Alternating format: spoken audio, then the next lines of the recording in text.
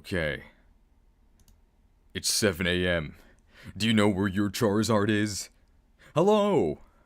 Welcome to, not Telefang, which is what you see on screen, but welcome to this, Pokemblem triple parter? I'm not really sure how to describe this. So we're going to do three main things today.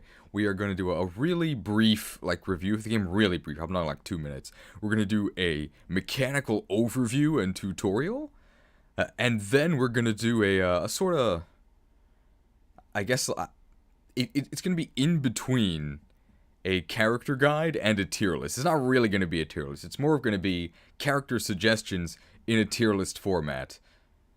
That's the plan for today. It's probably not going to take 6 hours. We'll see. So hello everyone, thanks for joining me. I'm just going to start setting stuff up. Maybe I should have done this beforehand. It's really early here. It shouldn't take too long. I have most things ready. Let's just actually get the game on screen. That seems like a good idea, right?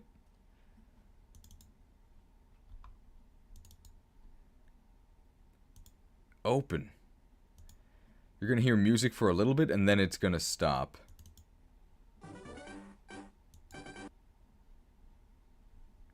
And now you're going to see the game itself, I think. It should just be the title screen.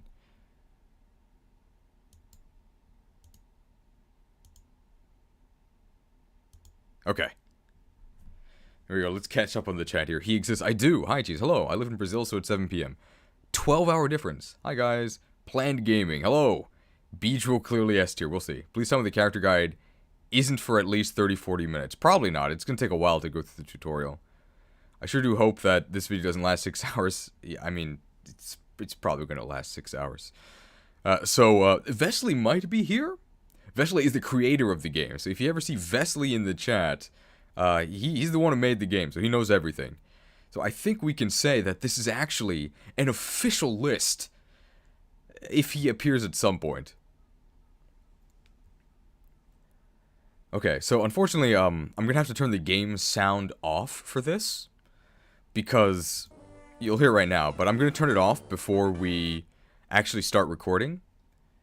Which reminds me, I should start recording. I'm recording. Q&A with creator? Yes, once he's here. He's here. Okay, I don't know everything about this game. Well... I think we can at least say he knows the most, right?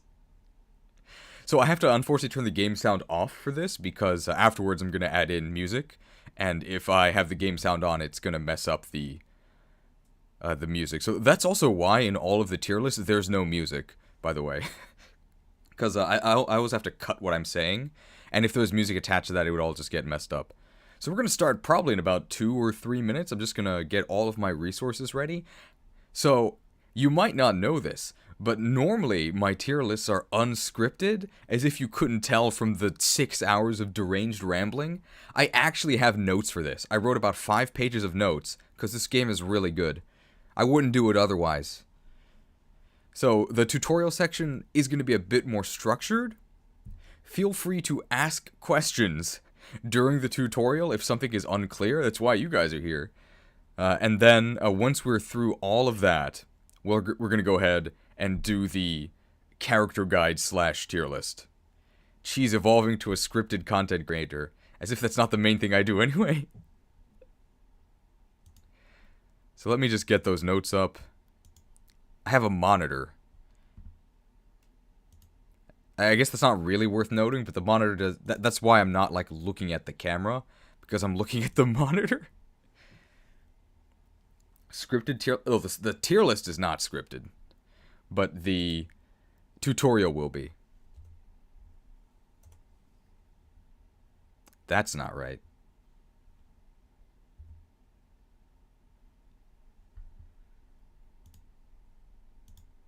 I want to go to drive. The tier list is going to be interesting considering the game has been patched recently. I don't know what to do with the fossils. I don't even know where they are. So I guess... Vesly, where are the fossils? FE Tokyo Mirage Sessions when? Never. I'll tell you that.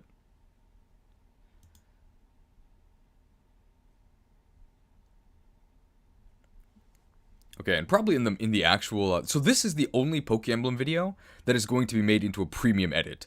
This is going to be available on the main channel. So don't worry. Also, this might be the very last Fresh video ever. So the whole reason why Fresh exists is because YouTube has garbage sorting, and the streams would just clog up the main video page. So a video that I spent 80 hours working on and I'm really proud of would get buried by like a 6-hour stream. And now they fixed that. So now streams are on a completely separate tab, and it's not the default tab. So this might become imported cheese expired by the next stream.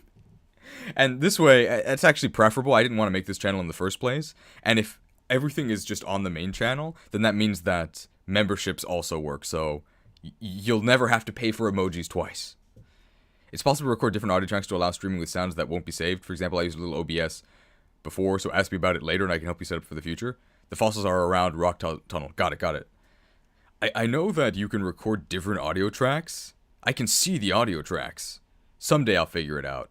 I'll try to figure it out before the next stream. But for now, please understand the no music gaming, which has been every single stream before then.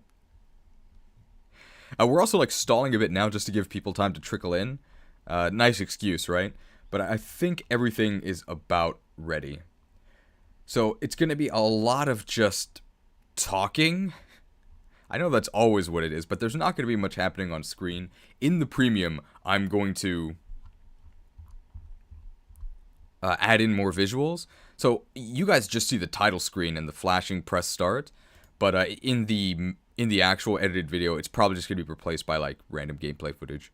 I'm going to miss this channel. Should we keep it and then make this the clip channel then? I mean, the content's not going to change. It's just going to, there's still be streams. They're just going to be on the main channel. And I'll keep this channel around because I can't donate subs as the streamer. So I'll have to join as expired and then give subs.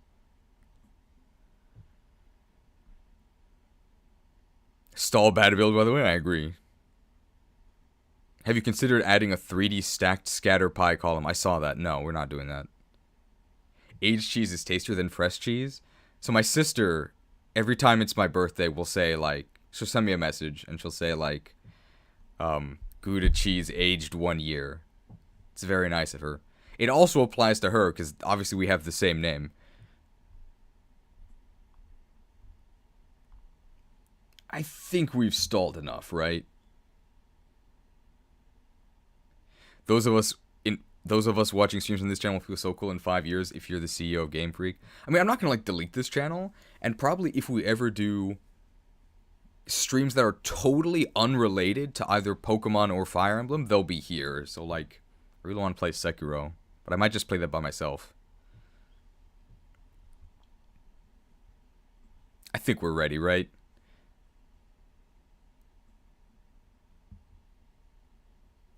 Watching paint dry stream? You mean a Pokemon game stream? Wow, okay. Alright, I think we're ready. So Vesly, I know you've never been to one of these. So everything that we do today, first of all, you're being recorded. So everything that we do today is going to be edited into the main tutorial and tier list video that I'm going to feature on the main channel. And because of that, sometimes I'm going to say the same thing like 2 or 3 times. So I have to do retakes that you'll never see in the main video, but it's going to make this take a little longer. So please understanding. And that's why I'll be like repeating the same thing over and over. Alright. I think we can get started.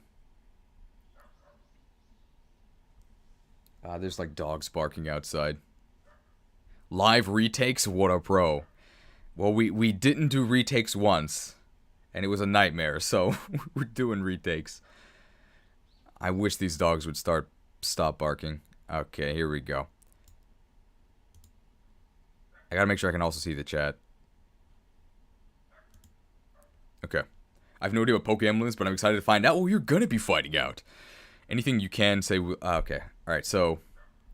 I guess I'll just explain this to everyone. I'm gonna have to re-explain a lot of things for the people that are just watching the... Okay. Can't wait for the Black and White 2 tier list. The game has twice the roster as 1 did, and that was 5 hours. Black and White 2 is gonna be 2 streams. I can't do it in one. It's gonna take like 10 years. By 10 years, I mean 10 hours. Mecha's involved with this? As far as I don't know. Like, the guy in the thumbnail, that's just DevDan, who's not DanVed and, like, an executor. Alright, here we go. So for a little bit, I'm not going to be able to interact with chat, but I can still, like, see everything you're saying. Alright. So what's the first line we say? I don't think we need to explain that this is a premium edit. Oh, the DanVed executor thing is very intentional, but Mecha doesn't have anything to do with this. It could be a 24-hour stream as the last hurrah for the channel? No. I mean, this show's, like, not getting deleted or anything.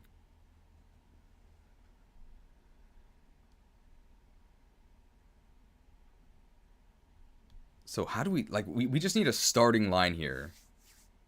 We can't do the Apple Pen thing, right? Pokemon. Fire Emblem. Pokemblem. That's so lame. Have you heard of Pokemblem? Well, you have now. When imported cheese fresh dies, we die in real life? Do I not die? It's me.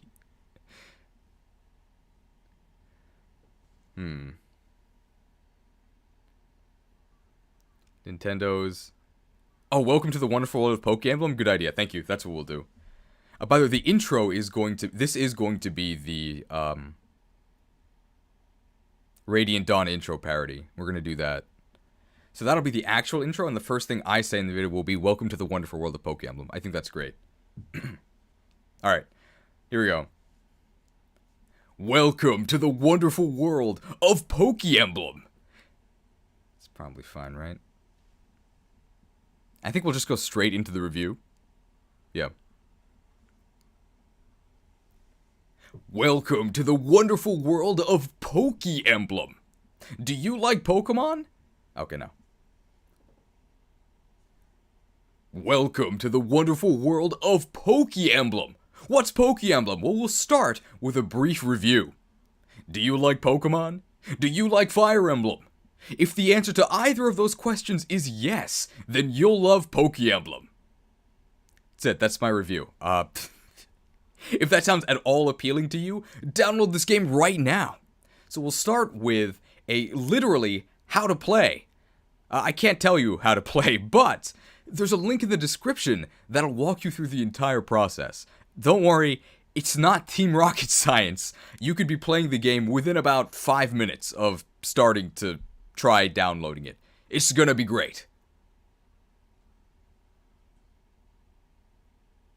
It's probably fine, right?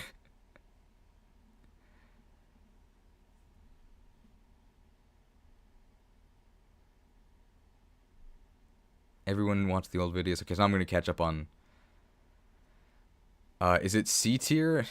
Is it C tier? No, it's just a Pidgey.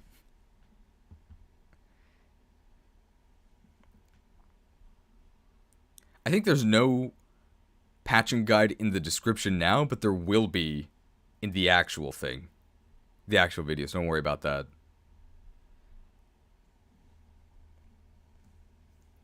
So, Pokemblem was created by one guy named Vesly. He's actually in the chat with me right now, so this is an official video, endorsed by the creator. So everything I say is 100% correct at the time of recording.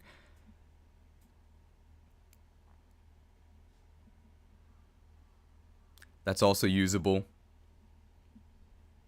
Patch your Risu. We'll probably say that at some point. What else did I want to say?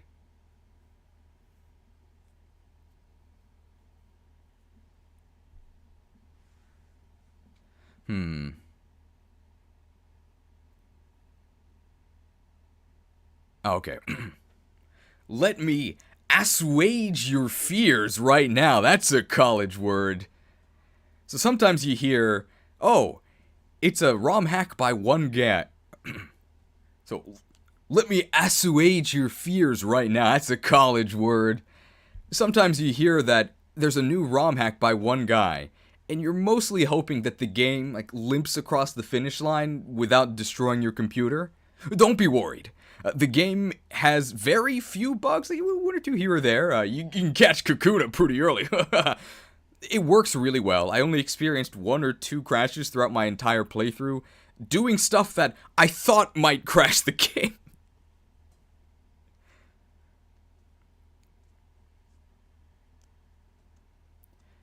And the game is packed with content. My full playthrough took me about 20 hours? Pretty much everything is there. You might think that some stuff was... The game is packed with content. My full playthrough took me about 20 hours, and you might think that some corners were cut, for the sake of getting the game out of the door as fast as possible. This ain't Game Freak, okay? Everything is in the game, except for all of the Silphcore floor. I'm gonna do it one more time. This game is packed with content. My full playthrough took me about 20 hours, and you might think that some corners were cut, in the interest of getting the game out of the door. This ain't Game Freak, okay? Everything is there, except all the floors of Silphco, which is probably a good thing, because Silphco is really annoying. You can currently play all the way up to the champion battle, and there's post-game stuff yet to be added.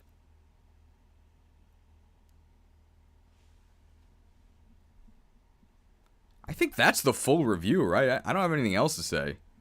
So now I'll just do an overview of the game itself.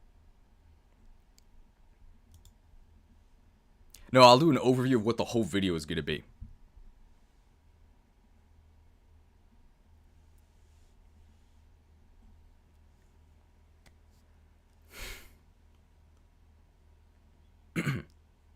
So this premium video that you're watching right now is going to cover 3 main topics. The first one is a review of Pokemblem. You just watched that. Next, we're going to do an overview and tutorial of how to actually play Pokemblem, since the mechanics are different than either Pokemon or Fire Emblem. And then we're going to do a really quick and dirty tier list / character guide. And all of that without even going to a different video. The value. All of this is being done in a live stream format, so if I ever sound like I'm answering a question or talking to a ghost, it's because I'm answering a chat question. So please don't be confused. Bad status, by the way.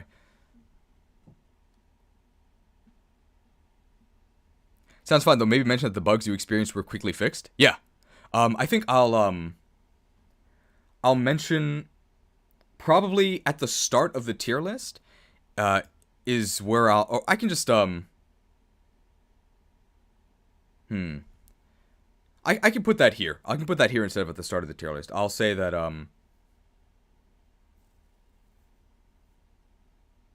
because the bugs were fixed.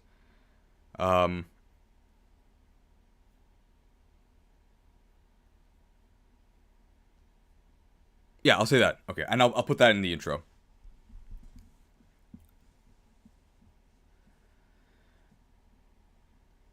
The few... Of the game-breaking bugs I did encounter, I complained about them to the developer, and they got fixed right away. So complaining does work. That being said, please stop complaining to me in the comments. I've had enough. There we go. And we'll put that in the intro. The part about the game being constantly updated, I'll put that at the beginning of the tier list, because the tier list is probably going to be a lie in about a month. We talked about what's in the actual video, so I think we can go ahead and start the overview.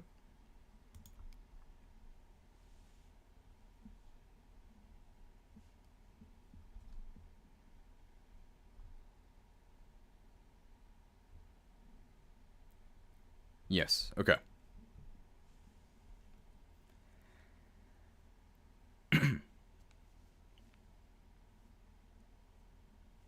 You're probably wondering what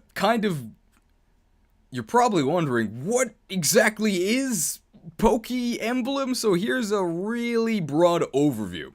I would say that Pokemblem is a Pokemon-themed Fire Emblem game. Not a Fire Emblem-themed Pokemon game. The core mechanics are Fire Emblem, with a heavy coating, a generous seasoning of Pokemon flavor. Pokemon knowledge will help you infer how things work, but if you don't have strong Fire Emblem fundamentals, you may struggle in a couple places. Most of the base 151 Pokemon are available, with a few that are still unavailable, but they're going to be added in later. Currently, there are no Gen 2 Evos, sad Onyx noises, and there's also no plans for a Gen 2, 3, 4, 5, 6, 7, or 8 release. It's just going to be the base game that we currently have, Kanto, that's going to be constantly improved.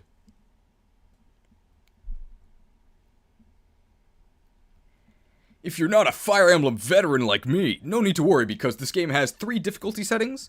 There's normal for players who are brand new to Fire Emblem. There's hard for people that have some experience with both Pokemon and Fire Emblem. And there's the mode I played, Lunatic, which is for expert Pokemon and Fire Emblem players. You probably should not play Lunatic. That's what I'm gonna say. So I make Pokemon videos, and I guess I kind of also make Fire Emblem videos. So for me, Lunatic was a good fit. I felt correctly challenged. I think if you want to challenge yourself and just give it a try, you're going to have a bad time. What the difficulty levels actually change is that Hard gives enemy Pokemon 12 levels of extra stats, and Lunatic gives them 18 levels of extra stats. And certain encounters, no spoilers, are also a little bit different.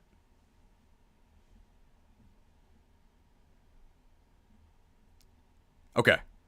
Any comments up to there I'm gonna check. Yo, Barth Gaming? Yeah, you're gonna like where Barth goes in this game. Complain to the dev. What is the Pokemon Karen challenge? That's a different series. If you haven't played Fire Emblem, choose the normal difficulty. I think I said that, right? I hope so. Is Lunatic as bad as Awakening or Conquests? I'll talk about that more when I talk about, like, a sample battle. But I would say, overall, it was... okay. I can maybe compare that. But I would say to you that it was easier than Lunatic on Awakening or Conquest.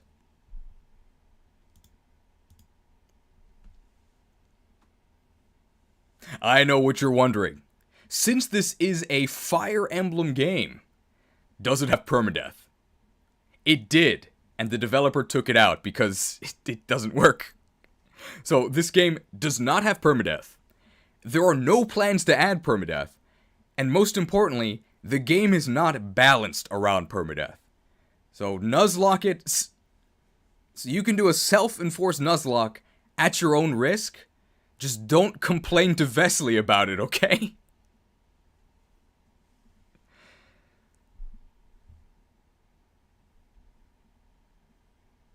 Is that alright? I can either leave in or take out the part about permadeath previously being an option that was removed.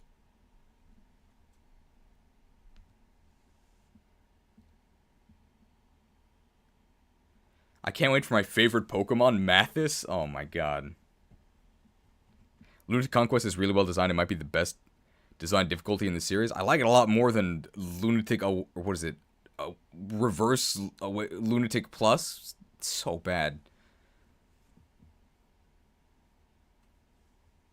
I think it's similarly challenging to the hardest difficulties on some Fire Emblem games, except the stakes are a lot lower. You can pretty easily retreat rather than having to restart the chapter. That's true. I'll mention that in the general tips thing, that you just run away.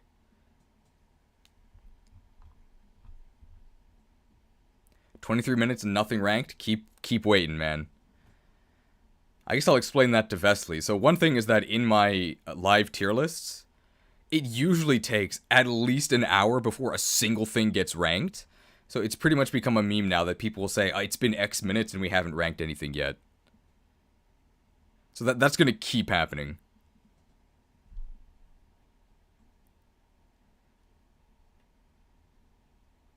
Alright. Okay.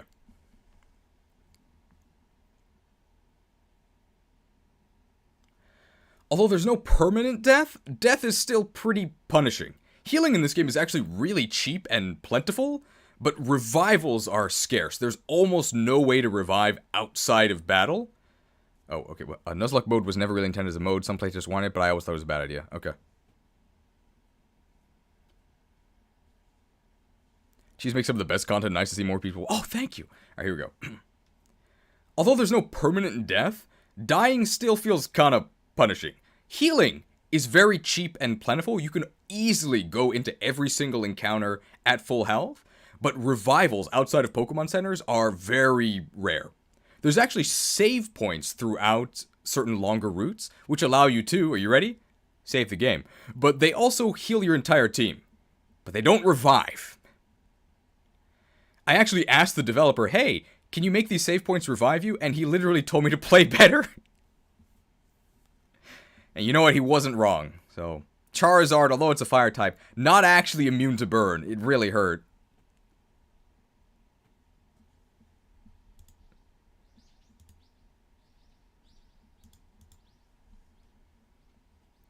Yeah, he literally said, just play better. Part of that was right, but part of that was also because Ditto was, not Ditto, Diglett was way overtuned. And it got nerfed. So partially vindicated. But I was also trying to use Magikarp. If I wasn't trying to use Magikarp, and if Diglett wasn't like a murder machine, I probably wouldn't have been that upset. I think that's it for the overview. Yeah. Oh, I guess I can send you guys this. So if you want, share? If you want to see the notes that I'm looking at, I'll send it in the chat right now.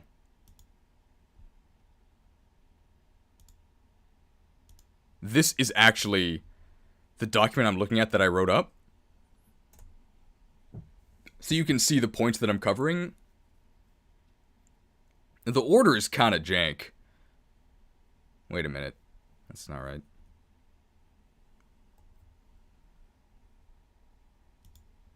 Just in case you're curious about what I'm actually reading.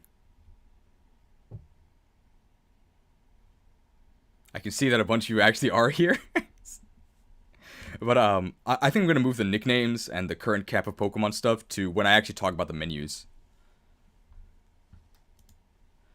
And all the stuff about how to literally play, I'm just not going to do, because I just directed people to the patching guide, and I think I did that already, so we don't have to do that. I think the first thing we should probably talk about is stats. And I think I'm actually just going to show gameplay for that. So you're actually going to see things on your screen, imagine that. Gotta turn the music off. Options. Sound. Mute. There we go. Actually, I think the very first thing we're going to do, Cheese House Live, is pretty good. Pin the documents message. Can you do that? Wow, you can. Okay, now you can all see the documents message. Fresh documents. I think actually the very first thing we're going to do is we're going to do menus.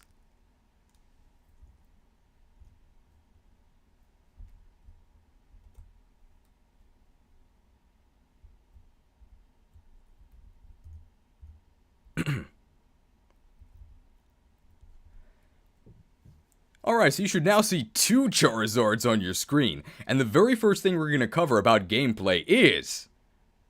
Alright. Now you should see 2 Charizards on screen.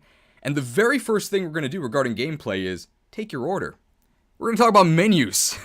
Because I know that actually accessing all of the relevant menus can be a little bit daunting. A good skill, by the way, if you haven't played a Fire Emblem game before. So how do you open the main menu? All you have to do is go to a space that's not occupied by one of your Pokemon. So let's go to this road tile and press A.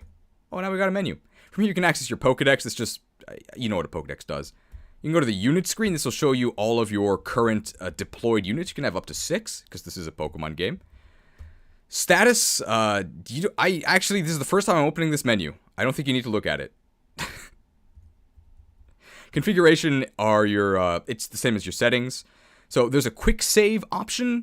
I turned it off, but you probably want to have it on. It'll save at the beginning of like new routes, and then if you get like a game over because all your guys die, you won't lose that much progress. Danger zone will show enemy attack ranges. I think this should be set to auto. Game speed fast, text speed fast. Oh, I'm such a casual. I'll set it to max. I'll set it to fast. All this other stuff is just personal taste about settings. You can quick save at any time. You won't have this fly option, most likely.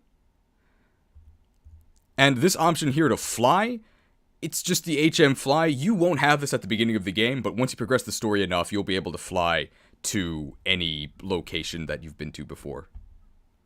Quick save autosaves at the start of your turn. Quick save menu saves at the start of routes. And when you press quick save from the menu. Ah, okay. So that was wrong. I should change that. Quick save menu saves at the start of routes. Ah, manual saves. Okay.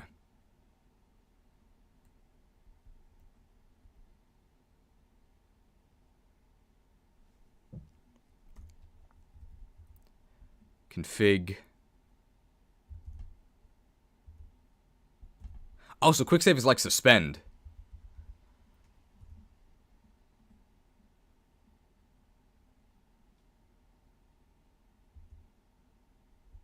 Okay.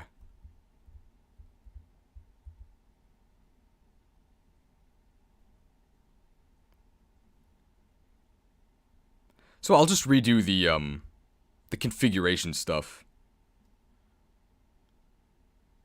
Geez, Vesly wasn't available for a voice interview? I guess I didn't ask him. I also don't know how to do that. Configuration here, if you press this. It's your options menu. Here's quick save. So quick save, if you set it to auto, is going to automatically save at the beginning of your turn. And this just prevents you from losing a ton of progress if your team gets wiped out. I just set it to manual. Danger zone is going to show you the attack ranges of enemies. You can set this to auto or manual. I think auto is better. Just keep in mind that it won't actually display ranges unless you're close to the enemy. Game speed fast. It just affects how quickly they traverse the map, like the animation of them moving. Text speed, set it to what you want, but I mean probably fast, right? And the rest of this is all just very minor subjective stuff. And the quick save option here, if you've played a Fire Emblem game before, this is actually suspend. And if you've played Magic, it's also suspend, I guess. Living End. But this allows you to just... What suspend does is it allows you to just take a little break without having to go all the way back to a Pokemon Center. But it's not a permanent save, so when you reload the game, the suspend is cleared. I'm taking care of my son during the stream anyway, so I may miss something. I can probably stay for a few hours, but I'll be putting him to sleep in a little while. What a casual. Has a family. No, thank you for being here. Don't worry at all. I think probably it's going to take about another hour to get to the actual tier list. And then we might not even finish that in a few hours. This will probably take about 4 to 5 overall. Is my guess at the moment.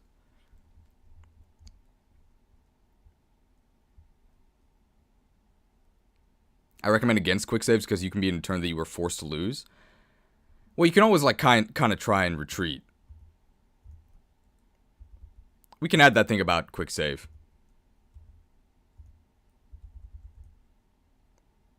A big reason to turn quick save off is that if you get auto-saved at the beginning of a really bad turn, you're gonna be in trouble.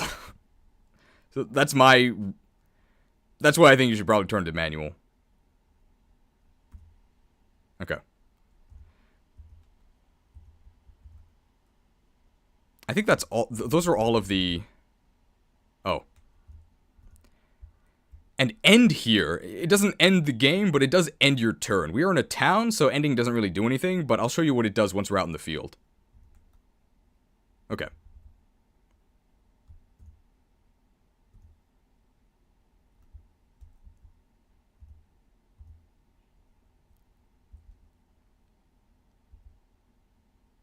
If you press A on one of your Pokemon, the menu's going to look a little different. Boop. So first, you'll be asked how far you want to move. You might notice that we can move across all of Kanto. Your movement range is not normally this large, but because we're in a town, it gets boosted just to help us get around. Choose where you want to move to, press A. Oh. Chi seems to choose all the times I'm working to stream. I mean, I'm sorry. They're not going to work for everyone.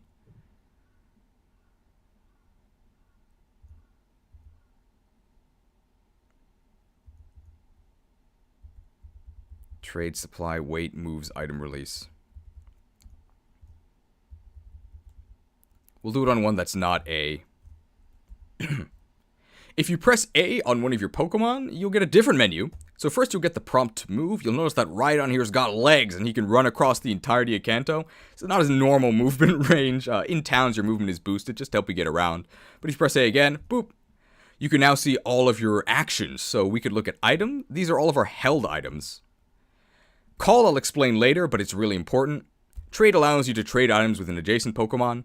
Supply, all of your Pokemon can access this, and this is your supply of items. You can go ahead and take any of your items or deposit them into the supply as well. And any Pokemon can do this at any time. It's really convenient. Might actually be too convenient. Might get nerfed. Don't tell the developer. Although he's listening right now. You might notice there's arrows pointing to the right here. That's telling you to press right on your controller. There's even more. Here you can see your moves. We'll talk more about this later. I guess items on here twice.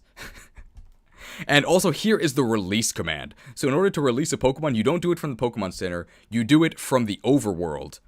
And then if you accidentally hit release, there is a prompt here that will ask you if you're sure. And it starts on no. No. Better keep him. I think that's it for the menus, right?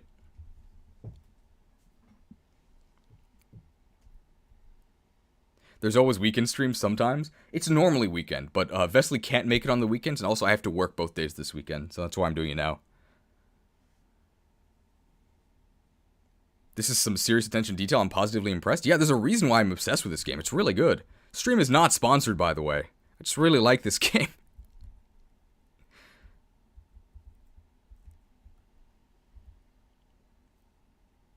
Alright, let's actually talk about the stats now.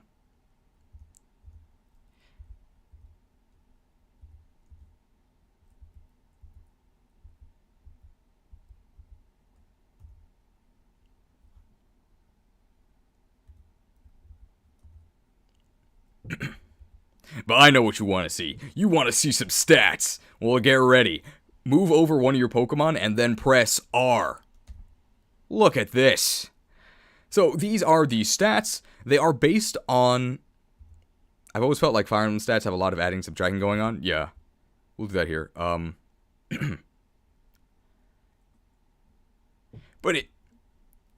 But if you're a Pokemon or Fire Emblem fan, I know what you want to see. You want to see some numbers. Well, here you go. Just mouse over one of your Pokemon, and then press L. Oh, did I say R? Oh, it should be R, right?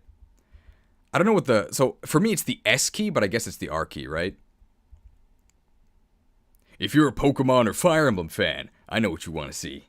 You want to see some numbers. Well, here you go. Just get the cursor over one of your Pokemon, and then press R.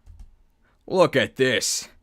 So these stats are Fire Emblem stats, but they're based on the stats of the Pokemon from the main game. I'm just going to very briefly explain what each of them do. So actually, if you press R again here, you'll get additional information. So up here is Strength. This increases the amount of damage you deal with physical attacks. We have Magic, exact same as Strength, but for Magic. So that's going to be special attacks in this game. Defense reduces damage you take from physical hits. Resistance reduces damage you take from special hits. Constitution is your Pokemon's size. This affects the rescue mechanic, which I'll explain later. Your movement speed is how... Your movement is how far your Pokemon can move in a turn. This juicy plus 11 is because we're in a town. Normally, Charizard can move up to 8 tiles at once, which is the highest in the game, by the way. Good Pokemon. Speed affects your chance to dodge enemy attacks, and it also affects whether or not you can double attack the enemy. If there is a 10 speed difference between Pokemon, then the 10 speed faster Pokemon will double attack the enemy. And how the turn order works is you attack, they counter, and then you attack again. So you don't attack consecutively. Be careful about that. Skill increases your chance to hit, also increases your crit chance. You might see a crit in this game. Crits deal 1.5% damage, so it's like a modern Pokemon crit, not a 3x Fire Emblem crit. I'll be honest, I don't know what luck does. My document tells me it affects hit, dodge, and grants crit avoid question mark. So it very slightly increases your chance to hit, very slightly increases your chance to dodge, and makes you less likely to be crit.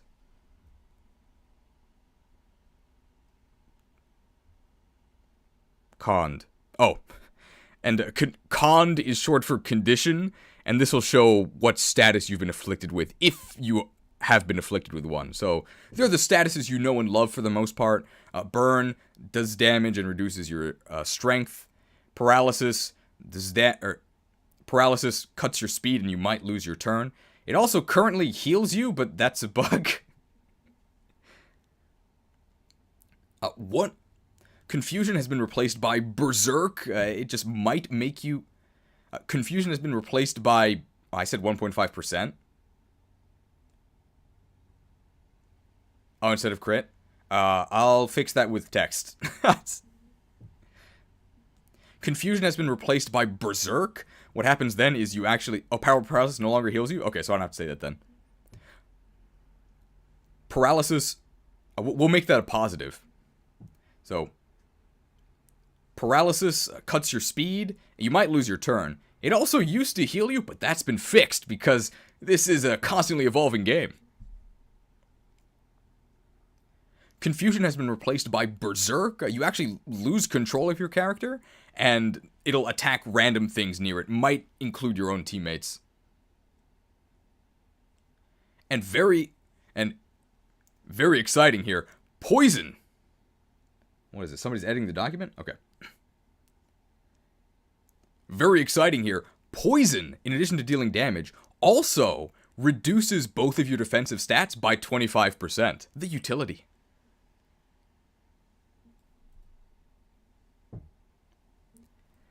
And down here we have skills. So Pokemon can learn skills via special scrolls, kind of like TMs. Most of these have very, very minor effects. So, for example, you can see all... Okay. And finally we have skills. And finally we have skills. Pokemon don't learn skills naturally. Is sleep in this game? I never saw it even once. And finally we have skills.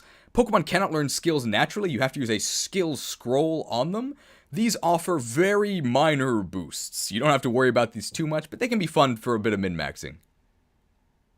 That's fair for skills.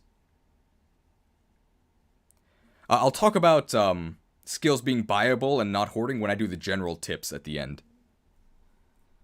I'll also mention that Gale Force is... if this is true, I think it is, that Gale Force is the only one-off skill in the game. So that's the only one you have to actually conserve or use effectively. The rest of them you can just buy. Yeah, sleep doesn't exist. Okay. Snorlax starts asleep, but nothing inflicts the status. Yeah, I'm not going to explain that.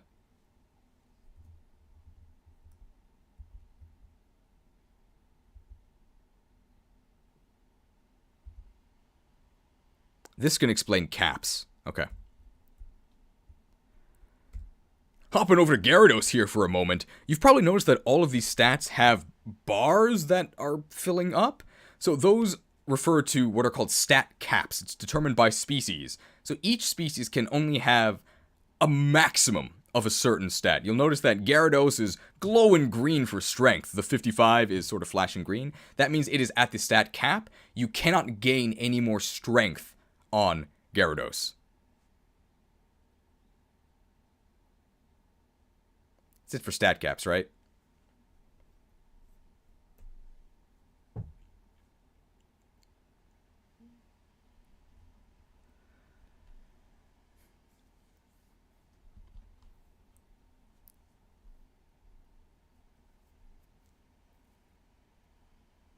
Yes, okay.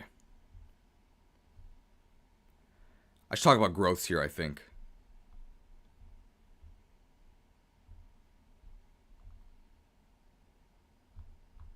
Yeah, I'll talk about growths here. Do skills that boost stats or skills that give buffs also capped by the stat cap? You can go over stat cap with I'll mention that.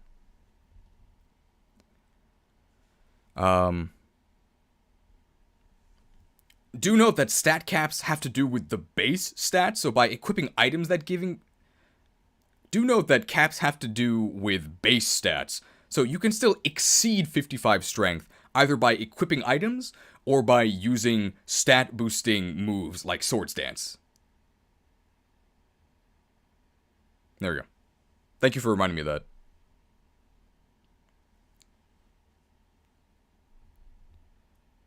I think Renewal is viable at the Elite Four, right? Not that it does anything.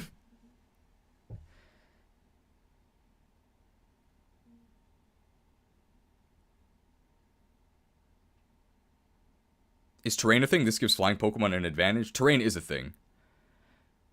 We're going to explain that when we talk about movement types, which is the next thing on the list.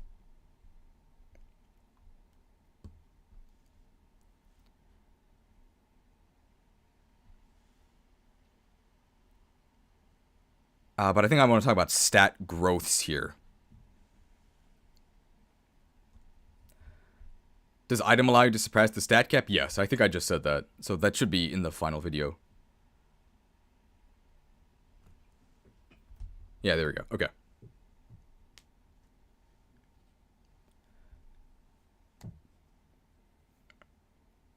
Now, each Pokemon, depending on their species, has different growths in each stat. And your growth is your chance for that stat to increase when you level up. How do you see those growths? Well, once you're on this screen, just press select.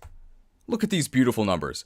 So you can see here, strength 50, magic 60, defense 40, res 50, HP 85, speed 65, skill 65, luck 30. That is the percentage chance that each of these stats will increase when you level up.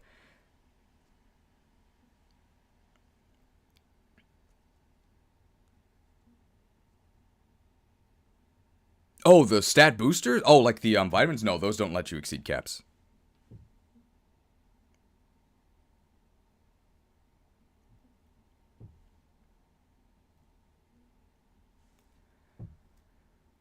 Growths in this game tend to be... If you're familiar with Fire Emblem games, these probably look pretty good to you. Growths tend to be higher than in Fire Emblem. There's also systems in place to prevent you from getting too weak or too strong called bracketing. So if your stats... I have this written down somewhere here. Oh, and Vesly just mentioned it. I have the exact things...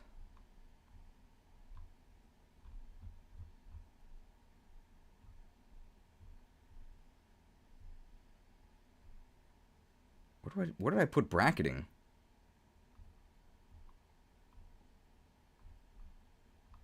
Ah, here it is. 3 below average, you're guaranteed to level. 5 above, you can increase further. There it is. Now, because these are percentage chances, you can, of course, get really lucky or really unlucky, and there are systems in place to prevent either of those extremes. It's called stat bracketing. So if your stat is 3 below average, you are guaranteed a stat increase when you level, and if your stat is 5 above average, you cannot increase that stat naturally until you're back within the averages. It's just an extra layer of care to make sure that everyone has a positive experience overall. Okay, I think that's good.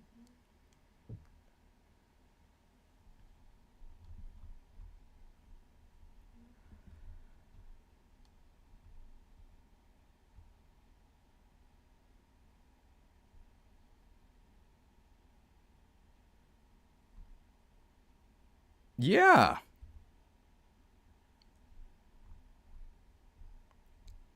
Okay, so now I guess I'll talk about movement types.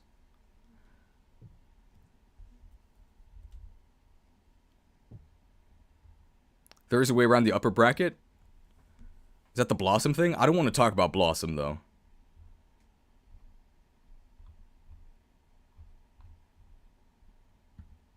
I think I'll just mention, like, there's an item or something.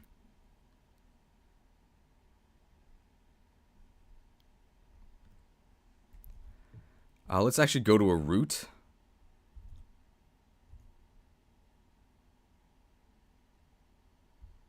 Maybe not this route.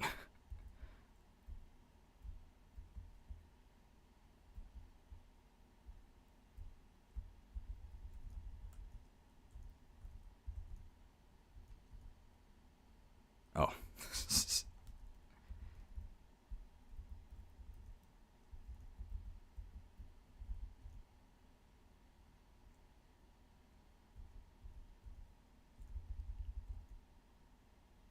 Examine. Okay.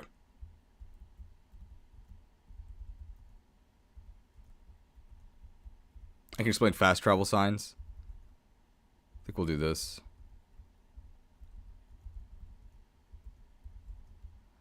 We probably want an area that has ledges and water. Is there any place that has ledges and water?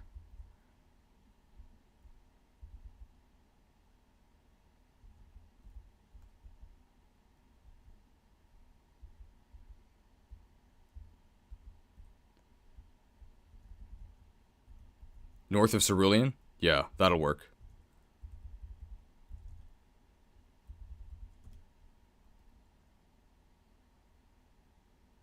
You can skip the whole of Nugget Bridge with a flyer.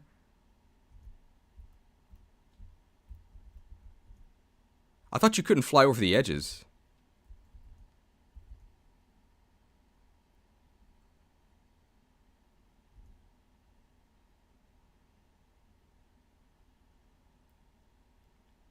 Oh, if you enter from the east side.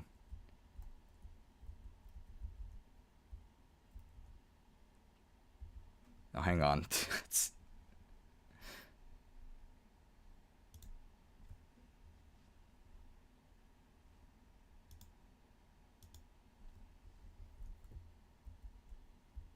Oh, I'm in trainer range.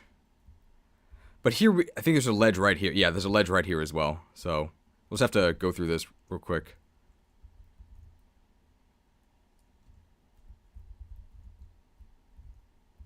Give me 1 second here.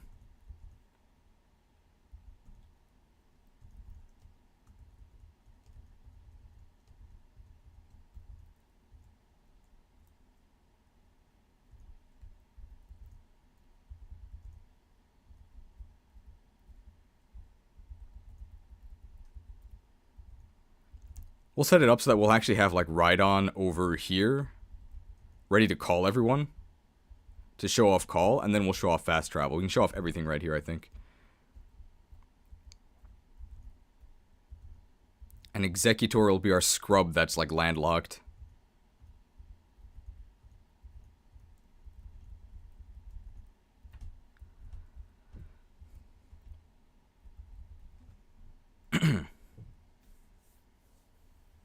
Alright. So let's talk about movement, which is one of the... Let's talk about movement, which is one of the integral mechanics of the game. So there's 3 types of movement in the game. The first is the most common, and it's grounded movement. It's sort of exactly what you'd think. Grounded Pokemon walk on the ground, which actually restricts them quite a lot. Here, Executor, it's got 2 legs, which means that it can't swim, right? It cannot cross this water at all, has to walk around it. Most Pokemon are grounded, which makes non-grounded movement mostly an advantage. We might redo that.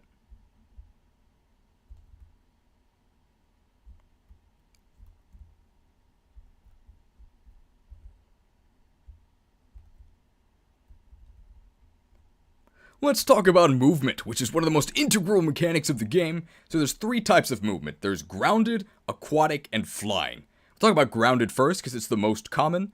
Grounded Pokemon, like Executor here with its 2 stumpy legs, literally stumpy, because it is a tree, can just traverse ground normally. That's it. Grounded movement is actually kind of restrictive. It's mostly a downside. You don't want to be grounded if you can help it. You can notice here, we cannot enter this water at all. However, I guess the advantage of grounded Pokemon is that you can take advantage of terrain bonuses, which are a big thing in the main Fire Emblem games, not so much in this game. You'll notice if you look at the bottom right, you'll see grass says defense 1, avoid 20. So you'll gain 1 defense and 20 avoid if you're in the grass. We'll talk more about combat later, but terrain doesn't matter in this game. Gyarados here was actually just patched to have flying movement, but pretend for a moment that it's aquatic. So aquatic Pokemon can traverse all the same areas as grounded Pokemon, except, you ready? They can also cross the water. Look at this. And aquatic Pokemon also ignore ice mechanics. So there's some floors in the game that are slippery. You're going to be slipping and sliding unless you have aquatic movement, which lets you just ignore that. It's very convenient. There's also a lot of water routes later, and Vesly was kind enough to add sandbars so that grounded Pokemon can still participate, but rather than having to account for limited grounded movement, just use a bunch of aquatic Pokemon, or even better. You can use flying Pokemon, so people call Fire Emblem Flyer Emblem for a reason, because flyers are always really good. Flying movement is definitely the best type of movement in the game, and it just lets you go pretty much anywhere that's not, like, story-gated. So, for example, we can't fly over this fence, because then you'd be able to skip Nugget Bridge, but we can go ahead and cross the water no problem. And more importantly, look at this! There's a ledge? No match for my wings. Boom. You can fly right over ledges. You should always have at least one flying Pokemon on your team, but you may as well have 1, 2, 3, 4. It's a good idea. Flying Pokemon cannot take advantage of terrain bonuses, but because terrain bonuses are so minor in this game, you don't have to worry about that. Fire Emblem!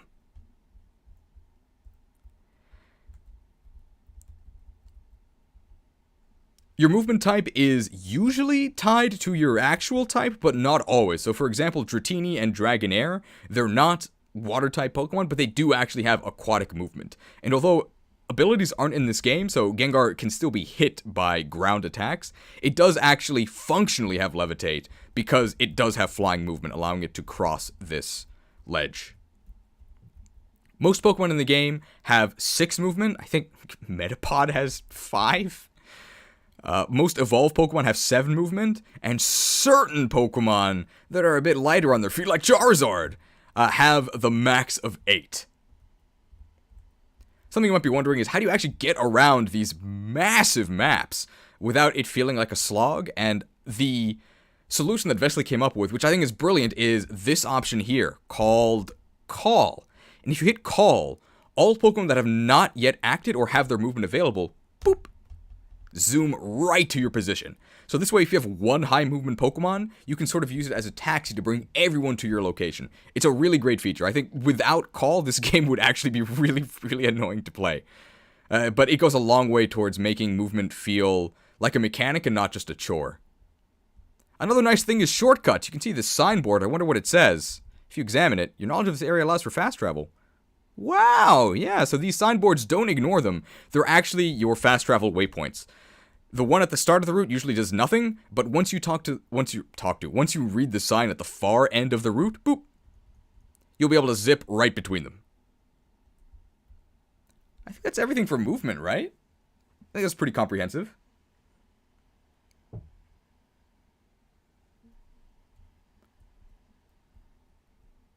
Talk to the sign? I just did. Let me go back to my notes here.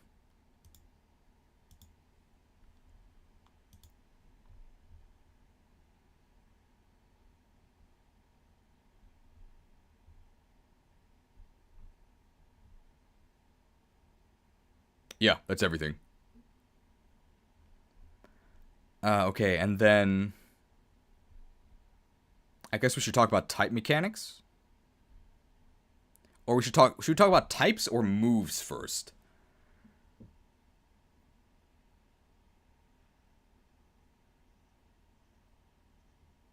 Maybe types. Yeah. Okay, types. But we'll get in a fight so that we can.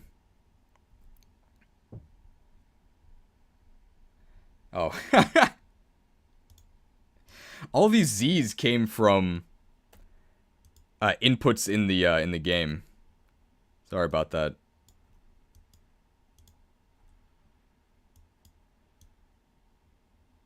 I gotta make sure that this isn't actually up while I'm trying to play the game. We'll talk about types, sure. Let's set up a fight that we can show. So I caught some scrubs to better help illustrate this. So I think what we'll do is...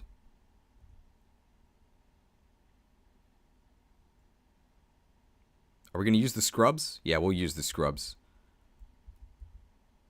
No, we won't use the scrubs. We'll just see what this guy has and see if we can use his Pokemon to demonstrate super effectiveness or not.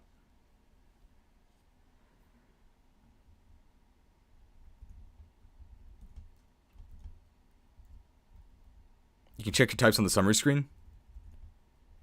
Yeah, I just want to, because I want to talk about super effectiveness and not very effectiveness. These guys might actually be too weak. So we're gonna do a Victory Road Trainer.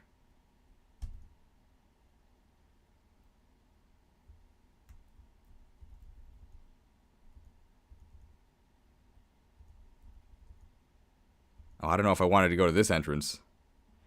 There's a bug-type dude at the end here, right? No, Onyx.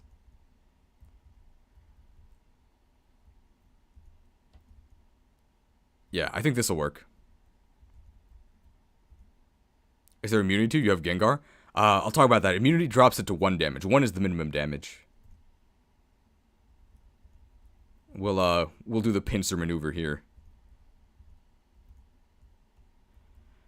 I don't want people to be too actually, this might be too confusing because people might not be able to tell which are my Pokemon and which are his. So actually, we're not gonna do the pincer maneuver.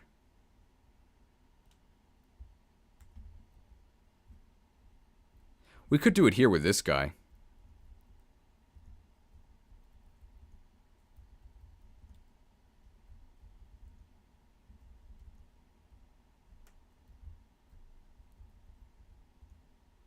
Dual typings? I haven't talked about anything yet. Hang on. I have dual typings as a thing on the list. Hang in there. Goodbye, Onyx.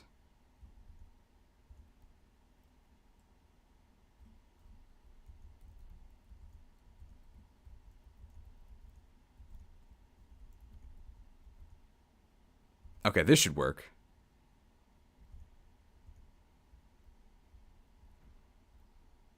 Oh, Gengar's gonna... This thing doesn't have a ground move, right? Yeah, we're fine. We'll just let him summon his stuff.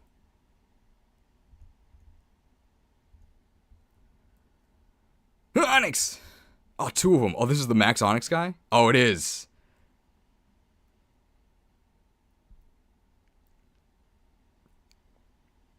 That actually does let us show type effectiveness a lot. Because I think we have both... Yeah, we have both not very effective and effective. Okay, great. Let's talk about typing now.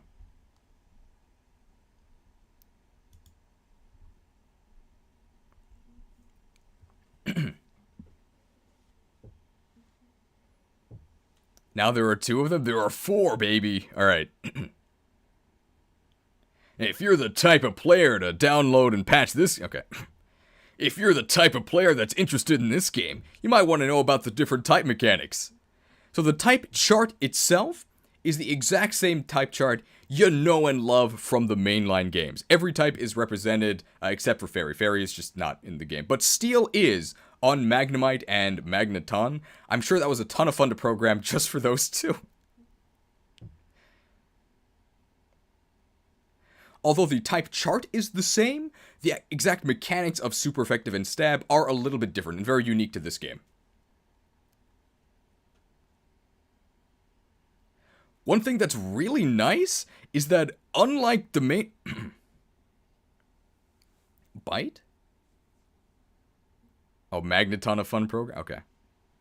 You might even say a Magneton of fun to program. Not my joke.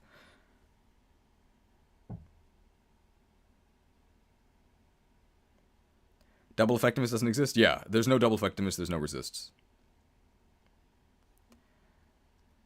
There are no dark types, but there are dark type moves. Yeah. So I'll mention that, I guess.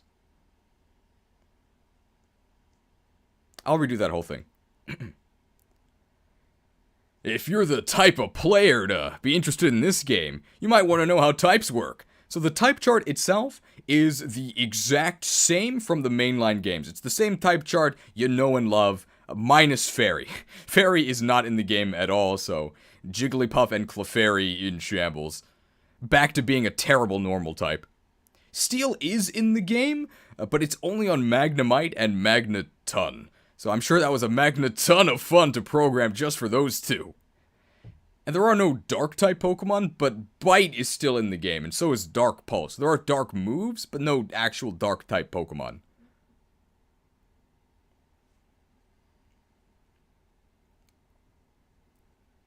Oh, Night Slash as well? We don't have to mention that. Although the type matchups are all the same, the exact mechanics of stab and super effectiveness and not very effectiveness are a bit different than what you might be used to. I think one of the coolest things about this game is how it actually goes out of its way to buff monotypes, which is something I really think should apply to the mainline games. So all monotypes in this game effectively get what is adaptability, in that their stab moves get a 2x multiplier instead of 1.5. Yeah, I'm just kidding. Monotypes suck! Yeah, as usual, dual types are just way better. In fact, with the mechanics of this game, they're comparatively even better.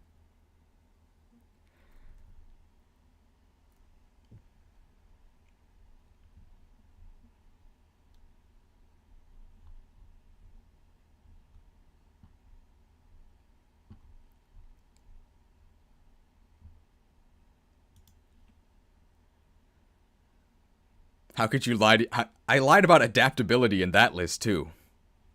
You gotta adapt to my jokes.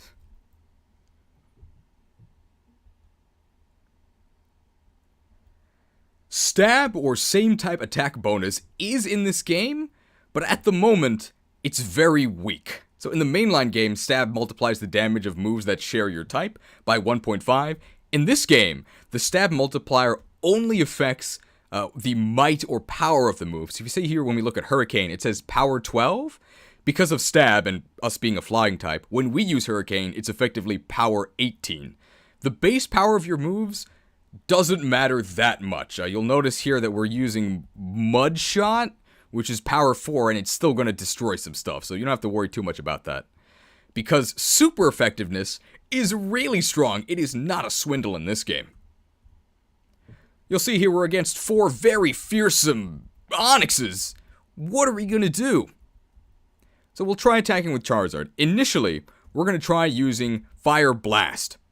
And you'll see that we've got a negative sign showing that we are at a disadvantage. So if you are not very effective against the enemy, you will deal half damage, and you'll also take an accuracy penalty. However, we're such a high level that we still have 100 accuracy.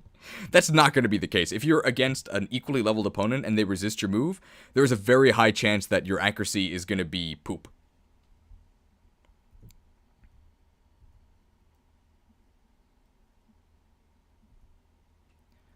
Let me see if I can do this. So here I have...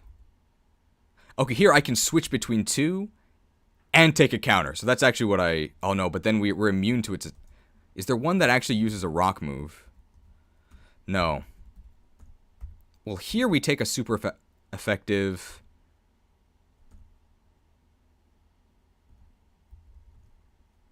And we can also make it not very effective. Yeah, so this is actually what we want to do. Because if we do a super effective, we'll reduce his power. Yes. That's what we're going to do.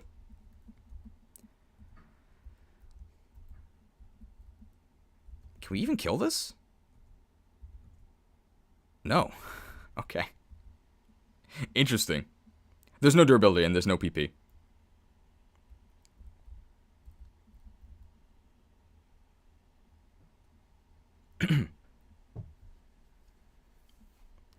You'll notice here that we're in a hopeless battle. We're against 4 powerful Onyxes, so we don't stand a chance, but we'll make a brave last stand as we try to explain type effectiveness. So we're going to use our Rhydon, definitely the worst rock ground in the game, to try and fight one of these behemoths.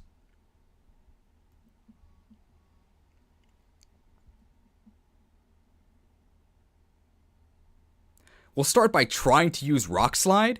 So you'll notice here that we have a little down arrow next to our attack, indicating that we're at a type disadvantage. When you're at a type disadvantage, you deal half damage, and also your hit chance takes a massive penalty. We still have 100 hit, but that's because we're really, really high level. Normally, you're going to be looking at a much lower level if you try to use a not very effective move. You'll also notice that the enemy is dealing 18 damage to us in return. Keep that in mind, because we are actually going to switch to a super effective move here, Earthquake. Now you'll notice that, as you might expect, we do way more damage, so a super effective move will deal double damage to the opponent, but you'll also notice that even though the opponent is using the same move, instead of 18, they're actually dealing 11. So if you have a super effective offensive matchup against the opponent, it actually reduces the amount of damage they do to you. Keep that in mind.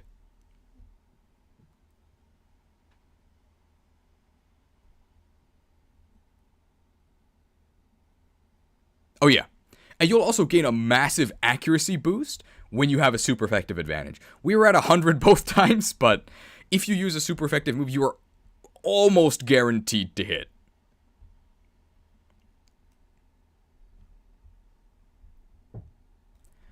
And one thing about this game that I really, really like, but it's also a little unintuitive, is that moves actually cannot miss. If a move would miss, it'll instead deal half damage. So to try and drill that, we got a horn, to try and drill that into your head throughout this tutorial, anytime I say miss, I'm instead going to say glancing blow. So when you hear glancing blow, think a miss that deals half damage.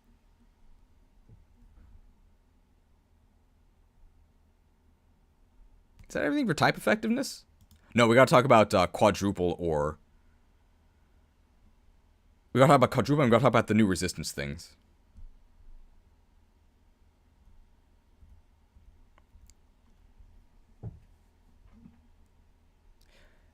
There are no quadruple weaknesses or resistances, so if we use Gyarados here to use a quadruple effective waterfall, we'll deal 46 damage.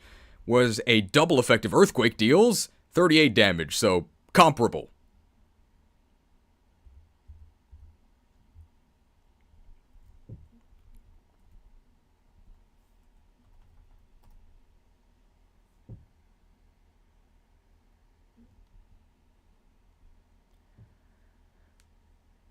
One of the reasons why dual types are so overpowered is because of the new way that resistances work. So normally, one of the reasons that... Let's talk about why dual types are more overpowered than ever. Onyx aren't too fast, so they don't really dodge even resistant moves. Okay.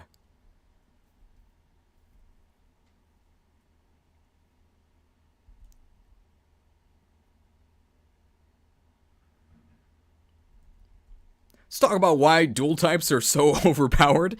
Two main reasons. So one...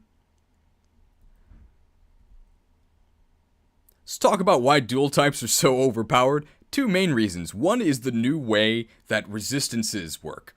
So resistances in this game actually override weaknesses. We'll use Gyarados as an example. So Gyarados is a water flying type. If you were to attack them with a grass move, water is weak to grass, but flying resists grass. So overall Gyarados is neutral to gas. Neutralizing gas, good ability. Overall Gyarados is neutral to grass in the mainline games. In this game, because resistances override weaknesses, Gyarados would actually resist grass. So you mainly just get benefits.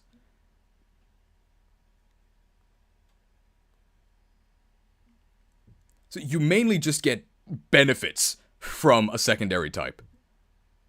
I think that's fair, right? We can edit that together. I don't want to edit it together. We'll do it live. We'll fix it now. Let's talk about why dual types are so overpowered. Two main reasons, and neither of them is stab. Asterisk. The first reason is that resistances work a little bit differently in this game. Resistances actually overwrite weaknesses completely. We'll use Gyarados as an example. Gyarados is a water flying type. Water is weak to grass, but flying resists grass. So if you were to hit Gyarados with a grass move, it would deal neutral damage in a normal game. In this game, because resistances supersede, more college words, weaknesses, Gyarados actually resists grass. So grass is even worse. Can you believe it? I can. Oh, Sheet and Barth.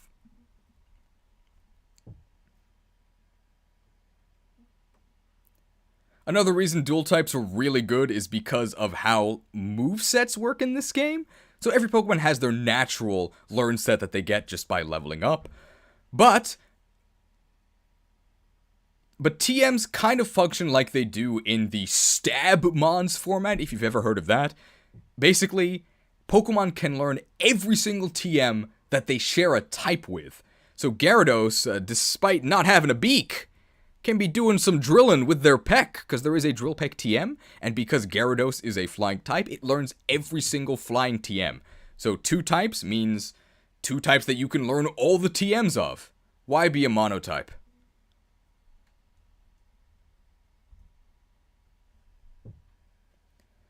Can also use the stat screen to have the visual aid for the typings. Wait, where is that?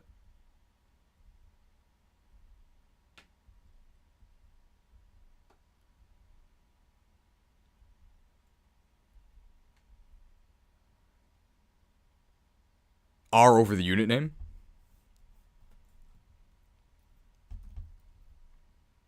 Oh, yeah.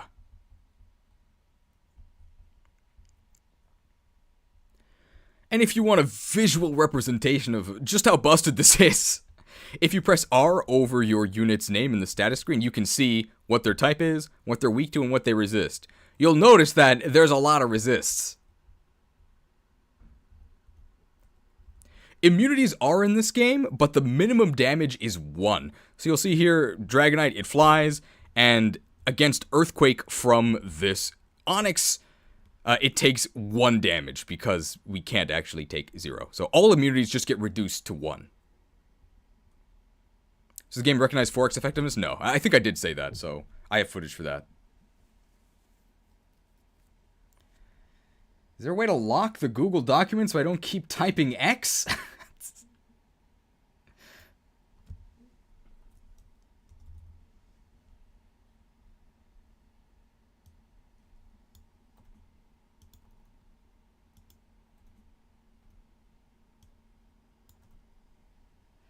Curious to see Magneton's type stat screen? We'd have to catch a Magneton.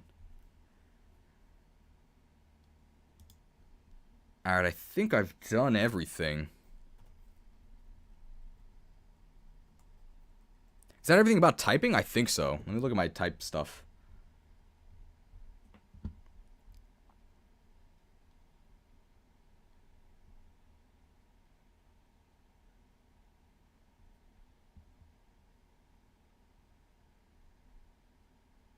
I talked about stab.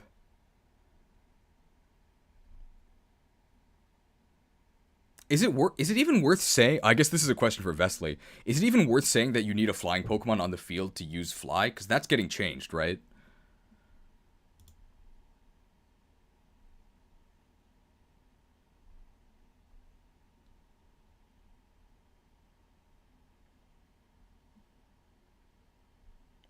Hit 320. Oh, this should now be 1.5.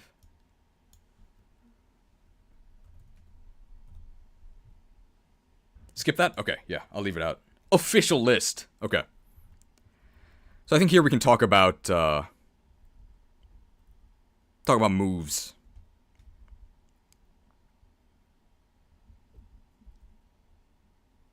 Hey Cheese, hey Chad, welcome.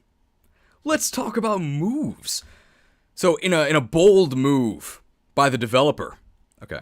Let's talk about moves. So in a bold move by the developer, instead of for loop. Damn it. Let's talk about moves. So in a bold move from the developer. Okay, I'm so bad at this. Let's talk about moves. So in a bold move by the developer, instead of learning 4 moves, you can learn 5. The vast majority, I'm gonna say all physical moves are 1 range, which means you need to be adjacent to the Pokemon to use it. And the vast majority of special moves, I'm gonna say all of them, are 2 range, which means that you have to be 1 space away from the target to actually attack them.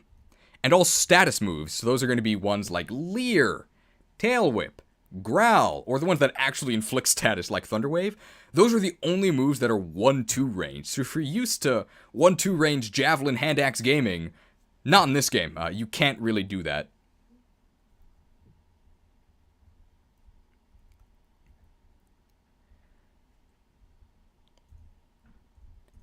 Now, we could just send this Onyx to the Shadow Realm with a solar beam that hits the damage cap of 19. Or, we can explain an exciting new mechanic, AoE, which stands for Area of Effect.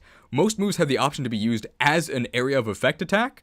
When you do that, it'll affect an area, and it'll do slightly reduced damage. It'll do 2/3 of the damage it would normally do in a pattern, and the pattern depends on the move. But here we're going to try using Petal Dance as an AoE.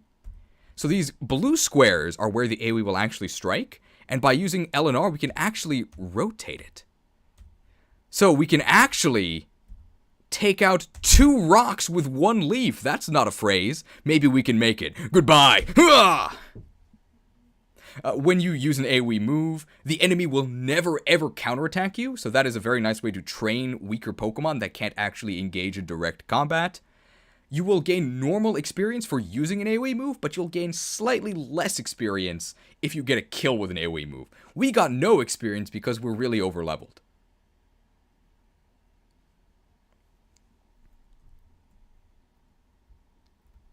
I think I actually have the AoE status in this. I do, yeah.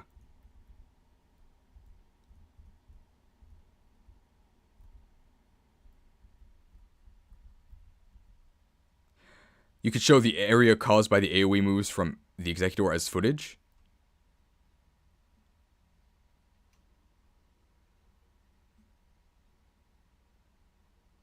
I mean, that's why I did it, right? Unless I'm missing something.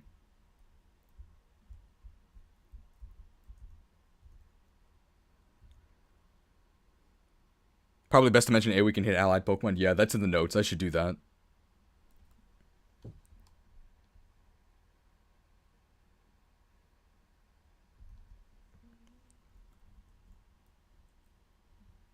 Other AoE moves other than Petal Blizzard? Oh, we'll also explain, I guess, AoE Recover here. We'll probably have to finish this fight, though. We'll do that at the end of the AoE section. I'm just gonna do this so I have, like, room here. Sorry that, X will... Okay. Can you grind XP from hitting allies like in Final Fantasy Tactics? I don't think so.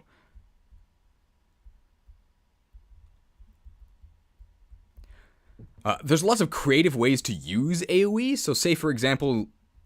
Oh, no. I think I'll do that. I'll have to do that in a new encounter. So I think we're going to kill all of these. And then we're going to explain creative uses for AoE. So I'm going to say, like, extending your range. And then I'm going to say that it can hurt allies. So we're just going to finish these guys off.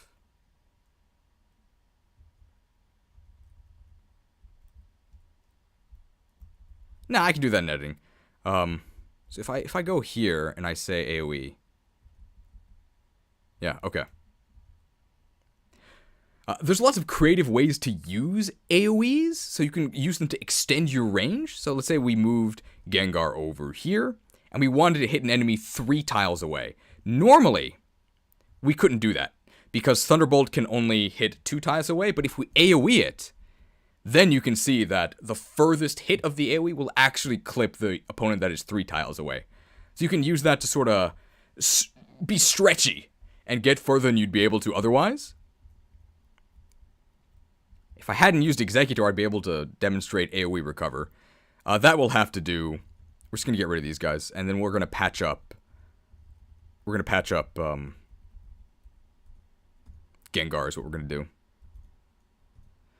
$5 donation from Dom. Just says cheese. Thank you. I don't have any special attacks. Well, I can special attack with this thing. Shadow Ball will probably do it. Yeah. I think crit chance got increased in the latest patch. Achoo!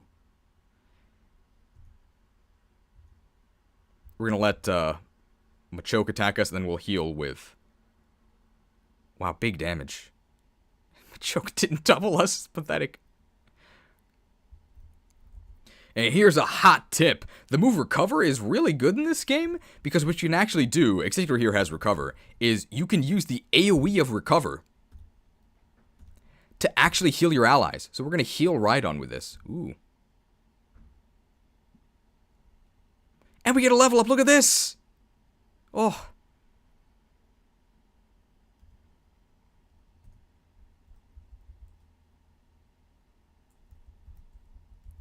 And Executor giveth, Executor taketh away. Because he's also going to teach us that AoEs can hit allies. Goodbye, Rhydon. Goodbye, Dawn. Not scripted. Okay. So that's the tutorial for AoEs hitting allies. I think that's everything for AoEs. Are there different AoE patterns and ranges? Yes. I think I did say that AoE pattern depends on the move. Okay.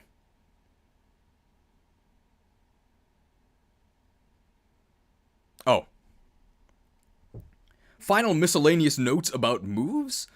Growl and Tail Whip affect both physical and special stats. Okay, so final miscellaneous notes about moves. So moves like Growl. Final miscellaneous notes about moves. So debuff moves like Growl or Tail Whip. They affect both physical and special stats, so they're more useful than you might think.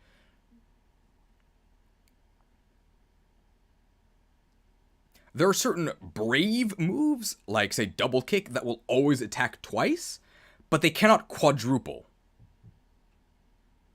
Did you mention that even some physical attacks anyway? Yes, I said that.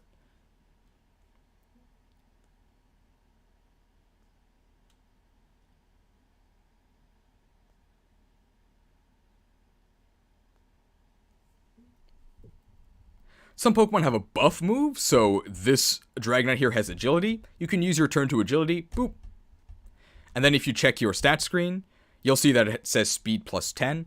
Stat buffs decay at a rate of -3 per turn, and stat debuffs regenerate at a rate of +2 per turn. Let me see if that's a lie. It's the exact opposite. God damn. You could call this move's guaranteed double attack instead of brave. That's probably less confusing. Yeah.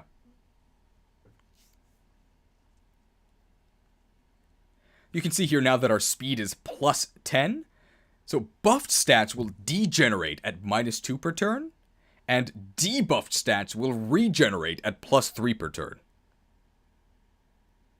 There we go. Okay, not a lie anymore. And we'll redo the thing about there are certain moves and double attacks aren't consecutive anymore. Really? Oh, so that's a change. Wait, so double kick would be hit, counterattack, hit? Oh, that's terrible.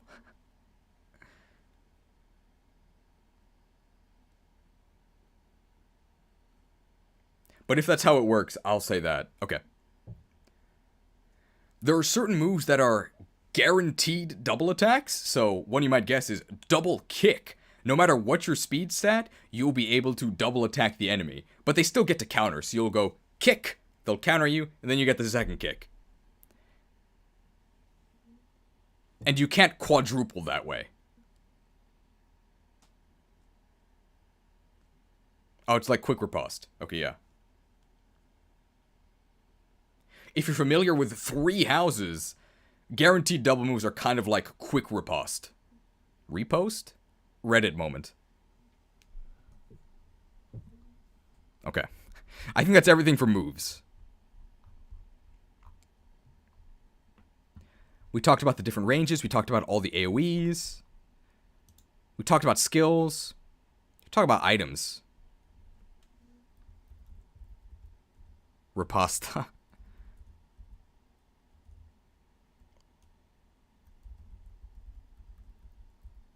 What's the whole of the life bar? I can explain that. I guess I'll put this... Do you show pressing R on a move? I did at some point. I should explain what all of those are.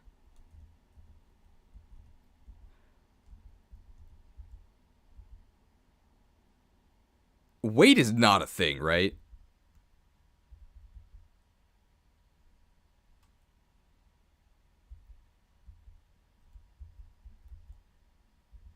Yeah, weight is not a thing.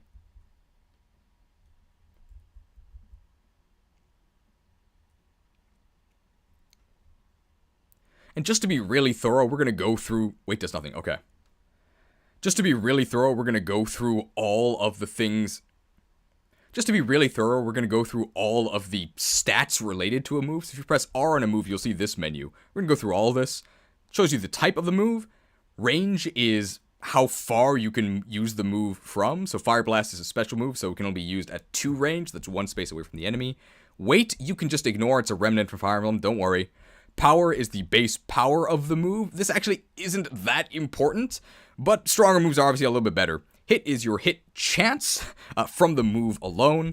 The higher the hit chance, the lesser chance that you're going to miss and deal a glancing blow. And the crit chance is the crit bonus that the move itself has. Most moves have 0 crit, but certain moves like Karate Chop have increased crit rate.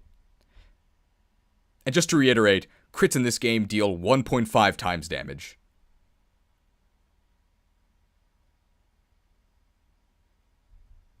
Okay, I think that's everything, right? We have footage of that now.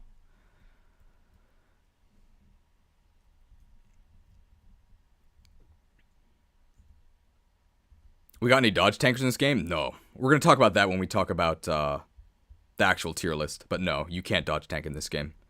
You can't take anything. You're just going to die.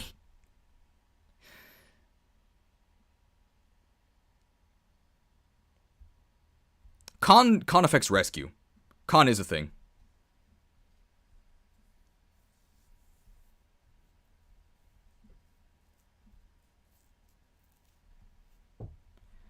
Where do we talk about rescue? We can talk about rescue somewhere.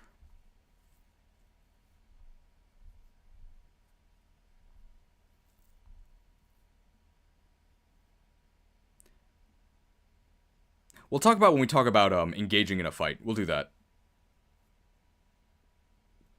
Con is basically useless, but big Pokemon can rescue small Pokemon. I think I did that like once or twice.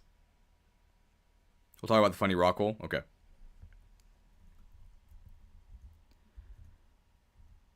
This will probably just go in the miscellaneous tips section. Sometimes during your adventure, you'll encounter environmental objects with health bars. You can see this mountain here has a health bar.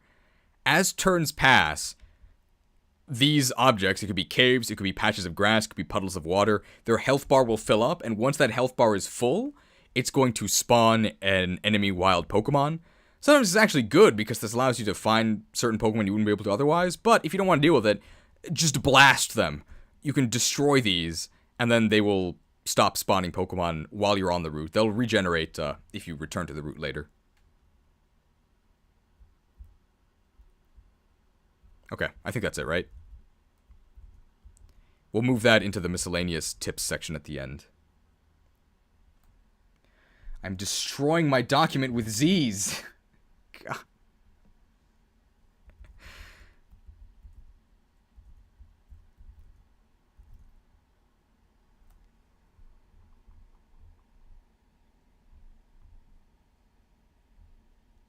Is there a way to lock the document? I think I can, right? If you go to the pinned document, you can see the carnage unfolding as I try to play this game, and the inputs just get put into the document. There's just Z's everywhere. Finally, Pokemon Z. We've been waiting for years.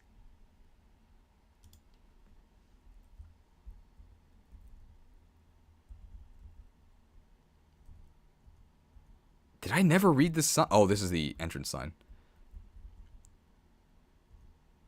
I think we can almost talk about just a sample battle, and then we can actually do the tier list.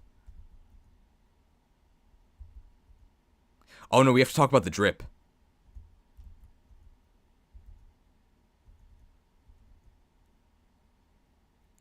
Oh, boss encounters, yeah.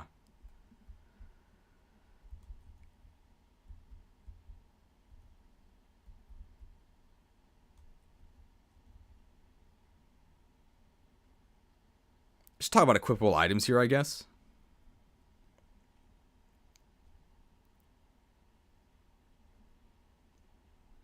Now, this game doesn't have PP or durability, but it still has the drip that you can equip. So, items have very varied and powerful effects. You can only equip up to 1 at a time. These wise glasses, it's a good idea to equip these, a wise idea. This gives you magic +5. I'm not going to explain what all the items do. I want you to discover for yourself, but some of them have very interesting effects. In fact, here's actually where I'm going to talk about. It might have actually been my favorite part of the game. It's a very small thing, but it shows that the creator was a real fan. So when you beat Lieutenant Surge, all of the gym leaders actually give you unique items. Lieutenant Surge gives you an item in this game called Surge's Sigil, which increases the damage you deal and receive by 6, which is a lot in this game. And when he gives you the item, his dialogue says that war is a matter of life and death, kid, which is a thing that Surge would say. But if you're a Fire Emblem fan, you'd also know that there's a very powerful Fire Emblem skill that increases the amount of damage you deal and receive, called Life and Death. I just really liked that dialogue. I'm not gonna spoil the drawing pan, but we'll talk about, when we talk about Charmander, we'll say that he doesn't struggle with Brock as much as you might think, Brock or Misty. Life and Death Takumi killers. Don't mention Takumi here. Okay, that's it for items, right? We talked about skills before. Talked about movement mechanics. Talked about AoE mechanics. Leveling and evolution, I think, is the next thing we have to... Oh, boss mechanics.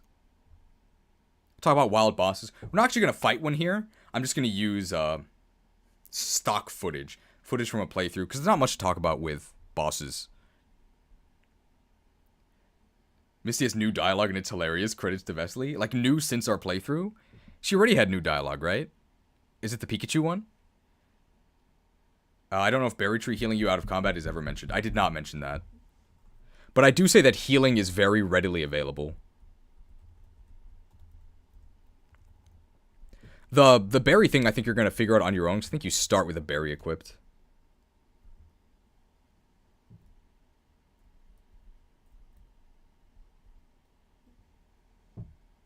What do I want to talk about? So I'm going to talk about boss mechanics.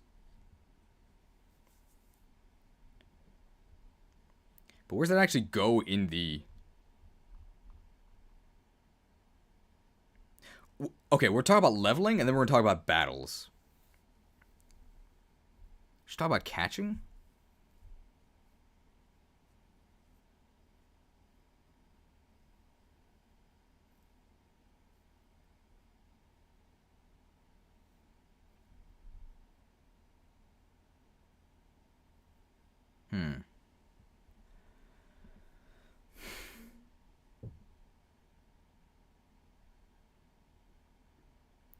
How do we structure this? Because we talked about moves. I guess now we'll talk about leveling and evolution.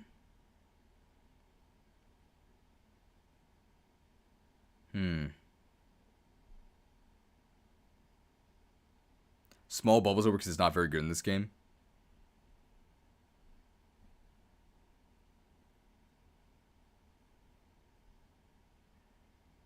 Let's do this. So I caught some scrubs ahead of time, so that we can use them in a mock battle.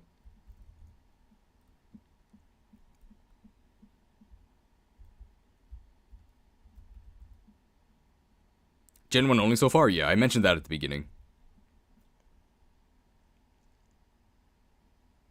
Now let's say you want to change up your team, because you're just tired of winning with these guys. Well, once you go to a Pokemon Center, you can save. And you'll have the option here to do a bunch of stuff, including edit your team. So here we're going to go ahead and get rid of 3 of these guys. And I've prepared a scrub squad that we can use for some demonstrations.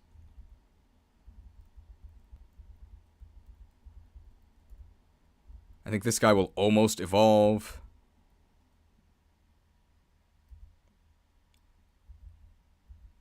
We'll just take 2. And then we'll catch a new one. That's what we'll do.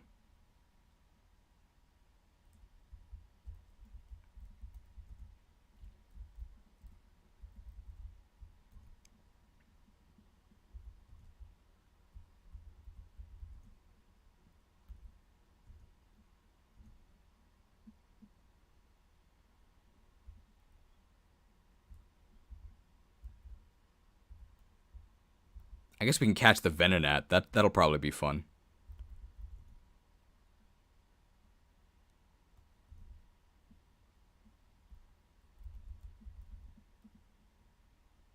Yeah, that's what we'll do.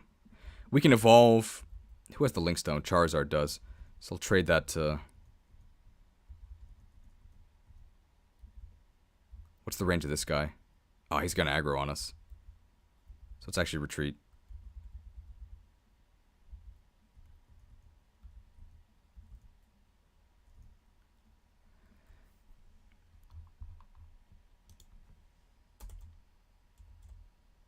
Okay.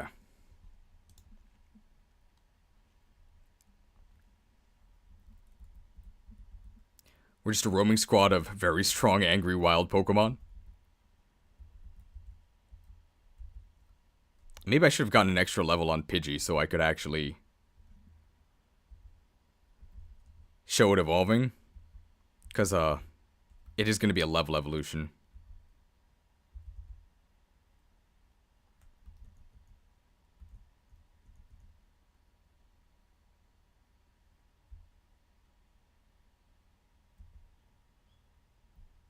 Actually, we can do this. We will show a boss battle here. Like a wild Pokemon boss battle. And then we'll catch a Pokemon there. And that'll also explain that they have better stats. We'll catch like a Venonat, I guess. I checked all these yesterday, so shouldn't be too bad.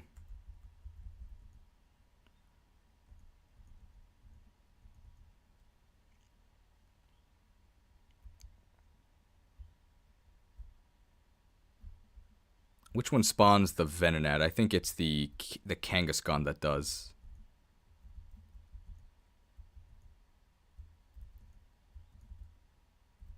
It also doesn't have to be a Venonat. Can we reach the exit? We cannot, so we'll just get some XP here, I guess. Oh, wow. Pidgeotto, you suck.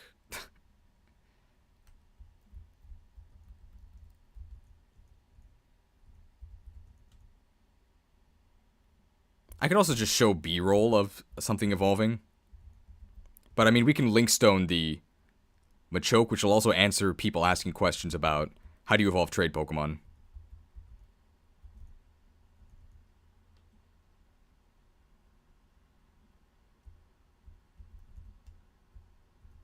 We need a flying Pokemon to go over the water. Insert Michael Phelps, but champ, you can't swim in this game. Okay. We'll call, and then we'll just deal with this.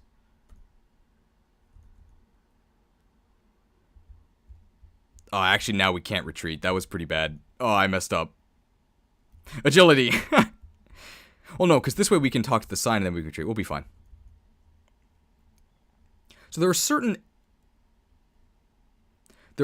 enemy Pokemon that have a little shield on their icon, and that means that they're a boss. So this Kangaskhan here is a boss. When you engage a boss Pokemon, they will summon 5 allies.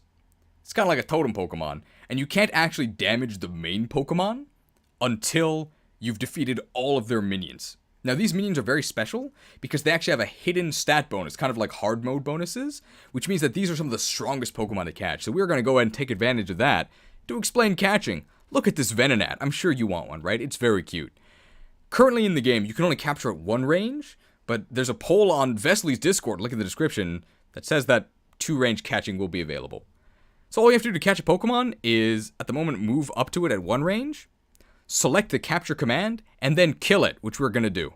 Goodbye, Venonat. If you have fewer than 6 Pokemon on your team, we only have 5, we did that on purpose. The Pokemon you catch... Oh. The Pokemon you catch will instantly join your team. So, we've just mind-controlled Venonat. It is on our team right now. We got Night Days. Zoroark? Maybe this isn't a Venonat at all. Now, we currently cannot attack Kangaskhan, but here's something you can do in this game that's very easy. You can just retreat. So if you manage to make it to the edge of an area where the arrows are, I say that we can just retreat. I messed up. We can't. Oh, no. Alright, we're just going to pass the turn. .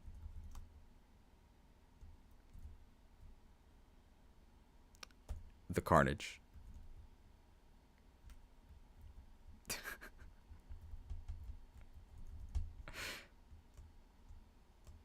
If you manage to make it to the edge of an area, once you hit wherever the flashing arrows are, you can wait.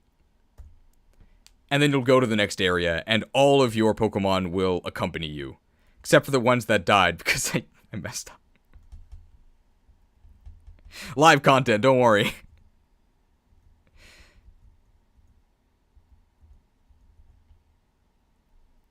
Okay, I think that's it for, we wanna get a Pokemon that can level up. So I think we're gonna get Pidgey 1 level. Permadeath mode. I explained at the very I know you just joined, but I explained at the very beginning there's no permadeath. And there's also no permadeath mode, intentionally. Because the game is not balanced around permadeath, and people are just gonna complain about it. People complaining on the internet? Wait, can I just fly here? Oh, I can. See you.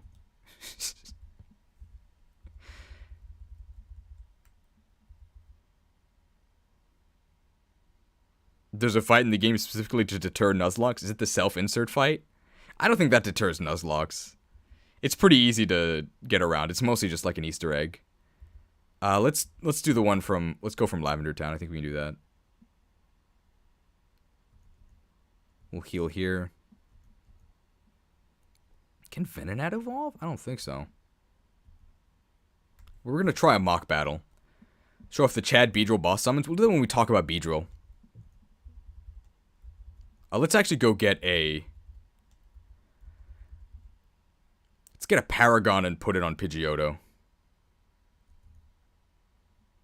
Are you saving with all your deaths? Oh, they don't die. They just come back.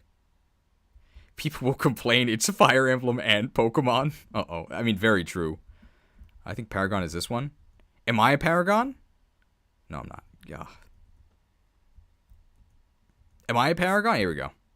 Give me Paragon. One is enough. If it was also KH, I would be complaining. Kingdom Hearts? Uh-oh. There you go. Let's give it here. Nice Shopkeeper sprite. The Shopkeeper's awesome. I'm playing FE8. Yeah, FE8. This is based on FE8, and it has permadeath. Alright. I want nothing but the best for Fire Emblem Engage. Yeah.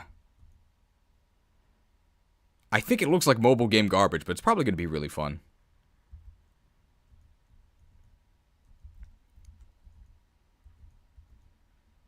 We just did the catching mechanics.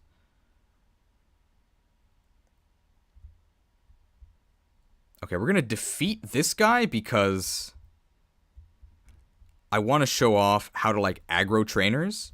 But we start in aggro range of this guy, so we're just going to beat him up. And maybe get some XP on... Oh, we could have just said no. Maybe get some XP on Pidgeotto. Oh, we don't have a special... That's pretty unfortunate. What's the aggro range of this guy? We're safe. So if we try attack this one... Okay, I also want to, like, show off... type effectiveness and dealing damage. Maybe that's not going to work with this because we don't actually do any damage.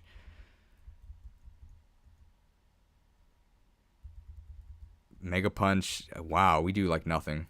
We can chip, I guess, with stronger Pokemon.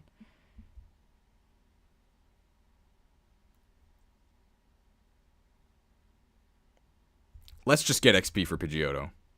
I think Mudshot might not kill this. Yeah. We crit him. Never mind. Okay. Oh, we gotta get rid of Wheezing for sure. Get rid of one of these Primapes.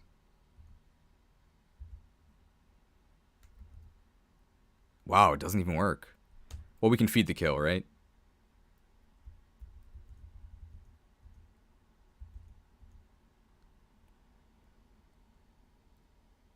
Wow, okay, that actually gets us to level up, okay.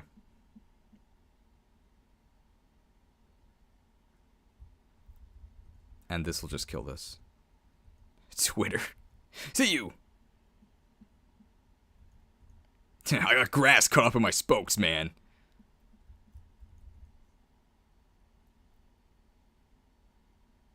Okay, great. Call. Alright. Maybe I should have gotten a rare candy so I could show how rare candy works. I'll just explain it, I think.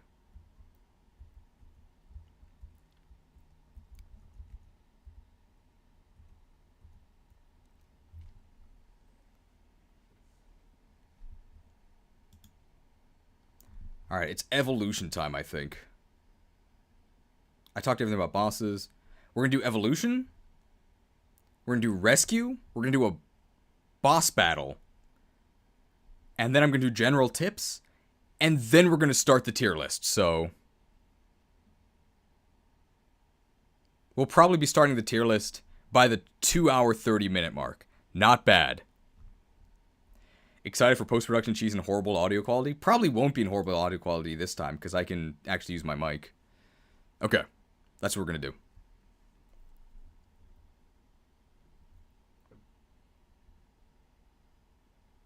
What about evolution? Well, you're about to find out. So our boy, Pidgeotto here, just hit level 36, which means I think it's time to become a big bird. You'll notice here that our growths, pay attention I guess in particular to the magic growth, it's currently 50. If a Pokemon has a level evolution and they're at the requisite level, from their menu, you can see this glowing green one that says evolve. Whoa! And dig is there on the screen because there's a small visual bug where it shows the last move used. Don't worry about that. Now we're a Pidgeot. When you evolve, you get a stat bonus. Look at this, just like a Fire Emblem promotion. Big numbers going up. And, perhaps most excitingly, okay, our magic growth didn't change, but I'm sure some of our other growths did. Evolving does actually improve your growths. It can actually reduce them in some cases. For example, Poliwag gets slower. But overwhelmingly, your growths will just go up. So there is no downside to evolving in this game. You simply get a stat boost, and your growths go up. You also don't learn moves any later. So if you can evolve, you should evolve as soon as you can. I think that's a fair statement. 8 move, look at that.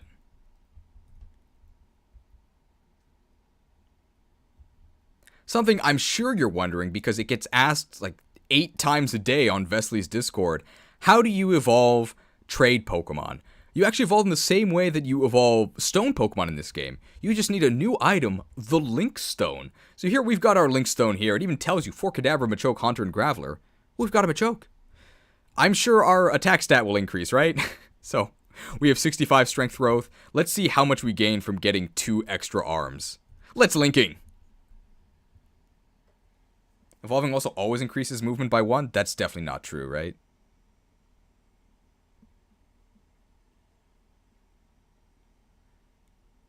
Bro, plus 7 attack! Oh! And our attack growth is now 95. Something I never mentioned earlier, by the way, is that trainer Pokemon have growths that are 10 points higher in all stats than wild Pokemon. So catching a Pokemon will increase its growths.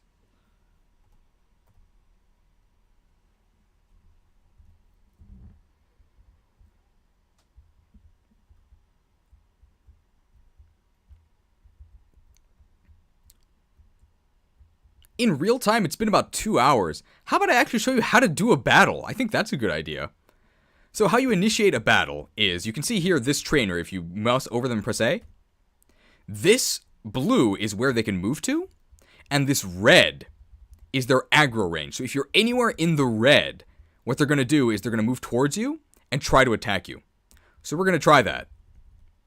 Oh no, I messed up. I didn't mean to put Pidgeot there. How can I fix this?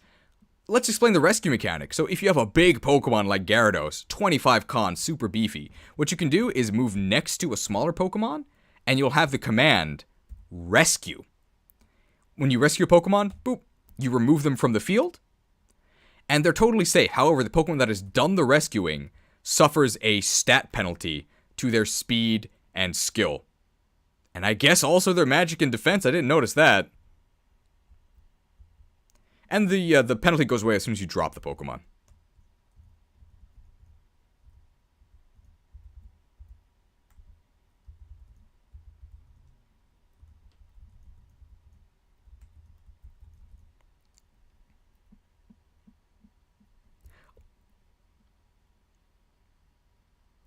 Let's engage the enemy for real this time. So typically how I initiate a trainer battle is I'll look at the trainer's aggro range.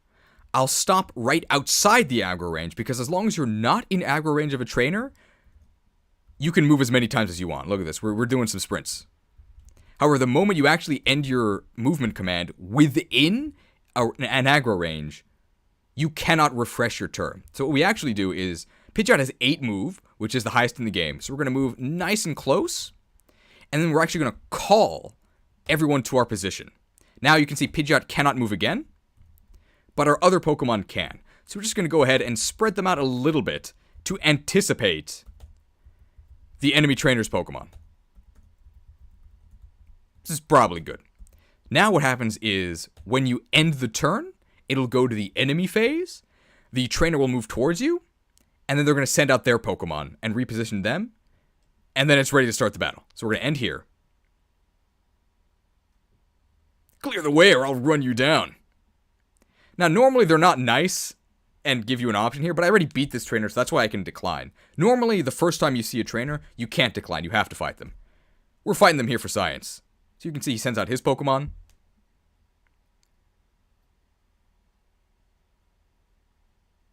And now the turn passes back to us. And we get to choose what to do here. So you can see here he has 4 Pokemon, we have 6. The goal is obviously to take them all out. And we're going to try and train Machamp and Pidgeot a bit here. So Pidgeot has a type advantage against Machoke. Let's try attacking Machoke. I think I got a Facebook notification.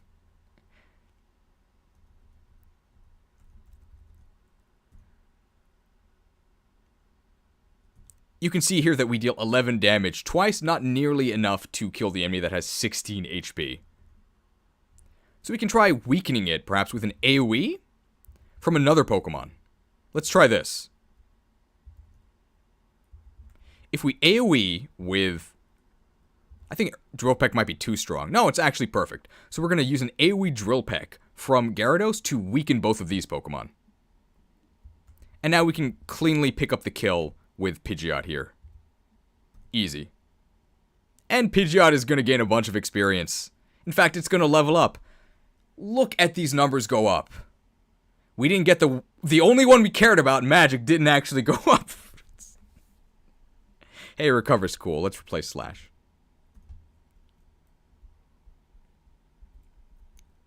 Now, Machamp, unfortunately, is not going to be able to do anything to any of these guys. Weezing has a zillion defense, and we can't actually reach Primeape, so maybe we can actually clear the way to Primeape. We can use Rhydon here to annihilate this here Weezing with an Earthquake. Out of this world. Goodbye. And if we have Machamp walk up to this Primeape, we got 4 arms, he only has 2. If we use Submission, we will deal 40 damage. That's a lot, but it doesn't quite kill. So again, I think we're going to weaken it with Charizard here. We're going to go ahead and do an AoE Mud Shot, which is also going to hit Pidgeotto, but because Pidgeotto has... It's Pidgeot. Because Pidgeot has an immunity, it only takes 1 damage. And now, we can give him the forearm beatdown, right? Goodbye. Very nice. And the last Pokemon here, we'll just clean up with Gengar. That's an example battle. Obviously, you're not going to have 3 super powerful Pokemon on your team that you can use to kind of baby the others. But we did because this is a demonstration. I also had 4 Pokemon, not 3, sorry. You for real, kid? I am for real. Live action.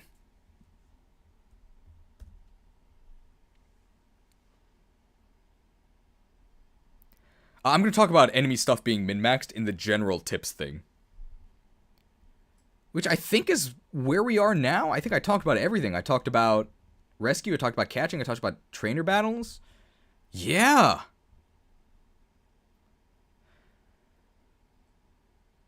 Okay.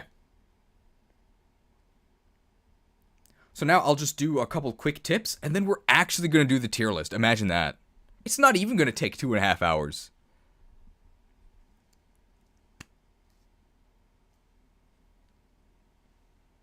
Alright, so now I'm just going to hit you with... Cheese's tips and tricks. Cheese's nutrition facts here. It's really dumb. For tips I think will help you with your playthrough. So I specifically played on Lunatic, which is the hardest difficulty. And on Lunatic, the game is heavily player-phased focused, which means you want to kill the enemy on your turn. And if you don't, you're gonna die. Enemies are extremely dangerous.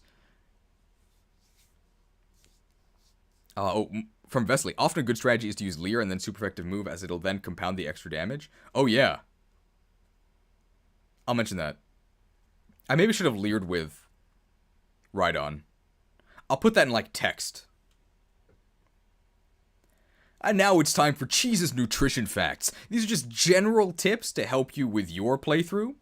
And we're just going to have some B-roll about difficult fights on the side. So, I played on Lunatic, which is the hardest difficulty. And on Lunatic, at least, the game is heavily player phase focused. That means that almost all of the fighting happens on your turn.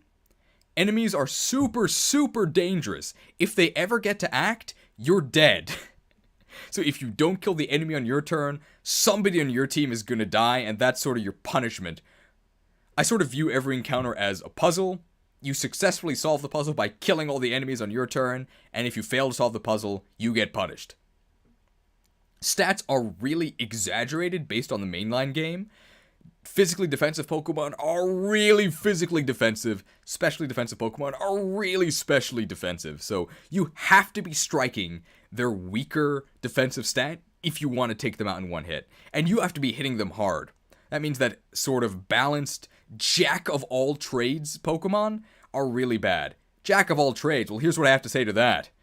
You can't hurt me, Jack. People say that mixed attackers are versatile. I guess I agree with that. They're versatile in that they can fail to kill on either side of the spectrum. Wow. Defensive Pokemon are almost completely useless on your side of the field. Enemy move pools are so varied that almost certainly an enemy Pokemon will be able to kill your defensive Pokemon. The most you can do with a defensive Pokemon is put them on like a corner tile and like lure one enemy towards them. And maybe you might not die, if you're careful. Actually throwing a Pokemon into the fray and expecting it to survive, it's not going to happen. They're dead for sure.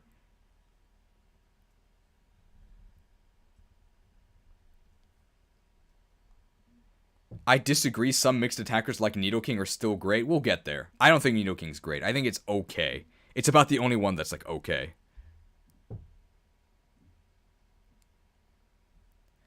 One thing that's very different from vanilla Fire Emblem is that it is very possible, I'd say it's even common, to one-shot enemies. I don't mean one round, as in attacking them, taking the counterattack, and then attacking them again. I mean straight up killing them in one hit. That's why you don't really have to worry about using super slow but strong Pokemon like Rhydon. Normally, Rhydon, like an Armor Knight, wouldn't be able to one-shot in the base game without a crit. In this game, you can do it. Just rock slide them. They're dead. Oh,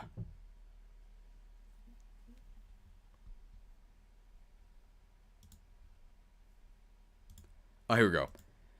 Hoarding items. Always a pitfall, but especially in this game, because you can buy, eventually, almost every skill or item in the game. You do not have to be shy about saving your TMs or skill scrolls. Just use them when you think they're going to be helpful. And don't worry about not having access to the item later. There is one skill that is a one-of. It's really powerful. I'm not going to spoil which one, but you're going to know which one it is. Be careful with that one. That's about it.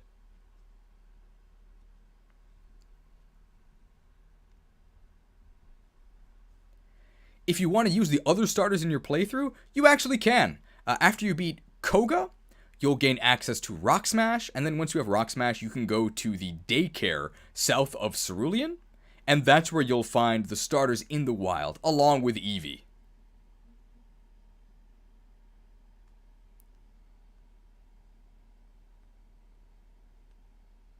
All right. Any other miscellaneous tips? Otherwise, I think we can start the tier list. I talked about exaggerated stats, talked about defensive and bad, talked about balanced stats, talked about one-shotting, talked about pitfalls, talked about the one-of item, talked about the starters. I mean, we'll talk about how bad chances when we get to Chansey. I think that's it. Anything else to add? Now's your chance. Otherwise, we're just going to talk about the Pokemon that are actually in the game. If they implement the 2-range capture, you might get access to the starters after Misty. I'm assuming they're going to also do something to change that. Oh, Gary ambush spawns. Yes, that's a good idea. We'll talk about that.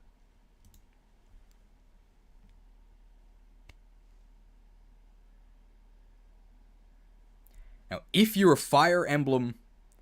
If you're Fire... Oh, did you mention Magikarp was a pitfall in your experience? I'll do want to talk about Magikarp. There's going to be a pitfall tier. It's going to be Magikarp and Dratini.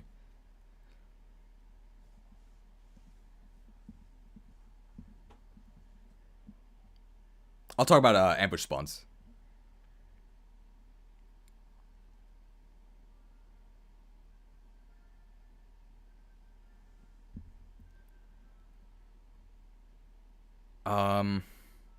Okay. Now, if you're a Fire Emblem veteran, I'm sure there's been a question niggling at the back of your mind this entire time. Does this game have ambush spawns? It does. There's only one trainer that will ambush spawn you. An ambush spawn is when they send out their Pokemon and attack you or act before you get a chance to react. There's only one trainer that does it.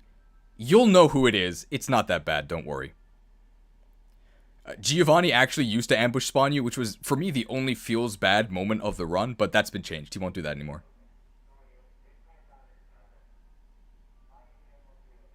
Oh yeah, only 40 Pokemon available in the PC. That's going to be changed, right? I assume it's just a technical thing.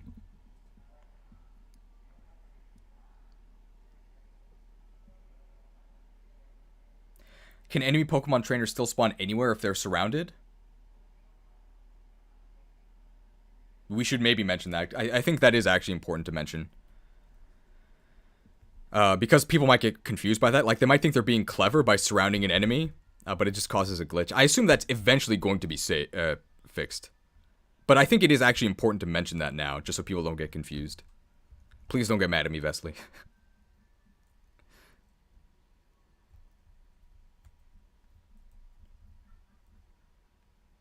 Oh, they won't do that anymore. Great, then we don't even have to mention it at all.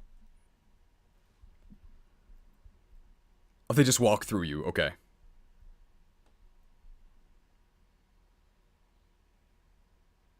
So I'll just mention the 40 Pokemon thing. Will there be nicknames eventually? I know there currently aren't.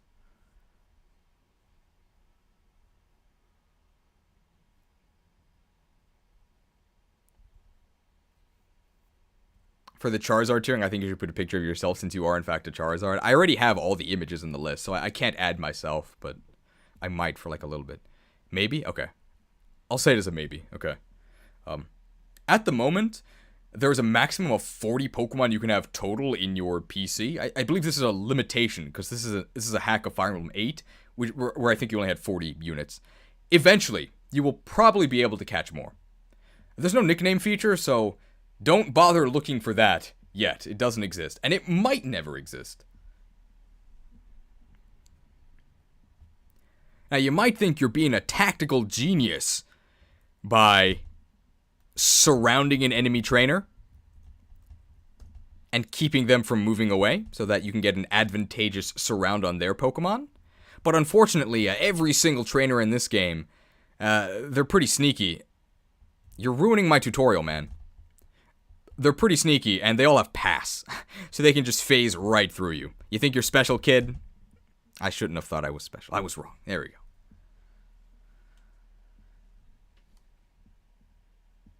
I think that's it for the tutorial. That's everything, right? Let's do the tier list.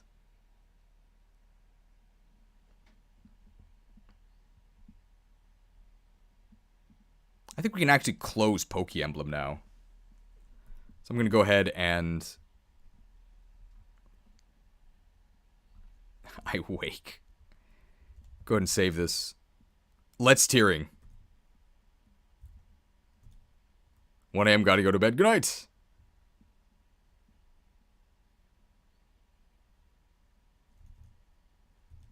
Save.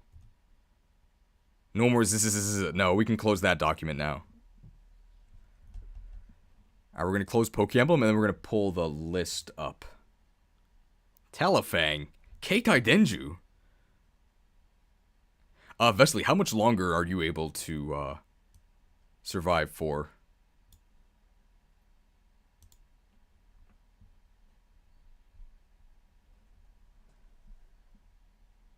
I think this'll work.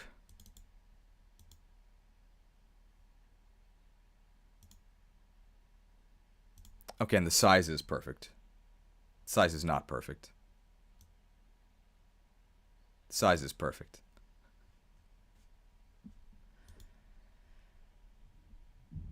It should be every single Pokemon. I should be good for an hour or so? Okay, we might actually do most of it. So I think before we actually explain everything, let's, like, name the tiers, right?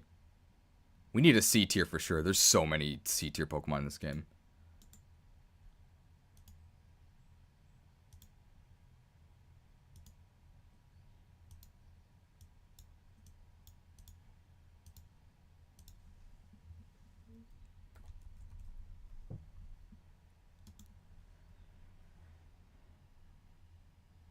Unviable? There's gonna be an unknown dungeon at the bottom. I guess we'll call it, we'll spell it like unknown.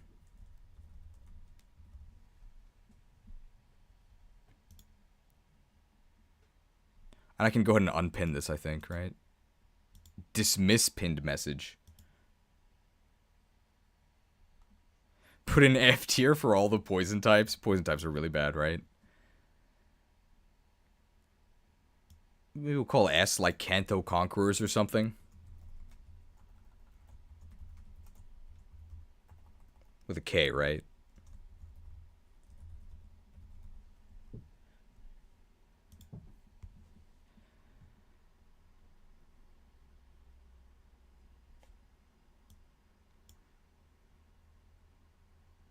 And Gengar.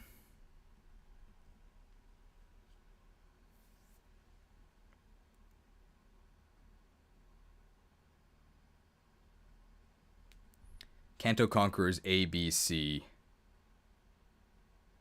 What do we call D?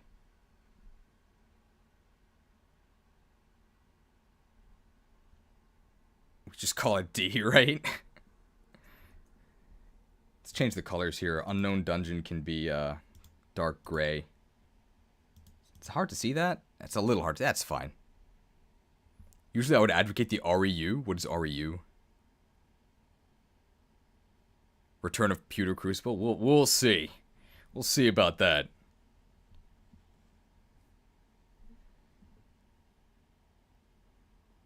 Yeah, Chansey's going to be in its own tier at the end. It's really bad. Chansey's definitely the worst thing in the game. We're going to call that one Bad Egg. But I don't want to call it Bad Egg. We're going to add it as we do Chansey, because I don't want to spoil it. Been wondering this for a while. Is Unknown Dungeon a place in Kanto? Yes, it's a real area called Unknown Dungeon. That's why I call it Unknown Dungeon.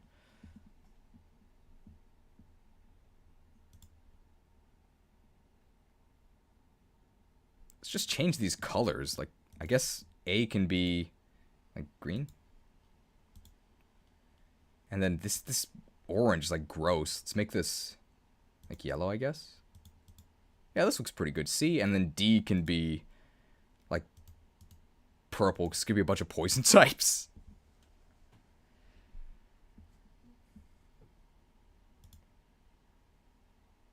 Can we make this orange? Let's make this red. I think this is good. Rock Tunnel, Dark Cave, Unknown Dungeon. Good names. Plateau Powerhouses. A, B, C, D.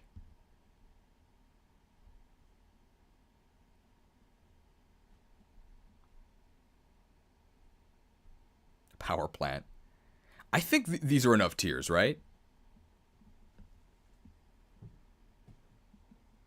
And you can see my mouse, I hope.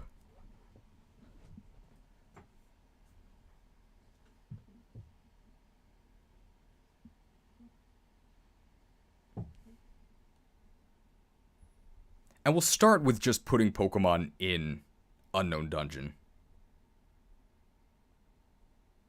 Mouse is invisible. You can see it now, right?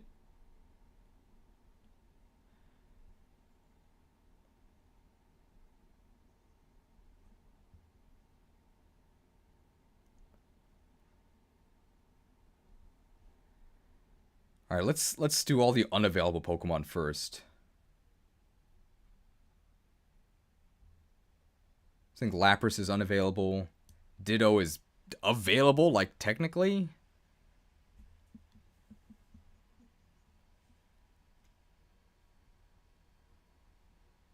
The fossils are newly available, but Snorlax you still can't. The birds you still can't. And Mewtwo and Mew you still can't get.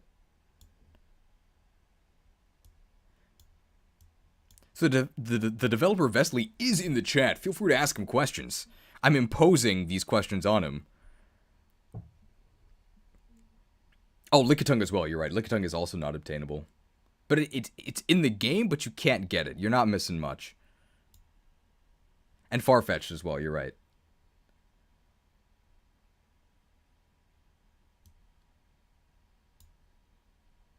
Okay. And the Hitmons, you're right. Wow, I forgot all of these. Subscribed a few days ago after seeing your vids for the first time. Really liking your content. Thank you. Welcome. Okay, these are all of the unavailable Pokemon, I think.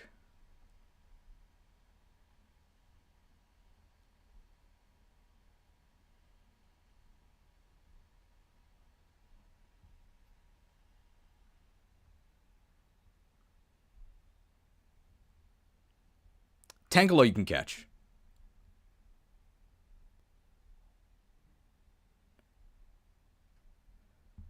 So let me see if I actually have the stats available. Oh, you can see this for a moment. Hang on. That's not what I wanted. This is what I wanted.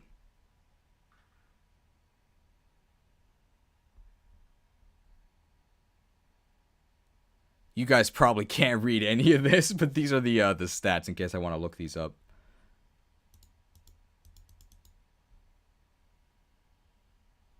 When I do that Torchic, don't worry about it.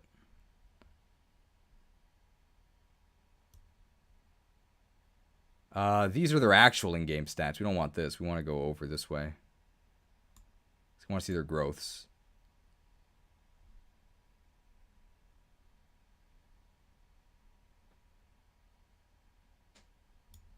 You can add 10 to all of these, because these are the base growths without... Okay. I'm probably going to have to reference this at some point. Are they updated? I'm not sure. I opened this last night. Some of them might have been changed, but I don't think drastically.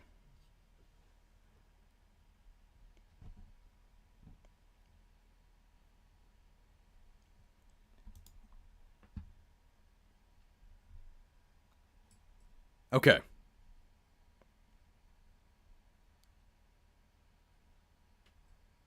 I think we're ready. So first, before we do an official explanation, let's talk about what all the tiers are going to be. So I think that, unlike the normal tier list, where I sort of expect you to have already beaten the game, most people watching this video most likely have not played the game. So this is more of a character guide.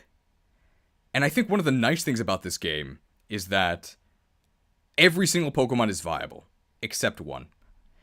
So you're really only going to be pleasantly surprised by how strong some of the Pokemon are. You can use anything, but the more strong Pokemon you use, the more weaker Pokemon you can get away with using, is I think how I'm going to phrase it. I think that's fair.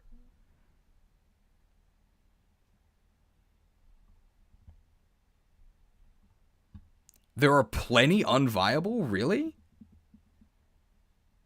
Clefairy, Jiggly. I mean, there's a lot that are, like, underwhelming.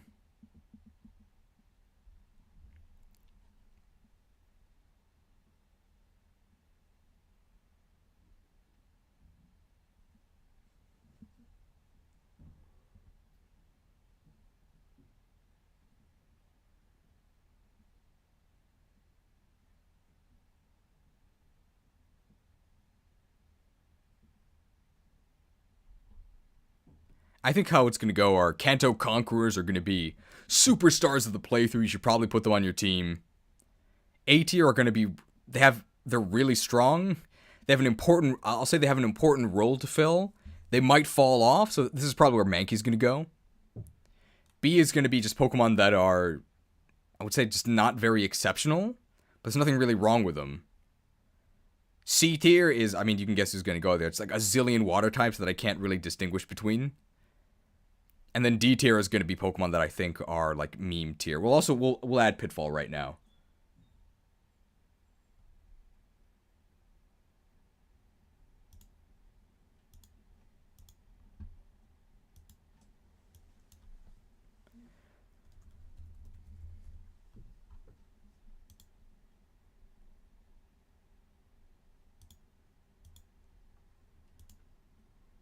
Honestly, not all C Pokemon are C tier. Yeah, not every water type will be, but most of them will be.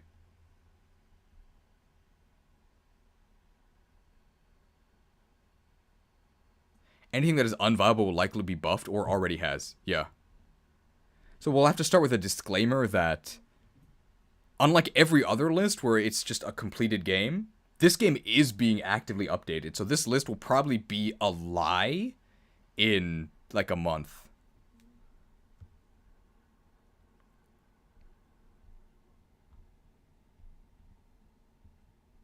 I say Starmie and Gyarados, or hey, where's Starmie's going in Kanto Conquerors, bro?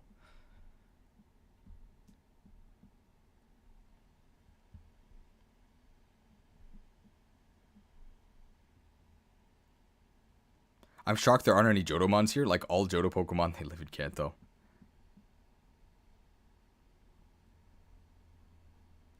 So this is a 1.02 patch character guide. The next patch is probably coming out like 2 weeks. Or like less than 2 weeks, most likely.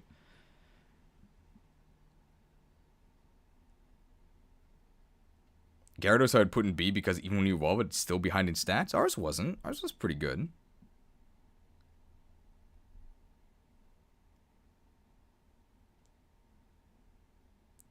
Alright, I think we'll start. Okay. So let's tiering. Okay.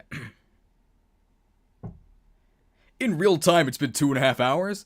Let's tiering together with us. But first, a few caveats. So, unlike almost every other list I've made for a completed game, this game is being constantly updated. I'm using the 1.02 version that is available at the time of recording. So for me, it's November 3rd. That means that this list, probably within a week or two, is gonna be a lie. So don't trust this. Most likely, unviable Pokemon are going to get buffed, more so than strong Pokemon getting nerfed. So if I say something is really bad, that might not be true by the time you're playing.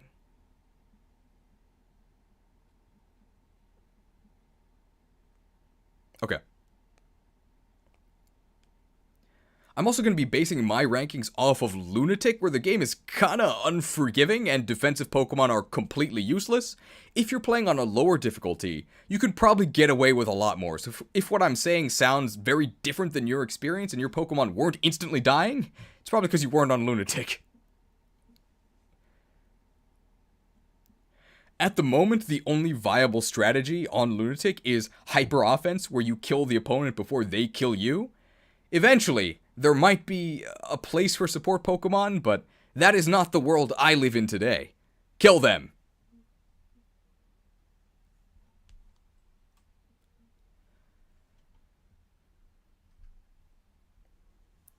One really nice thing about Pokemblem is that the vast majority of Pokemon are viable. I would say that for the most part, you're going to be pleasantly surprised by how strong some of your Pokemon can be in this game, even if in the main line games they're nothing special.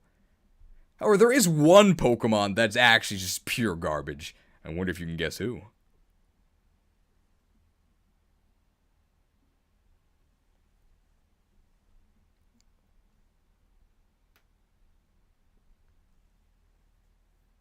I think that's enough for the preamble. We can just talk about the tiers now.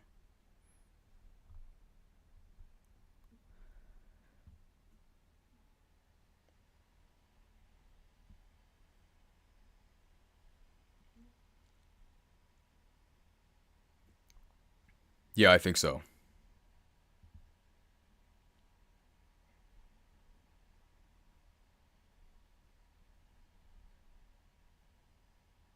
Oh, I never talked about leveling mechanics. I guess I'll talk about that here. And I'll put text in the main tutorial about the level caps on gym leaders.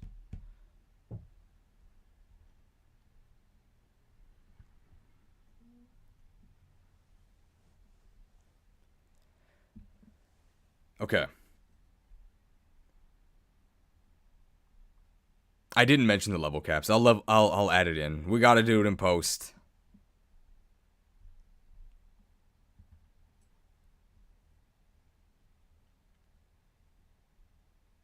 So what are the actual tiers? We can sort of think of this as a character guide more than... well, no, I won't say that. So what are the actual tiers? I think that almost every Pokemon has a role to fill. So you can kind of think of this as a character guide more than like a strict tier list. The more Pokemon you use that are strong, the more Pokemon you can get away with using that are weak and still clear the game on Lunatic. If you're on a lower difficulty, you can pretty much use whatever you want. At the very top, we have Kanto Conquerors. I think these are the superstars of the game. Oh no, I should mention availability. What traits do I consider important? Well, one is availability. The more of the game that you're actually in, the more credit I'm going to give you here. Although not as much as I would in the mainline games. One of the disadvantages of using an unavailable Pokemon in the mainline games is that you have to put a lot of work into them to like catch them up. Because they don't have any EVs, they're probably going to be underleveled. But it's surprisingly easy to swap out Pokemon in this game. It's really easy to level if you're underleveled, and it's really hard to overlevel. So picking up new Pokemon near the end of the game is actually not that hard. Don't be afraid to switch out your team members here. That being said, I'm still giving a little bit of credit to more available Pokemon. A diverse team matters more than just using top tier Pokemon. If you use 6 Alakazams, you'll probably die. Official comment from the creator of the game in the chat.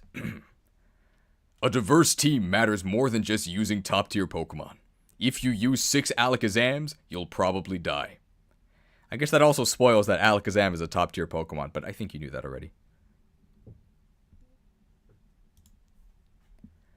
So at the very top, we have Kanto Conquerors. I think these are the best Pokemon in the game. You need a good reason to not be using these. They excel at something that no other Pokemon can do.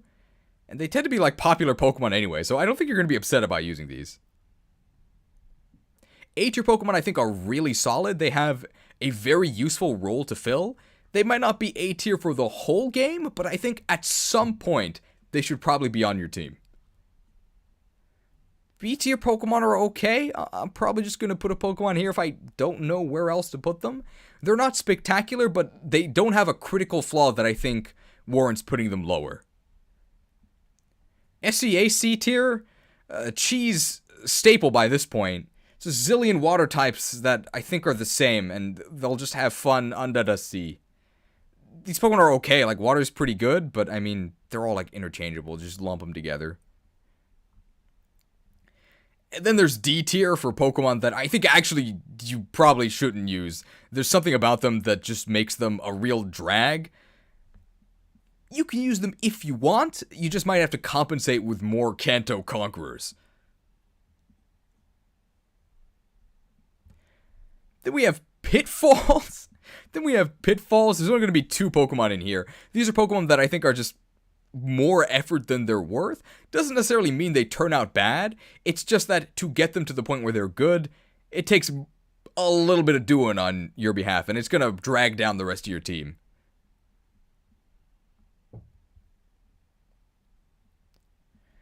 And then there's the only tier that's actually been filled out so far. This is the Unknown Dungeon, and these are Pokemon that are not currently available.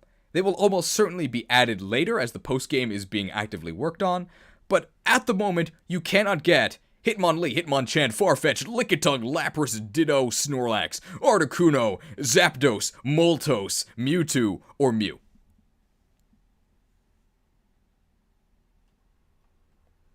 Is there anyone who is meme tier? Yes, but I'm not going to spoil who yet. There's only one Pokemon who's, like, actively a meme.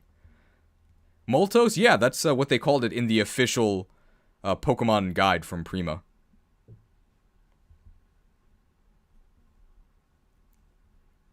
They just called it Moltos, so I call it Moltos now as well.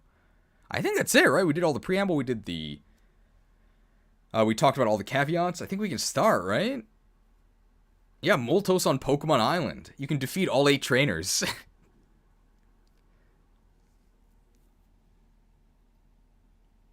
Time code. Alright, so it only took us 2.5 hours to get to the start of the list. That's not bad. I'm gonna get some water. So before we actually start, I'm gonna get some water. I'm gonna go to the bathroom. I'm also gonna be a villain. You might not know I possess this power. I can press the insert ad button. I'm gonna do it. You can't stop me. So I'm just gonna go to the be right back screen, and I'm going to play an ad, and I'll be back in about a minute. So sorry. I'll be right back.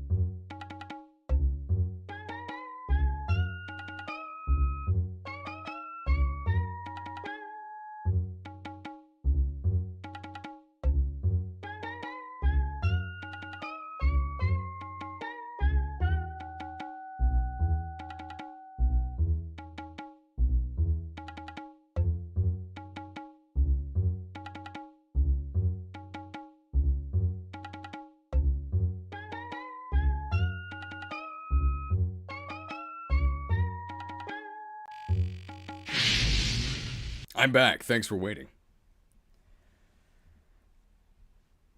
Everybody should be out of the ad. Hopefully that's not a problem. I'm just gonna give people like 30 seconds to come back in as I catch up on the chat. I have premium. Ad blocker defeated. No. I also don't think it guarantees that you see an ad if I hit the button. I have YouTube Red. I think that still supports creators, but I don't know. It actually we get more money from a premium or red view than from a normal viewer. So it actually supports the creators more. Who is Susan? She's the CEO of YouTube. So everything is her fault. I know it's not actually her fault, but... Let's tier ring saga, okay.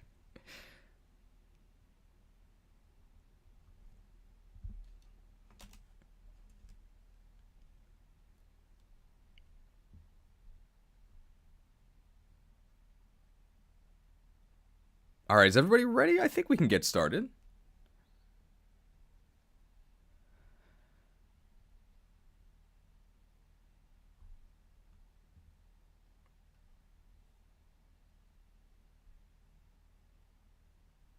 I guess before I actually rank Bulbasaur, my question would be, how does Bulbasaur compare to Oddish? Is Oddish better? $5 donation, another one from Dom with a Shiba Inu. What does that say? Number 1, thank you.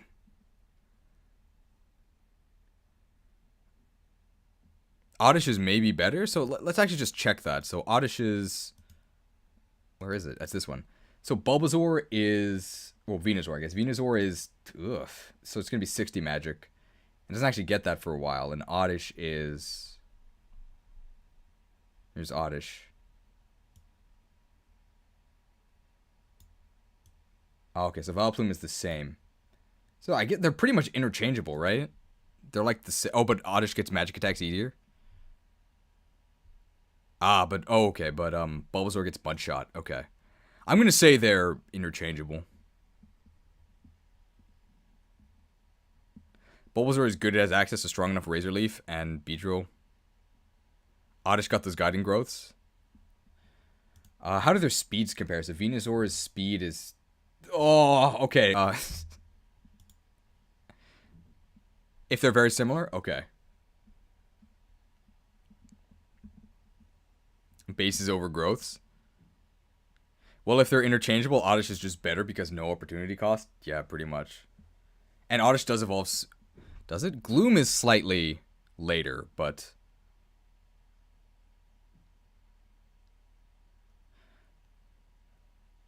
So we might do stuff a little bit out of order.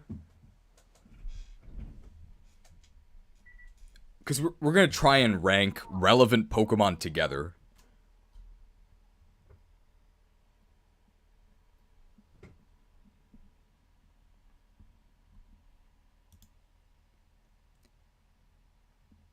From the Boss Kadabra. The Boss Kadabra is a little late, because that's after Diglett Cave.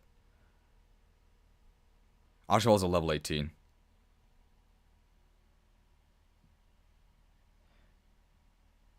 Okay. So we'll start talking about it for real now. Okay.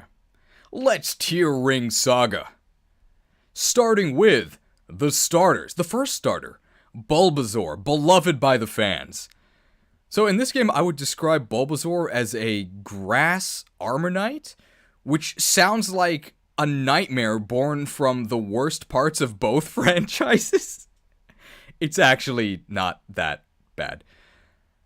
I think Bulbasaur is going to end up being a very top of B Pokemon. So with its speed stat, it's on Lunatic, you're never going to double. You're probably going to get doubled, but you'll also manage to hit hard enough that you'll be able to take out Pokemon if you hit their weakness. We're also going to do Oddish at the same time, because they're very, very similar in this game. I think in the mainline game, Bulbasaur is just better, but it's a lot more up for debate here. So Bulbasaur has slightly better moves, because you can give it Mud Shot, which is some nice extra coverage, but I think Oddish actually ends up getting slightly better stats. It's also easier to reach its final evolution. So the route in this game is a little bit different. After Lavender Town, you actually go south to Fuchsia, before you then loop around over to Celadon. And during that loop, you'll actually pick up a Leaf Stone, and you're going to be able to evolve up into Vileplume faster than you'd reach level 36 for Venusaur. So Oddish actually ends up being stronger for actually a significant portion of the game. However, you can start with Bulbasaur, which is it's probably its biggest advantage over the Oddish line. Bulbasaur doesn't get Mud Shot?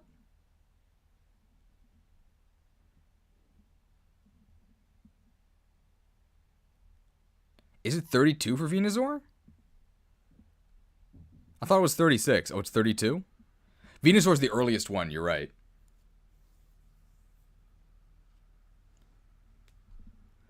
Time to bring out the move list.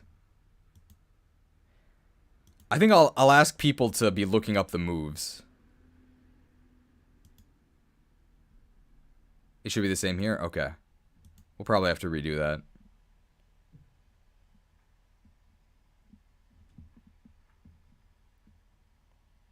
Okay, it doesn't have Mud Shot. Okay. We'll redo that. I forget where Oddish would go, but we'll just put it here, I guess. But yeah, they're basically the same, right? I think that's fair. Okay. Let's tier ring Saga, starting with the starters. Bulbasaur, the very first starter. So I would describe Bulbasaur as a grass-type armor knight, which sounds like a nightmare, right? It's the worst parts of both franchises, but in this game, it's actually not that bad. I am going to put Bulbasaur, I think, probably at the very top of B. So Bulbasaur, although it has, like, okay speed in the mainline game, it has enough speed to go first in the mainline games. In this game, it is slow. You're going to get doubled by everything, but that's actually okay, because you're also strong enough that you can just one-shot the enemy if you manage to hit a weakness. We're going to talk about Oddish at the same time, because they're basically the same. The only difference is that you can start with Bulbasaur, that I guess makes it a bit better. But if you start with Bulbasaur, you're not starting with the other two, which also makes it a little bit worse. Stat-wise, these two are almost identical. One of the main differences is that their evolution methods are, of course, different. You get Venusaur at level 32, but you can get Vileplume as soon as you can get a Leaf Stone. And the route in this game is a little bit different. Once you get to Lavender Town, you're forced to go south towards Fuchsia, instead of just going to Celadon. But along that route to Fuchsia, you can find a Leaf Stone. So you'll probably reach Vileplume before you reach level 32 for Venusaur. They're basically the same Pokemon. What's not the same Pokemon is Bellsprout. Where's that? So Bellsprout basically trades a specialization in special attack for slightly more speed, still not enough to double anything, and slightly more attack. Not enough to kill everything. So, you can't hurt me, Jack. Mixed attacker's bad.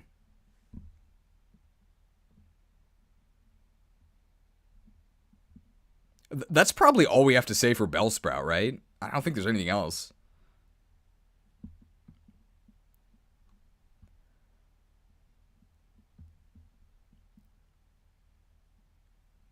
How good are they at statusing? They're okay.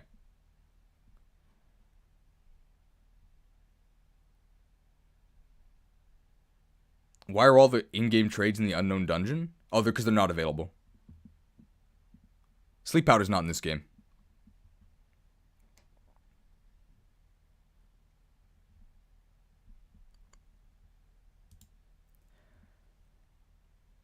Final note for these grass guys. Offense is super duper important in this game, and grass poison doesn't cut it.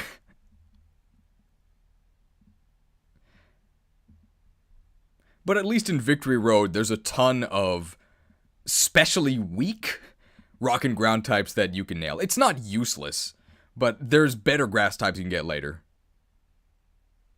It's not useless, but there's better grass types out there. Okay, I think that's it for these guys. There's no fairy type, no.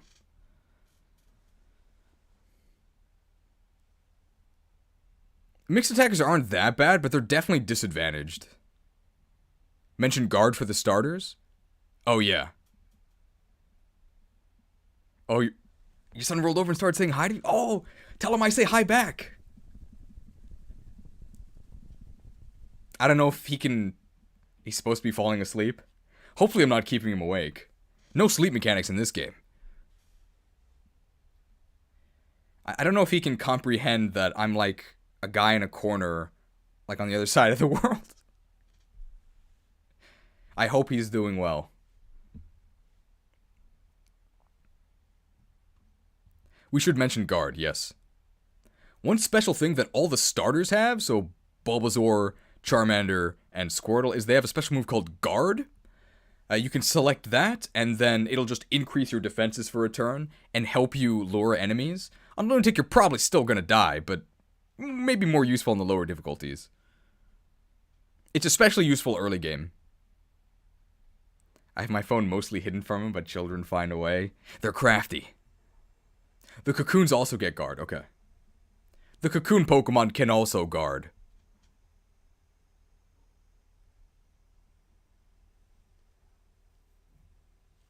Guard also heals you? Oh, that might be a new thing. Or I just never noticed. It's definitely more useful early game, and I think I did say that. Apparently Guard also heals you for 4 HP. Better than the guards to Saffron City. Those guys don't do anything.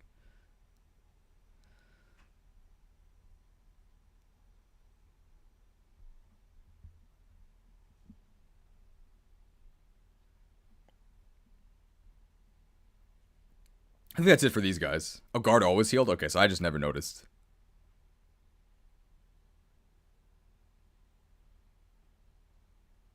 Okay.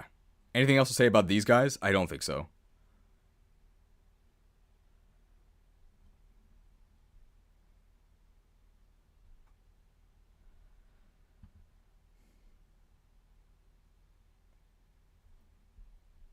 Okay.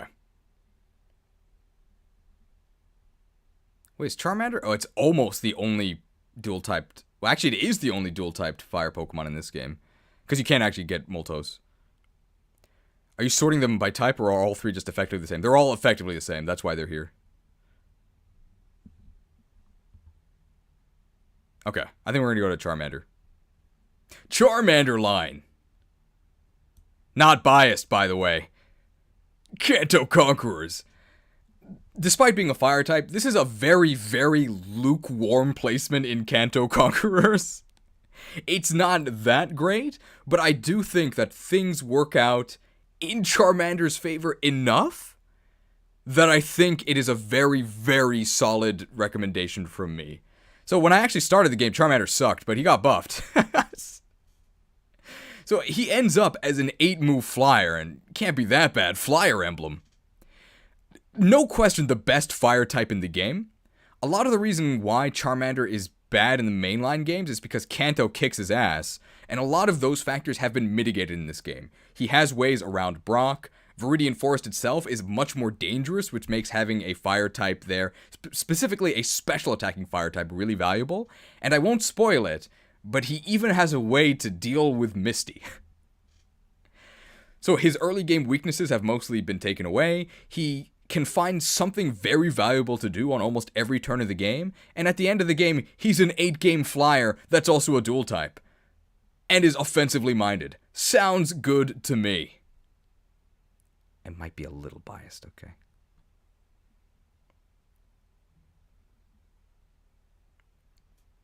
How can Charmander deal with Misty? I'm not gonna... Oh no, you've played the game. But I don't want to spoil the item that lets him do that.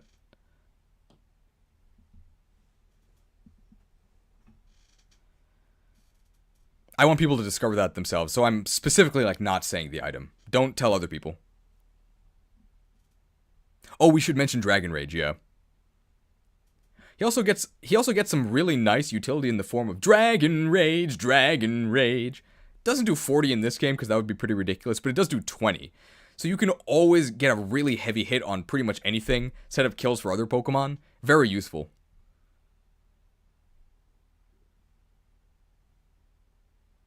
The other stars don't even have as much of an edge against Brock. I'll mention that with Squirtle, because I think Squirtle's going in the C. Totally biased. Charmander is B or A tier? Okay. The creator says that Charmander is B or A tier. I'm gonna rebel, okay? I choose my own fate. I'm putting Charmander at the very, very bottom of Kanto Conquerors, but yeah, it might actually be A.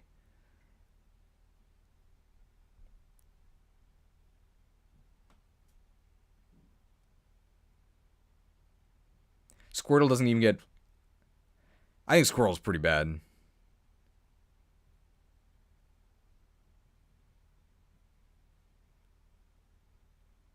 Can we move Bulbasaur to A, since it'll be Ivysaur earlier than the other two grass types? It's earlier by like 2 levels.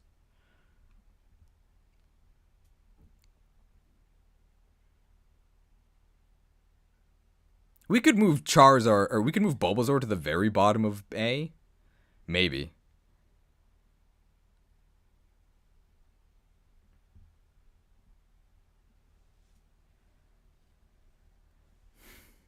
I think we're okay with these guys. We talked about everything, I think.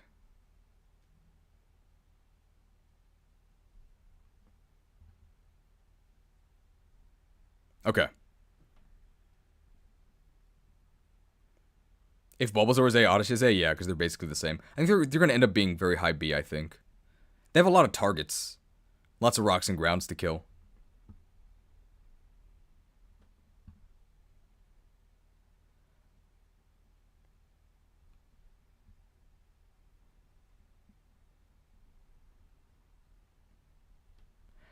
You know what? I'm an American, right?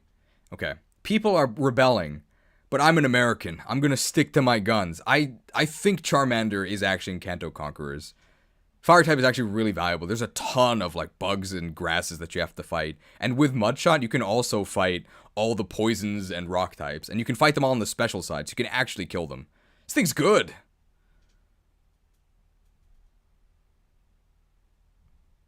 Alright, Squirtle time. Squirtle gets Mudshot, right?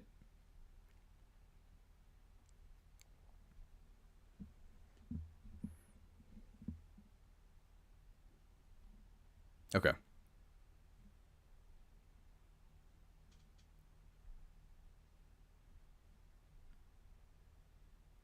Squirtle! People really like Squirtle. I think I mentioned in a main game list that Squirtle would be in C tier, SEA C tier, and the only thing that's special about it is that it's your earliest water type for a really long time. This game actually gives you other water type options.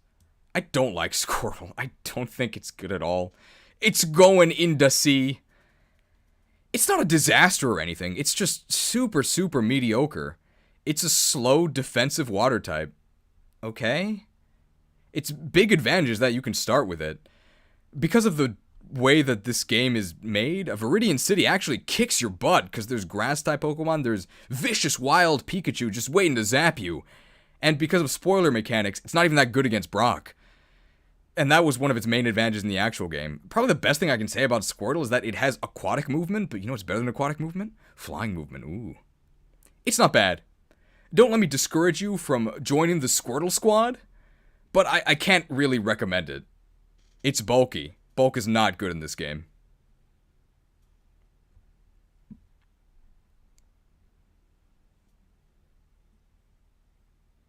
I think that's everything for Squirtle.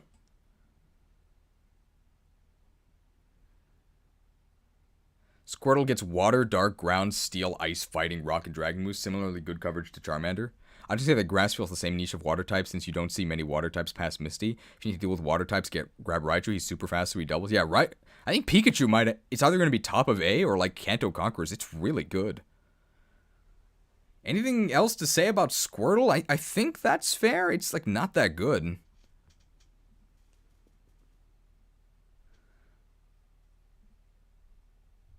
Squirtle really sucks. It's only okay versus Brock. Mev versus Misty, only good for Blaine and Giovanni. Neither of them are that strong, yeah. No small electric this time. I have a buff Raichu, Phelps.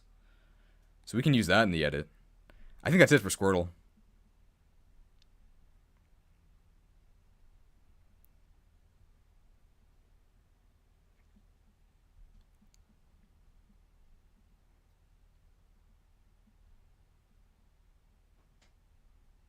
Okay.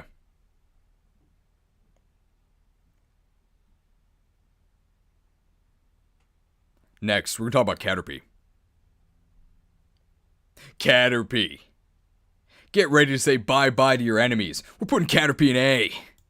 Oh. So Butterfree has always had a role of being a sort of early game carry. Jagan moment. We can finally actually say that he's a Jagan because this is a Fire Emblem game. Specifically, there is a boss Beedrill in Viridian Forest that can summon level 10 versions of Caterpie, Weedle, and also Pikachu. These Pokemon are really strong, and if you nab them there, they're going to do great for you. So Butterfree definitely falls off. You can replace it with much stronger options, but it's very little investment to get a super buff Butterfree that can help you with a lot of the early game. It'll help you all the way through to Misty. It might even help you with Misty, and then you can replace it with something else. Butterfree's pretty good. It's Butterfree of opportunity cost. You should get one.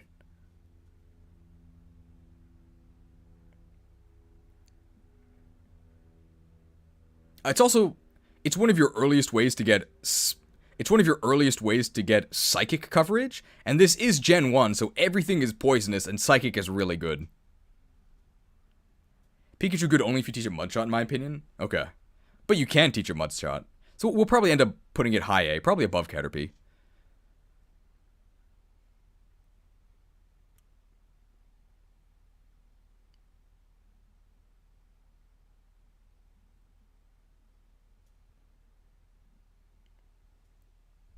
Anything else to say about Butterfree? Being fast is a good perk. It's not that fast. Oh, we're talking about Pikachu. Yeah, Pikachu's really fast. Okay. Weedle evolves into Beedrill. What a joke. So if you get the level 10 Weedle, you can very easily get that up to Beedrill. And Beedrill is your earliest 8-move flyer. Not actually a flying type, but it does have flying movement. So at the very least, you can use it as the Beedrill bus and get all of your Pokemon where you want them to go faster than you'd be able to otherwise. Lame-o Butterfree only has 7 flying movement. Pathetic. Beedrill itself is kind of bad. Its stats are actually surprisingly okay, but its moves are like bug and poison and like normal, and maybe you can get non-stab flying. Really underwhelming, so it doesn't actually do damage to anything, but you can use it as a taxi and then dump it later.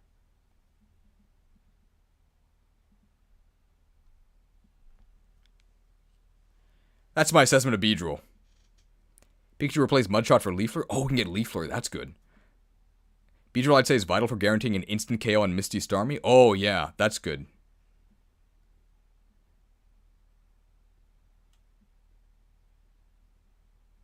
I would say the biggest advantage... of Beedrill is that you can... I'd say the biggest advantage of Beedrill is that you can use it to mess up Misty Starmie, which is really dangerous. So if you can lure Starmie with a different Pokemon, then you can Twin Needle it or do some bug biting, do big damage. And after that, you don't really need Beedrill. I guess it's for Beedrill. Low B, probably.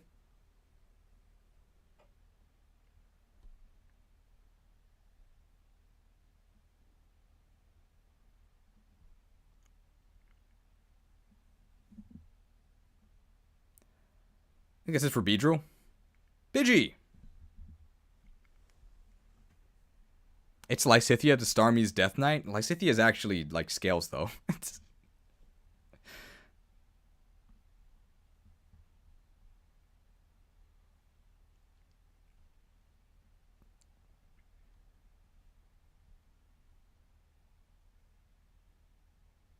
Oh, Pidgey gets Mudshot at level 9? Well, that's a big buff. Okay. I think I'm actually going to put it above Weedle. Pidgey! One of the lackluster early game birds. It's got a little bit of luster in this game. Maybe not luster purge, but it recently got a buff that makes it a lot more usable. So when it eventually becomes Pidgeot, it gets 8 flying movement, so it can't be that bad. And it now gets Mudshot by level up at like level 9. So it can actually really, really destroy all those early game rock types because they actually have very bad special defense. So this thing can actually even fight Brock. It is surprisingly good. That still doesn't equal good, but you will be surprised because you're expecting it to be horrendous. It's no longer just bad Spearow. Speaking of which, I think Spearow's a little better. Oh no. Speaking of which, it's maybe a little bit better than Spearow? So in a recent update, Spearow was just added south of Viridian Forest. There's a bunch of really dangerous grasses and bugs in Viridian Forest, and if you didn't pick Charmander, you definitely want one of these guys for sure to be pecking at him. So Fearow specializes in physical attack, whereas Pidgey, in this game at least, specializes in special. Fearow's way faster. So Fearow can eventually actually double things, but Pidgey actually hits hard enough that if you're hitting a weaker, specially defensive Pokemon, you can maybe take them out with a super effective hit. Neither of these guys are superstars, but they're very decent early game filler.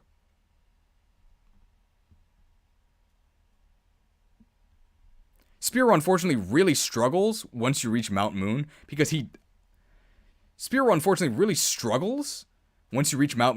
unlike Pidgey, he doesn't have a special ground attacking option, so he actually gets stonewalled quite a lot. World first Pidgey beating Spearow.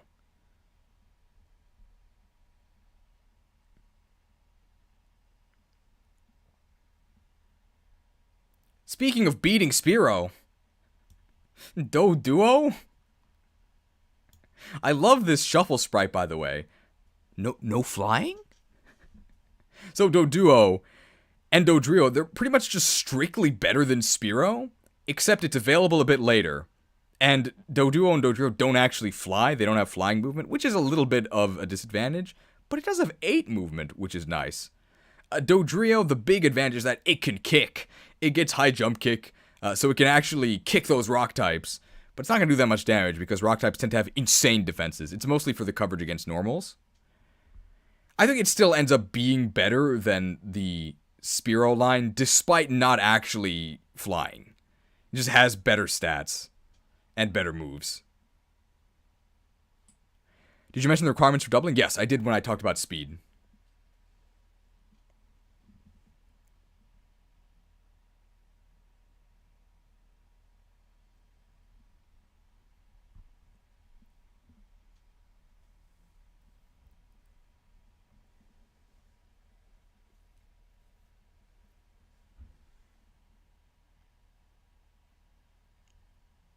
Doduo should be able to fly. I think people voted for it not to fly, right?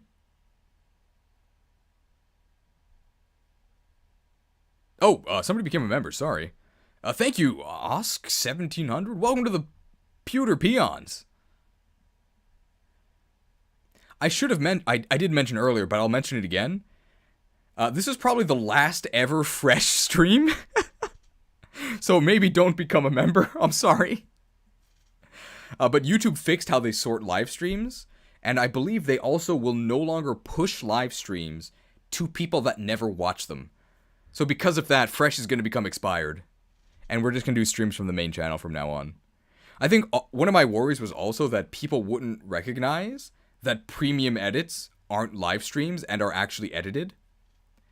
But I think it's been a year of me shouting premium at you guys, and I think everybody knows by now, if it's a premium video, it's edited. 35 people said no flyer movement, 18 voted yes. Okay. I think we can say that Dodrio's not going to be... Okay. I think we can, hot tips from the developer.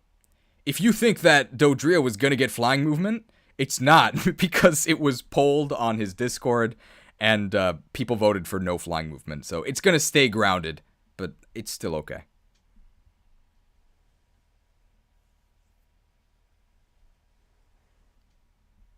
Okay. I think that's it for these flyers. I think we covered everything. Is Ratata going to be in D? It might be. I don't think it's very good. It's really fast.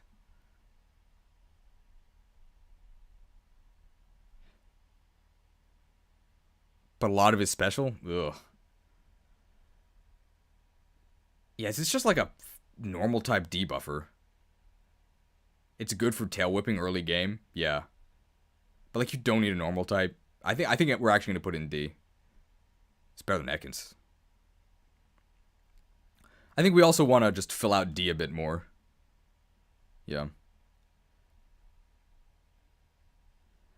Ratata.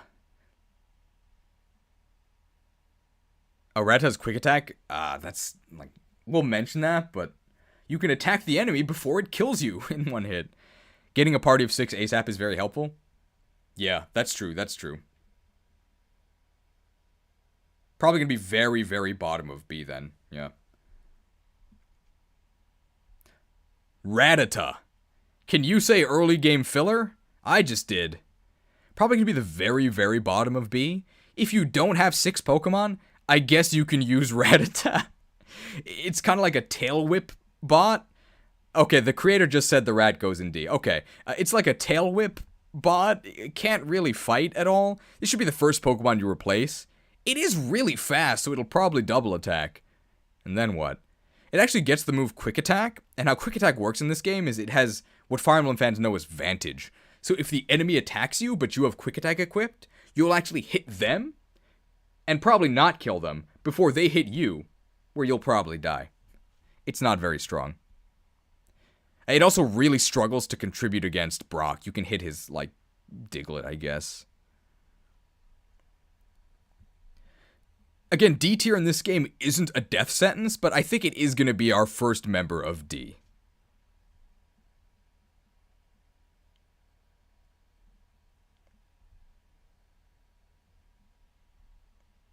Speaking of D, we might be going double D. Ekans sucks. Ugh. Mono poison, bad stats, bad moves. Is there another way to say that? Horrible stats, horrible typing, horrible moves. Why would you use this thing? I guess if you like Ekans. I don't. It's pretty bad.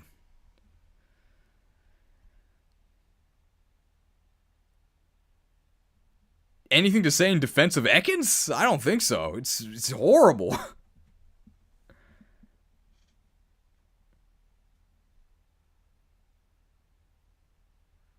You can paralyze things with glare, but I've never known. You can paralyze things with glare, but in my personal experience, status hasn't been that useful when you can just kill the enemy instead.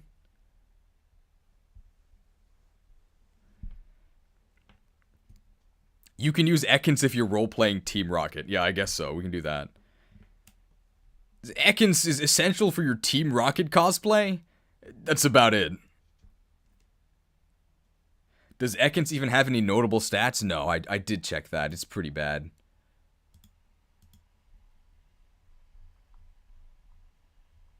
We can probably just search Ekans, right?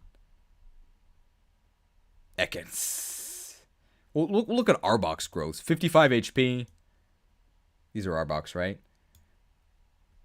Ugh. Oh, you can't see that. I can, though. Okay, so what you see is different than me. But I can see this is Arbok. So Arbok has 55 HP, 50 attack, 45 skill, 40 speed, 30 defense, 40 red. Ugh.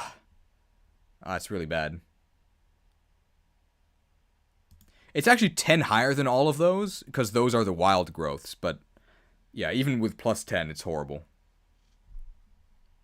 No, it's D for sure.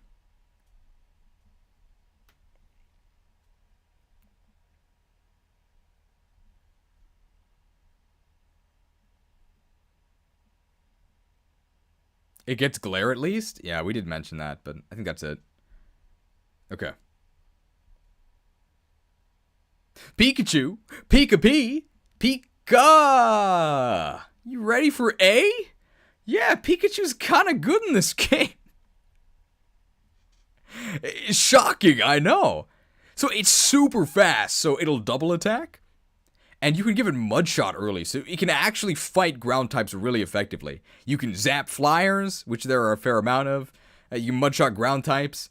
And then once you get the Thunderstone, Raichu actually has, like, okay stats. It's not amazing, but you can almost certainly double attack and kill your opponent. This is one of the... So to double attack in this game, you have to be really, really fast. And Pikachu and Raichu both are. I lied about Mudshot. It's now Leaf Flurry. That just means you can give Mudshot to Charmander instead.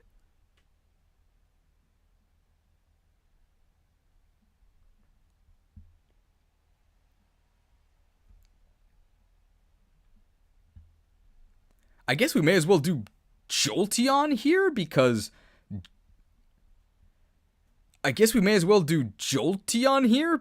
they're kind of the same. Jolteon... I think has 100% speed growth, so it is literally always gonna level speed.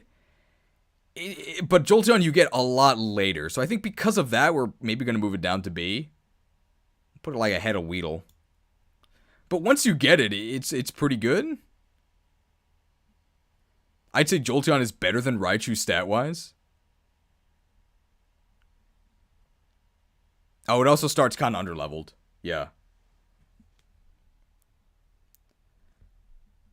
Dude, are the evolutions pitfalls? They're all underleveled.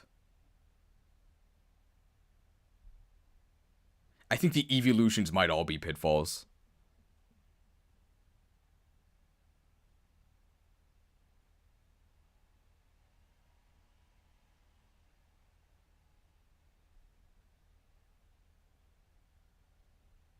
Someone removed Mudshot from it, but I'm adding it back in, I guess. Oh, okay.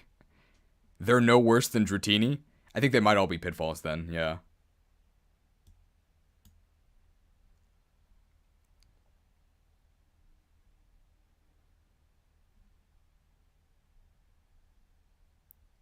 Upon further research. Flareon does have max attack. Yeah, we will say that.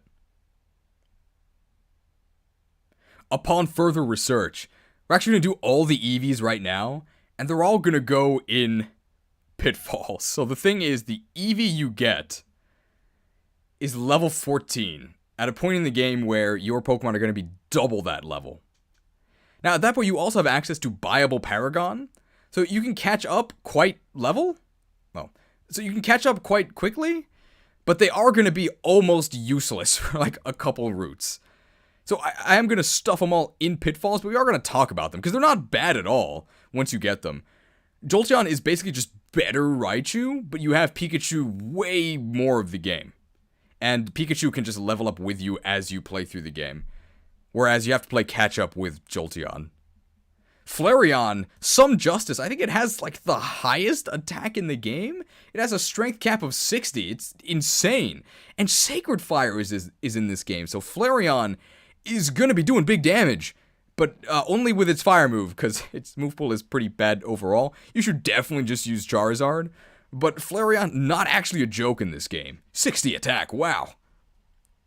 Vaporeon, I'm going to say, is the worst of the evolutions. It definitely would be a C-tier Pokemon. You get water moves, you get ice moves. So does every single other water type in this game. But if you're a Vaporeon fan, hopefully not for that reason, you can go ahead and use it if you want.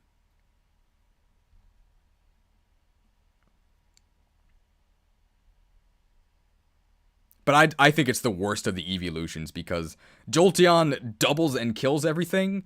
Flareon one-shots things. And Vaporeon's just kind of there. Is that fair for the evolution assessment?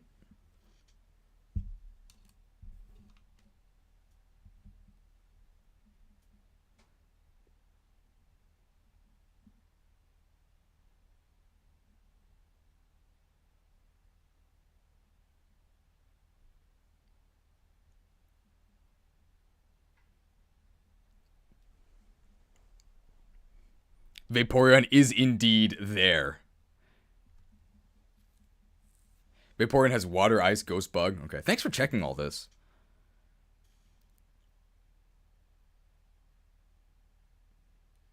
Alright. Sandshrew time.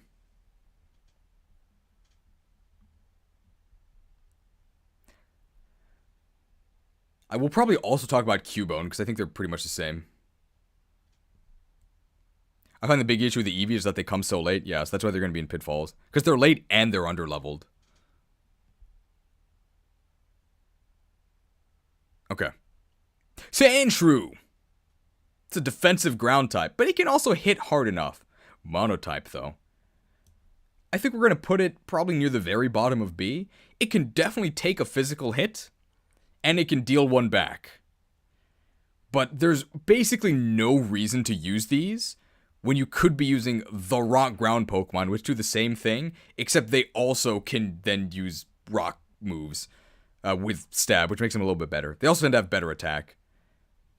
We're going to talk about Cubone at the same time. Cubone!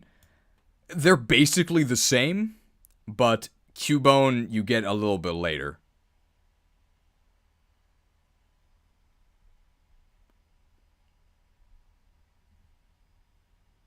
Is Boomerang a guaranteed double now?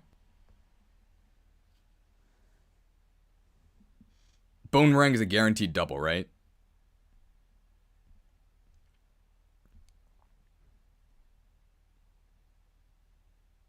It always was? I think it used to be 1-2 range. It was like the only 1-2 range, but I think that was a mistake.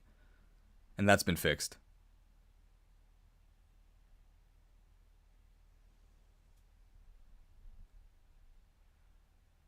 Boomerang has always been 1-2 range guaranteed double? Oh. So is it still 1-2 range guaranteed double? If it's still 1-2 range, we'll put this higher. Or we'll definitely mention that. And that's the only 1-2 range move in the game, right? Wow, okay, yeah. So Sandshrew, I think, is a little bit better because it's available earlier. But stats-wise, they're basically the same. And 1-2 range status. Marek has 45 strength. Ugh, okay. That's not very good, but it's probably enough. So we'll mention that. So when comparing these two, Sandshrew is available a little earlier, but Cubone, I think, is a little bit better once you get it. Specifically because it has Bone Meringue. And Bone Meringue is currently the only 1-2 range attack in the entire game. Hand axe moment. So you actually can retaliate against anything, and Boomerang is also a guaranteed double. But remember, it's a quick riposte double, so it's attack, enemy attacks, then you attack. Not like a Brave effect where you attack twice consecutively.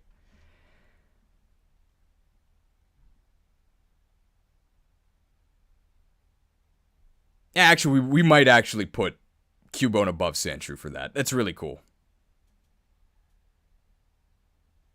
But again, you're not going to be a hand axe hero, because if you jump into a whole mass of enemies, you're going to die. This just allows you to counterattack and probably kill an enemy attacking you on the physical side. But you're still going to be doing... But it's still not as good as it sounds, because you're still going to be doing 95% of your fighting on player phase, killing the enemy before they can even attack you. Where you're going to see the stats? You can find the link in Vesly's Discord. I thought multi-hits were a Brave effect. That was changed.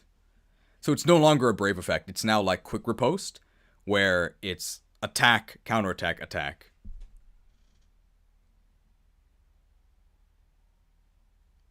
I think that's it for these two.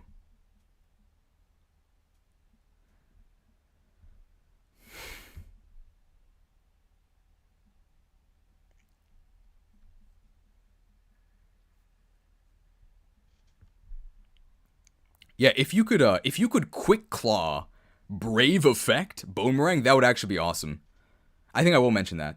Now there is an item in this game called Quick Claw, which allows you... Now there is an item in this game called Quick Claw, which gives you the Vantage effect, where you attack first if the opponent attacks you. And if Boomerang was a Brave double, that would be amazing. That would actually allow you to do some enemy phase stuff, but it's not. So you have to one-shot the enemy in order to not take a counter, and that's not going to happen.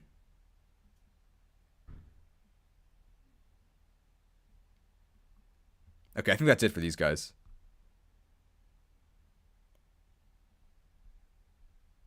Alright. Yeah, Quick Claw Boomerang is good but not broken. It's neat. Okay. The Royal Nido Twins. So, unfortunately, we're not quite in the Nido Kingdom anymore, right? Monarchy has been abolished. But if you're gonna use a mixed attacker, you may as well use these guys. And by these guys, I mean Nidoking.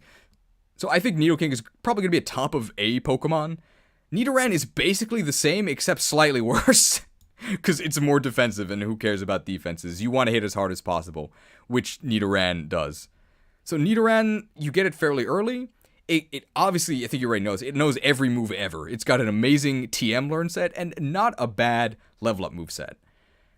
There is a 0% chance that you fail to hit the opponent super effectively, and super effective is really important in this game. You can also get a boss Nidoran or Nidorino from a... You can also get a boss minion Nidoran or Nidorino from a boss Kadabra outside of Diglett Cave.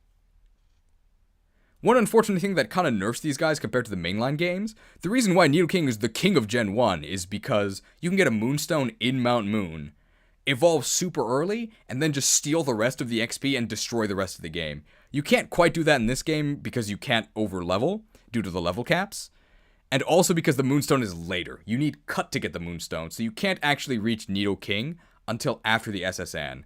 That's still going to be earlier than most other final evolutions, but it's not as much domination as we've come to expect from Nidoking.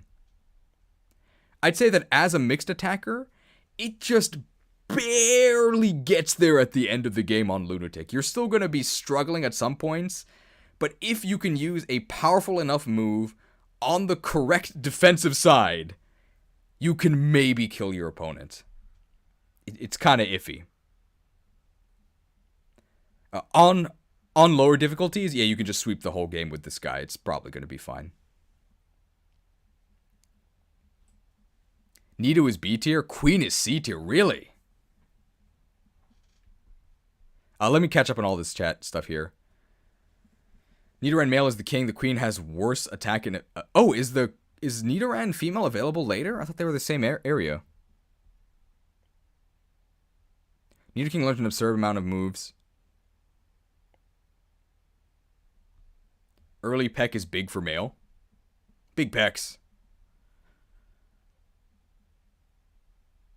Is Nidoran female later?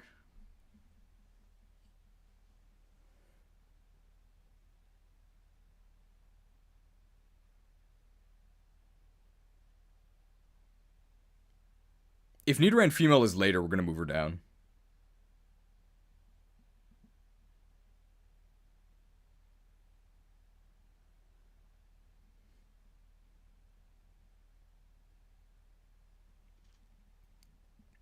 Nido F is later. Okay. So we're going to move her down. Upon further research, it truly is a kingdom. The queen going down. Relevant comment. So Nidoran F is actually available fairly later? Oh, it's the Safari Zone? Yeah, bottom of B. Really later, the Safari Zone, whereas Nidoran male is Route 2. More advantages for the king. He's got big pecs. He gets peck, which you can use to get through the forest. F's for Nidoran F. One word of caution about using the king is that you are going to need the royal coffers.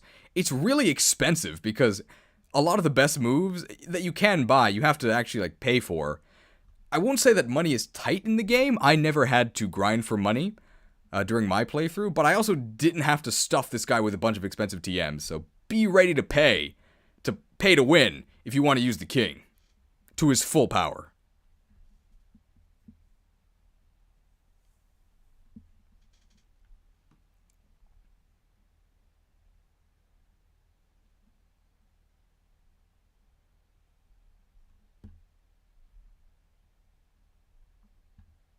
All right. Next.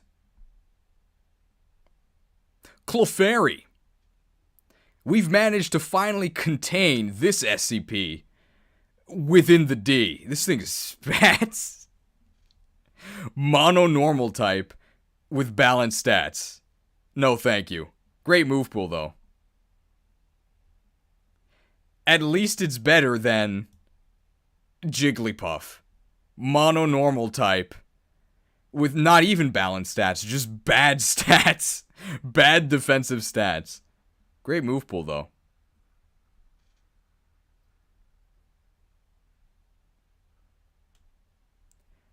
Clef is C? I think it's bad. Do we need a normal C tier? If we have a normal C tier, we'll probably put...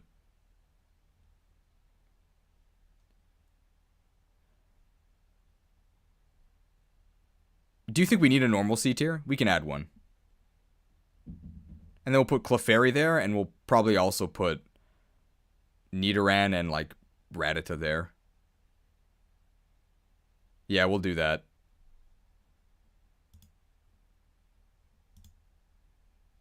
I guess we'll make it pink. That's not right.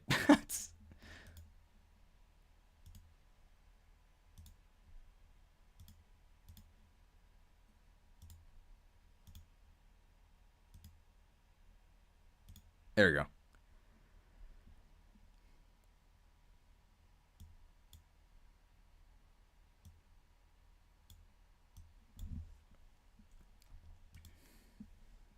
Maybe we need a different color for this. Do we have a yellow one? We don't, right? No, we do. Light green? No. We're running out of colors.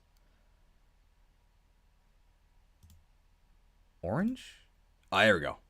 I think that works. Normalcy for all the normal types.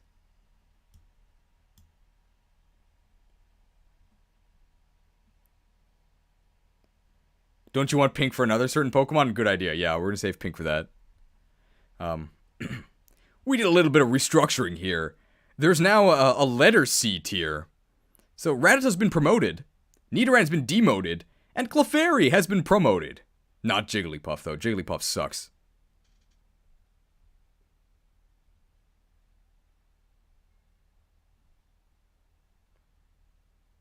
The rat is still in D. Do we want to move the rat down?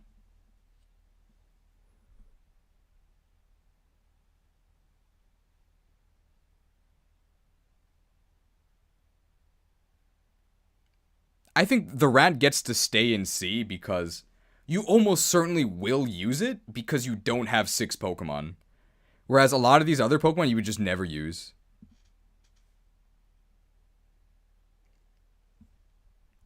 I think the rat gets to stay in C. And I think maybe should these guys go down to C? Nah, they're fine. They can stay up here.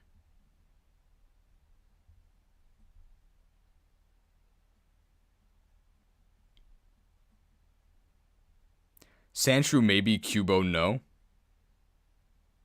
I think they're just so similar. I think they get to stay here. All right.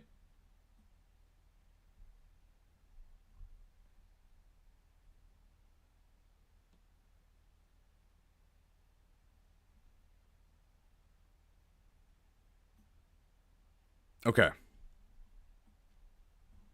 I'm actually going to look at Vulpix and... I'm going to look at stats. Oh, wow, my email. I'm going to look at stats for Vulpix and for Arcanine. I think they're both pretty bad.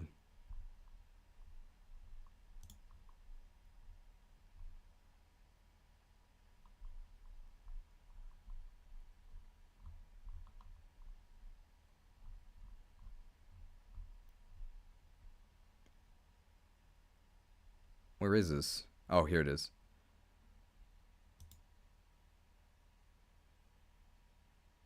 Arcanine is okay.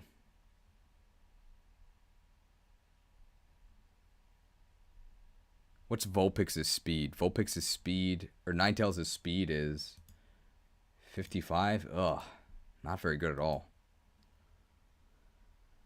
Yeah, and they both have terrible availability. Because they're both... like, almost end of the game. Yeah, they're both pretty bad. They're probably going to be bottom of C. We're going to do Vulpix. We're going to do Arcanine. So because of the way the game has been restructured, they have really bad availability. They're almost the end of the game because you don't actually get access to Saffron until way, way later, like the last two, 3 gyms. And neither of them are spectacular. Disgusting pure types. I guess Growlithe's is a little bit better. Ninetales might double. It's kind of iffy. Growlithe and Arcanine definitely won't. Fire at least is good on offense, but that's pretty much all these guys get. Really, really unimpressive. Your only actual candidate for a good fire type is yours truly. You got to go with the Zard. And by the time you can get these guys, you can actually catch Charmander earlier than either of them. You should just do that if you want to use a fire type. So Vulpix has Fire, Psychic, Ghost, and Solar Beam. Well, that's not that bad. Growlithe has Fire, Dark, Fighting, Ground, Dragon, Steel, and Solar Beam. Okay, that's probably a little bit better.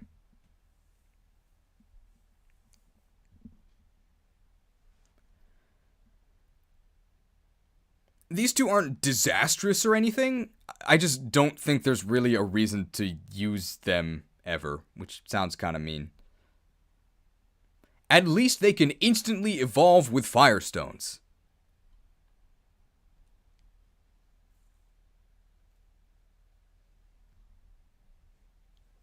That's probably it for those guys, right? I think so.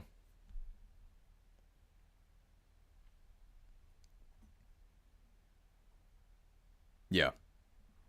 Alright, where does Zubat go? No Crobat. Top of D? No Crobat in this game.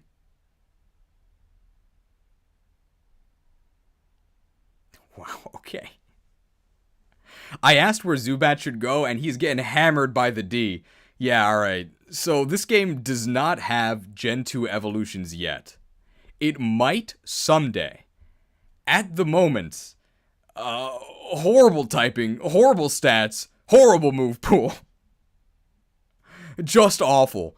I don't know why you would use this. It's not as bad as Golbat was in Gen 1, but it's pretty bad. It's better than Ekans. It's better than Jigglypuff.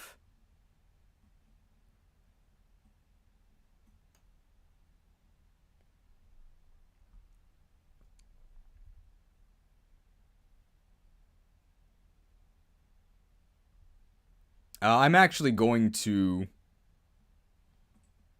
Don't be too mad about this. It's nothing personnel, kid.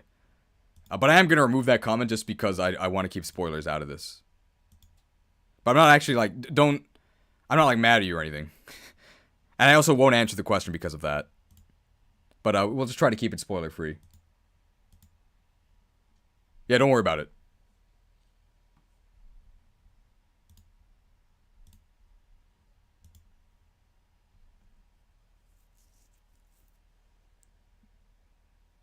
That's all there is to say about Zubat, right? It sucks.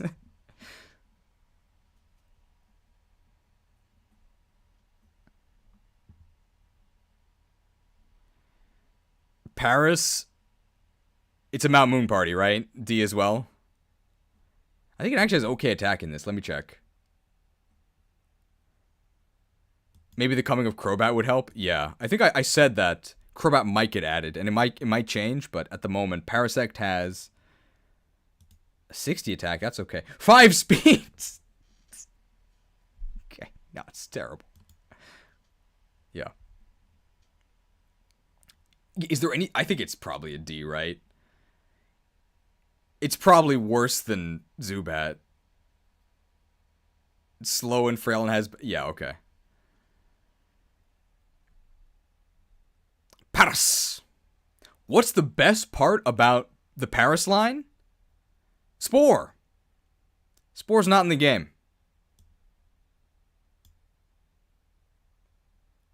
Yeah, it's a Mount Moon party down here. At least it's not a normal type, right? I mean, Bug Grass is pretty horrible, but hey, it's 2 stab types. You get 60 attack growth as Parasect. That's not the worst thing ever. Your speed growth is 15, so you have 0 speed. You're always going to get doubled, and you're not strong enough to kill in one hit, so I don't really know why you would ever use this thing. Even if you were French, you wouldn't want to be caught dead with Paris.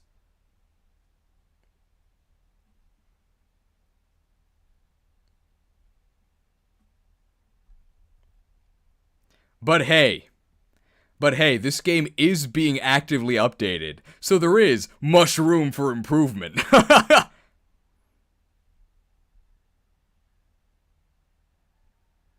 Horrible typing, horrible stats, horrible move pool. Just awful. That was a good line. That's it for Paris, right? Yeah. I unironically like that joke. We make good jokes, okay? I went to college.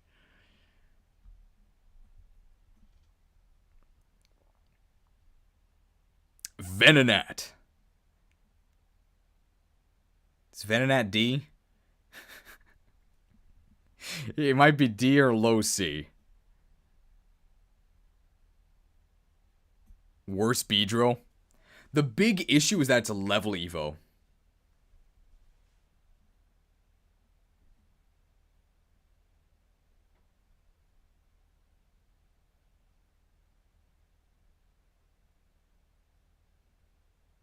It might be high D or like low. I'm going to put in low C.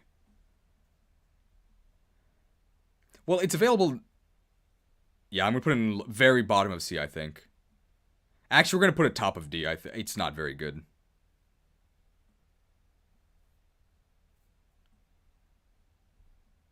Yeah.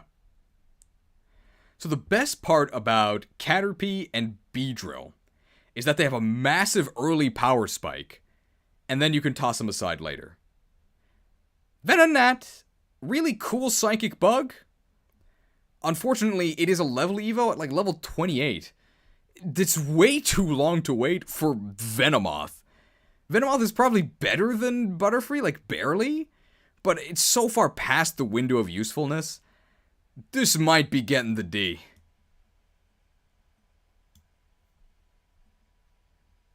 Oh, I think people think that I mean psychic bug type. I know it's bug poison, but it's a bug that has like psychic powers. I think it's at the top of D.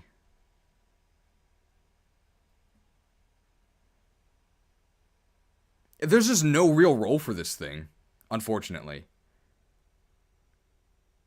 Fairy type is not in the game, no.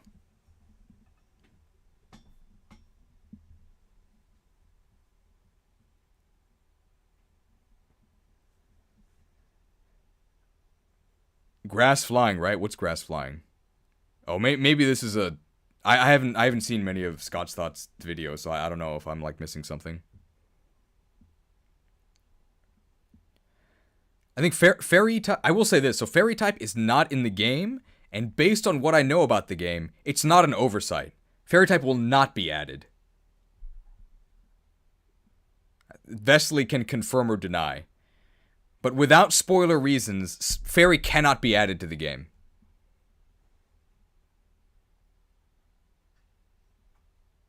And if you know why, don't tell people.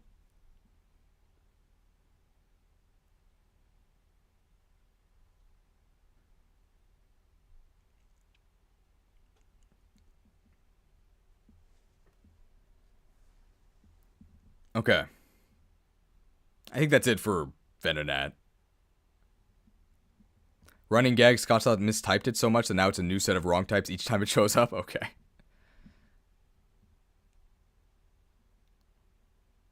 I think we can talk about Diglett, right? Okay. Spoiler reasons, indeed, no fairies. Okay, yeah. Confirmed by the dev. For spoiler reasons, there will never be fairies, okay? They're not real. Somebody tell Crocker. Alright. Diglett. First thing we have to do whenever we talk about Diglett. Diglett dig, Diglett dig. Trio, trio, trio. Alright, so the first time I fought Diglett, this thing was a murder machine. It was insanely strong, and I thought it was intentional, because you first meet it in a fight against Brock, and Onix is in this game, not very threatening, and then Diglett absolutely annihilated me. Turns out it wasn't intentional, it was just really overtuned, so it got nerfed. Even after the nerf, it's still pretty good. I think I'm going to put it above the other ground crew. You get it in Diglett Cave, surprise, surprise. It's really fast and strong, so you can probably wiggle on up to the opponent and kill them before they can counterattack you, assuming they don't have a one-range attack. Unfortunately, it is a monotype, so that is a disadvantage, and obviously, if it gets touched, it explodes, but that applies to pretty much all of your Pokemon, so you don't really have to penalize Diglett for that. Just don't expect this to even survive counterattacks. It's gonna die.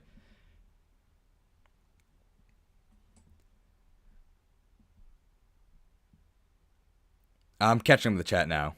Remember when, yeah. So, Diglett used to be a resistance tank, in addition to being really fast and strong, and now it just dies when you bubble it, as it should. Is the spoiler thing in all difficulties or just Lunatic? I think the spoiler thing is Lunatic only.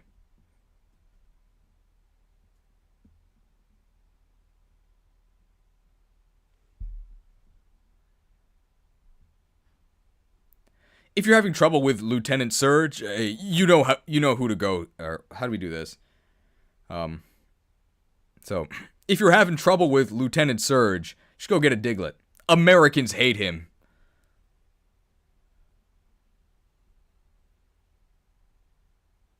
I think that's fine.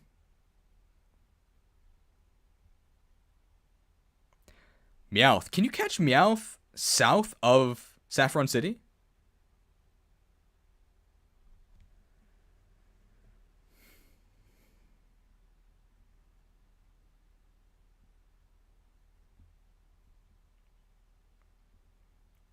I'm just waiting on confirmation for this.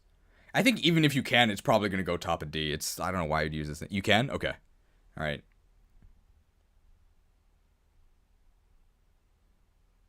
I'm hearing yes and I'm hearing no. I know you can catch one to the east of Celadon. You can. Okay. Meowth, that's wrong. That's what I was thinking. So, Meowth... So, what is Meowth? Meowth, that's... What is it? Meowth, that's... We could do Meowth, that's wrong. Meowth, that's D. Meowth, that's... Anything fun we can say here?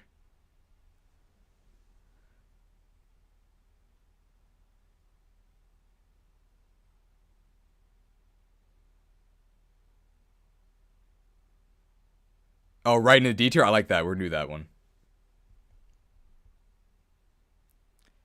Okay, let's make sure he's actually on the screen.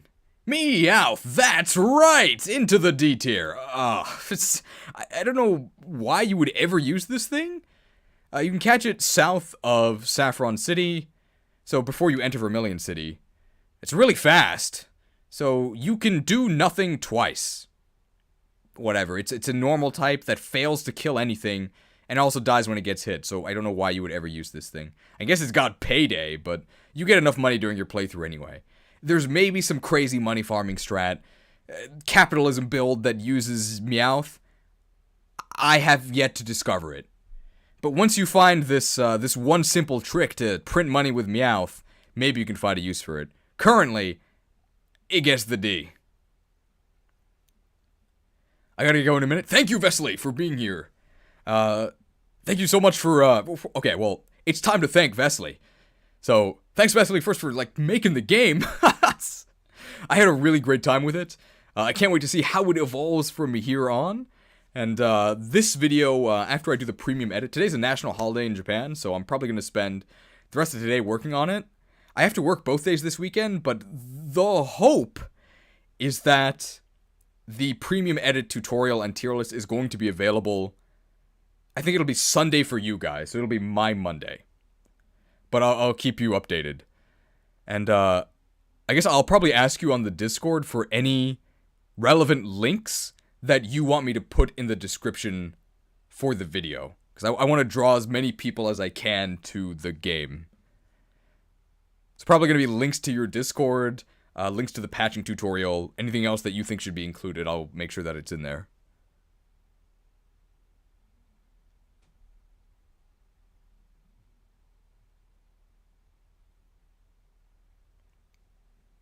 And I guess good night to you. And we're going to finish this up probably within the next hour, I would say.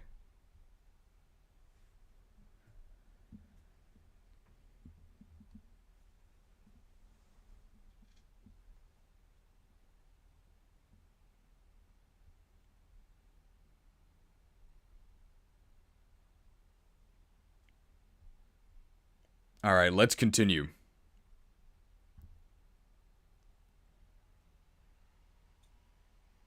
God has left the chat. He's out of here. He has a life to live.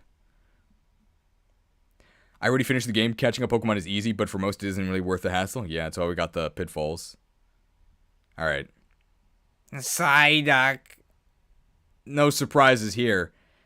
Just like Psyduck, you don't have to be a psychic type to predict this one. Into the sea. Are there water types more boring than Psyduck? Yes, actually. Wow. One nice thing about this game is that you actually do get a Psyduck really early. There's a fisherman in Viridian City who will sell you a Psyduck. Is it worth the money? I mean, it's probably Earlier's Confusion user. That does something. You can tail whip things. It's like aggressively okay. It might not even be aggressively okay. It's actually just okay. It might even be better than Squirtle. Man, Squirtle's really bad in this game.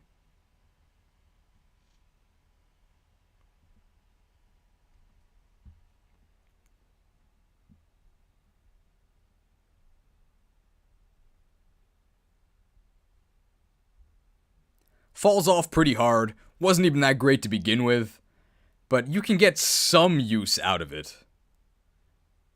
Shoutouts to Masuda. Despite Psyduck being his favorite Pokemon, Psyduck has always been pretty bad.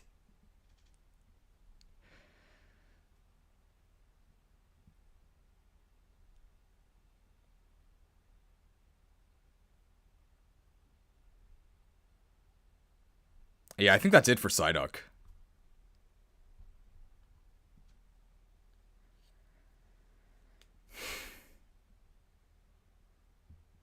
Alright. Next.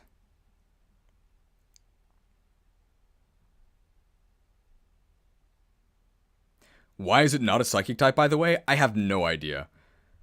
Okay, yeah, I'll say this again here as well. As for why Psyduck isn't a Psychic type, I have no idea. The English name makes it worse. Because in Japanese, it's just Kodaku, which is like ducklet. So nothing about psychic powers. But it clearly has psychic powers, so why isn't it a Psychic type? Alright. Mankey. Mankey. We thought that he was looking like Rutger, who doubles and crits and kills everything for the entire game. But in the end, it turns out he was a little bit more like a Deke. Not even a big Deke, a medium Deke. But not very bad at all. I think one of the surprising high performers. I am going to put this at the bottom of A.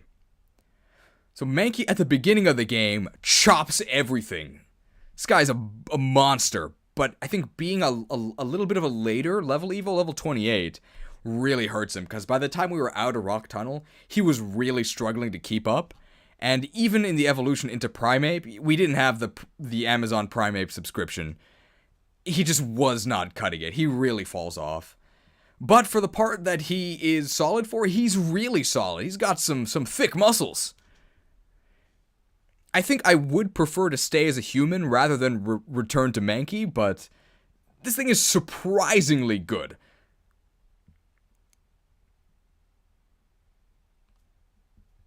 If it evolved earlier, I'd maybe be able to keep it in A the whole game, but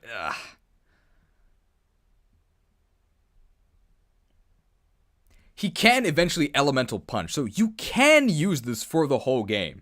It just gets pretty outclassed by stronger Pokemon that can also Elemental Punch.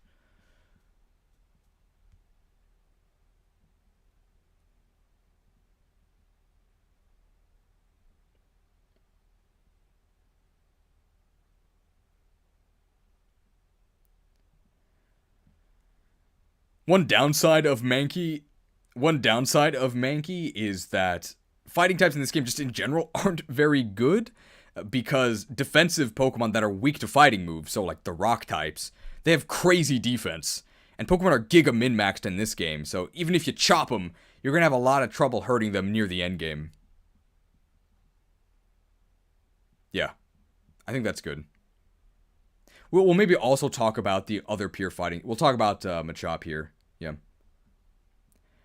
We'll also talk about the Machop line here, I guess, because a lot of the problems that Mankey faces, the Machop line also faces.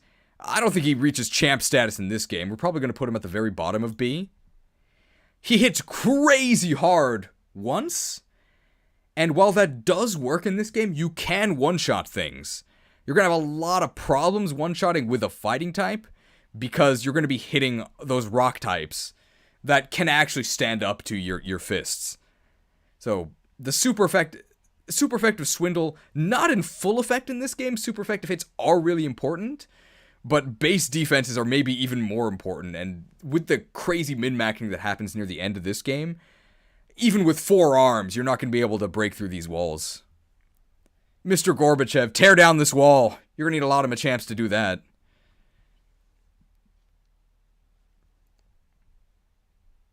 Oh, yeah. I don't know if we have to mention the, oh yeah, okay, and most normals are also part flying, but they would be neutral to it. Yeah.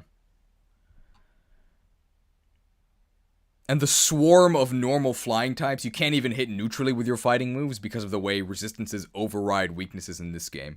But you can get rock moves, you don't have to worry about that.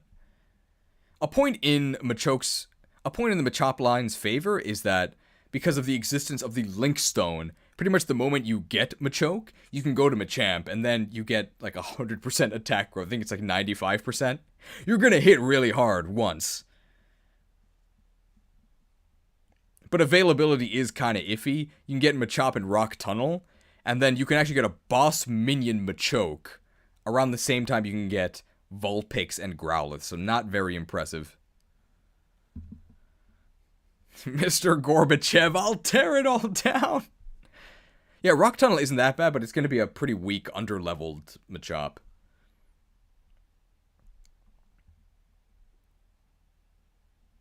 We'll mention Seismic Toss here.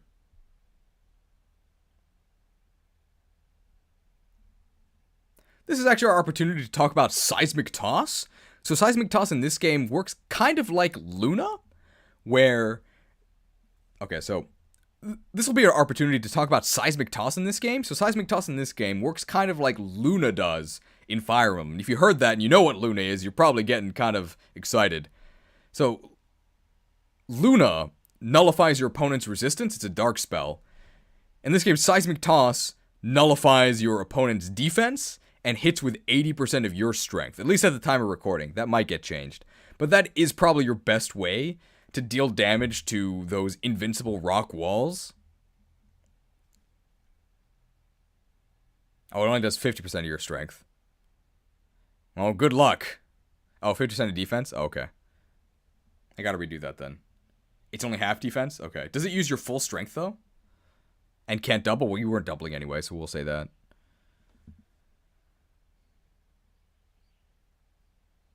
Only half defense is nullified and it can't doubled. And it has 4 might. Okay. So we'll use this opportunity to talk about Seismic Toss in this game, because it has a unique mechanic.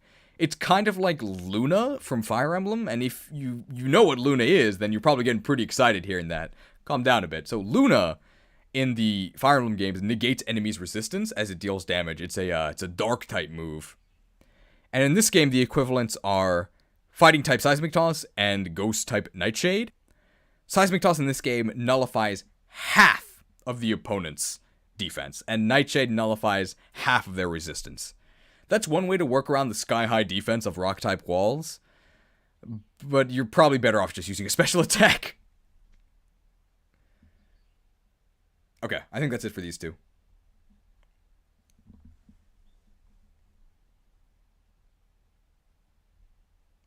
Poliwag isn't like Skill Luna? No, it's not like the Skill Luna. No, it's like the Spell Luna. But there's also a skill called Luna. It's kind of confusing.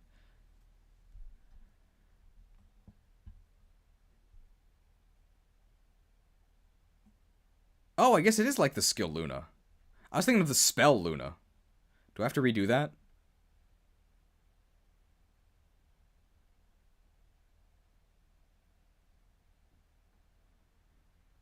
I'll redo it. I don't want to fix it in editing. This is our opportunity to talk about Seismic Toss and Nightshade. So they work kind of like the skill Luna in Fire Emblem, not the spell. So the skill Luna negates, depending on the game, a portion or all of your opponent's defense in Fire Emblem. In this game, using Seismic Toss ignores half of your opponent's defense, and using Nightshade ignores half of your opponent's resistance. So, Seismic Toss is a way for Machop and Mankey to get around the sky-high physical defense of those rock-type walls near the end of the game, but honestly, you're probably better off just using, like, Bubble with a special attacker. Okay, I think that's good. Alright. Poliwag. It's amphibious. Does it have the legs to leave the sea? No, definitely not.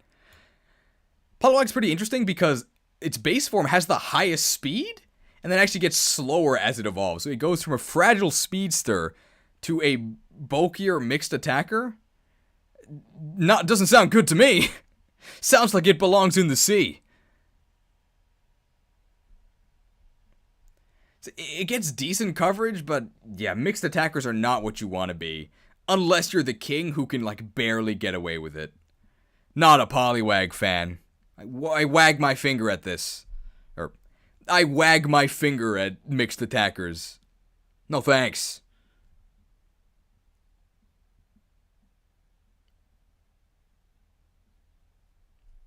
At least it's a dual type. That's nice.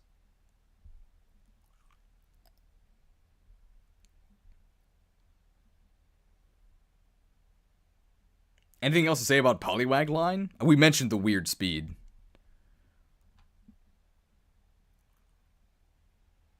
Maybe in the future, if we beg Vesly enough for Focus Blast, it may become good. Water Ice fights running. At least Poliwrath gets a usable fighting stat. That's true, but it faces the same problem the other fighting types do. At least it can use water to get through those. Yeah, it's okay. It's all right.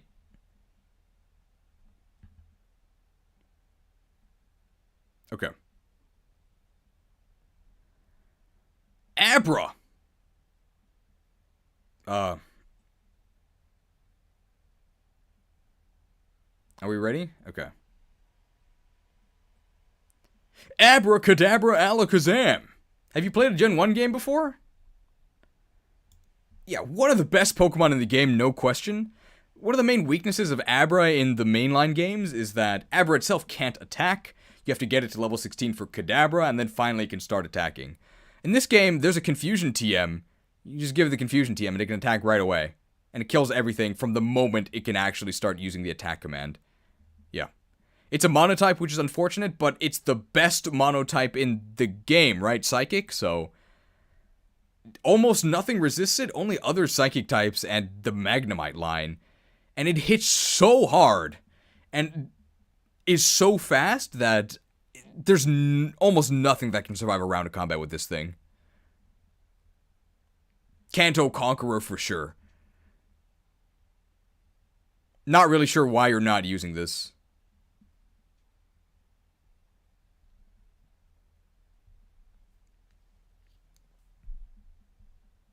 And if you want to catch a boss minion Abra, you can get one from the boss Kadabra that you can reach by going through Diglett Cave.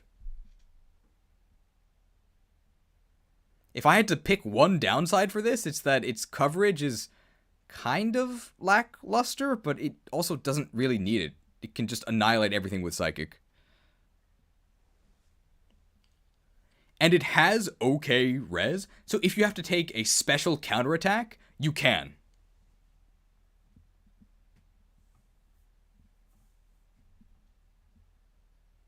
Great typing, great stats, amazing move. I don't know about amazing move pool.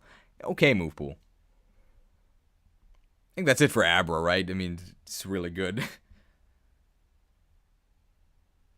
I think that's it, yeah. Okay.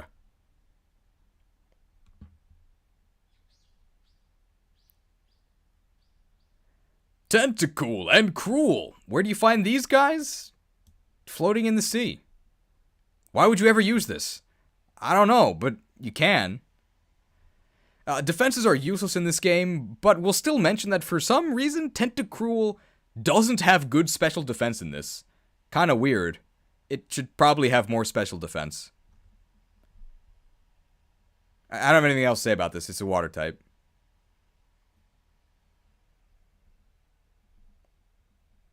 Like, that's it for this, I think.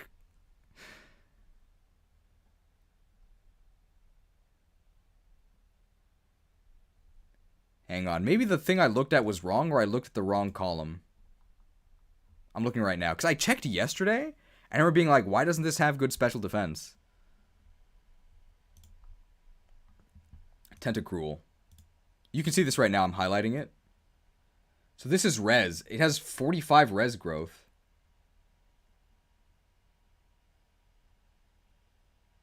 Is this, like, outdated?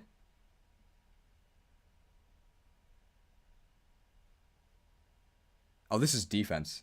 Well, no, wait. My cursor is wrong? Oh, here it is. This is res. So it has 45 res growth. Oh, you can't see it. This is res. Has 45 res growth.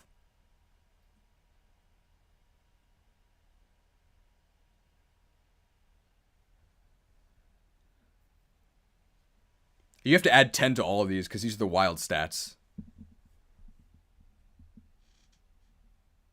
Yeah, this can't be right. It has good res in the game, right?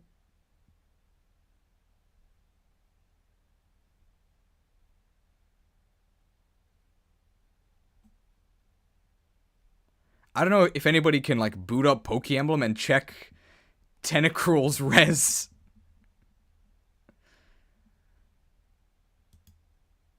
Could be good base res. Maybe. We can check base res, I think, because I think this has base stats as well. Let me see if I can do that.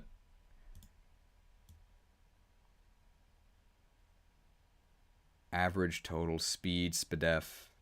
No, these are the actual base games. It looks like, okay. It might have been fixed, but I think he entered the wrong, because if you look at the base stats here, they're not right. His special defense should be higher.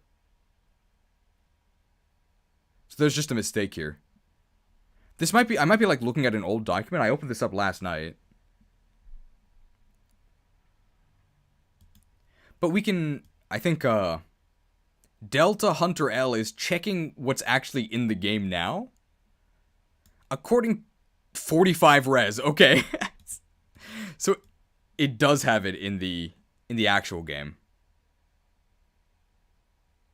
Okay. So we'll just redo that, because it does actually have special defense.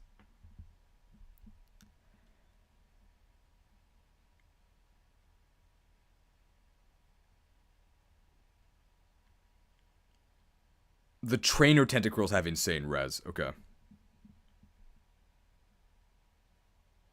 I'd still say C. Yeah, oh, it's definitely still in C. Tentacool. Don't call me cruel for putting this thing in the sea. I mean, wait, it's a tentacle. It's a water type. What do you want me to say? It's got really good special defense. You don't need special defense. That's about it. The most impactful thing Tentacool does is choose you to use a move. The most impactful thing Tentacool does is force you to use a move other than Thunderbolt to kill it. There you go. I think that's it.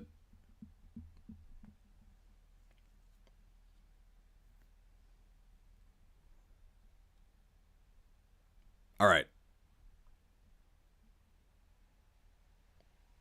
Anything else to say about Tentacool? No, right? Geodude, high A. Actually considered better than Rhydon due to earlier availability? High A. Geodude, high A. You must not have met the boulder! Get out of here, high A. This man's a Kanto conqueror. I love Geodude. It's my mom's favorite Pokemon. Not because it's good in-game, but it is. This thing's amazing. So Geodude is really helped out by the fact that you can one-shot things in this game. It's got crap speed, has like 0 or 2, really bad. You get doubled by everything, but you don't get doubled because you killed the enemy in one shot. The Boulder retaking his title in the ring.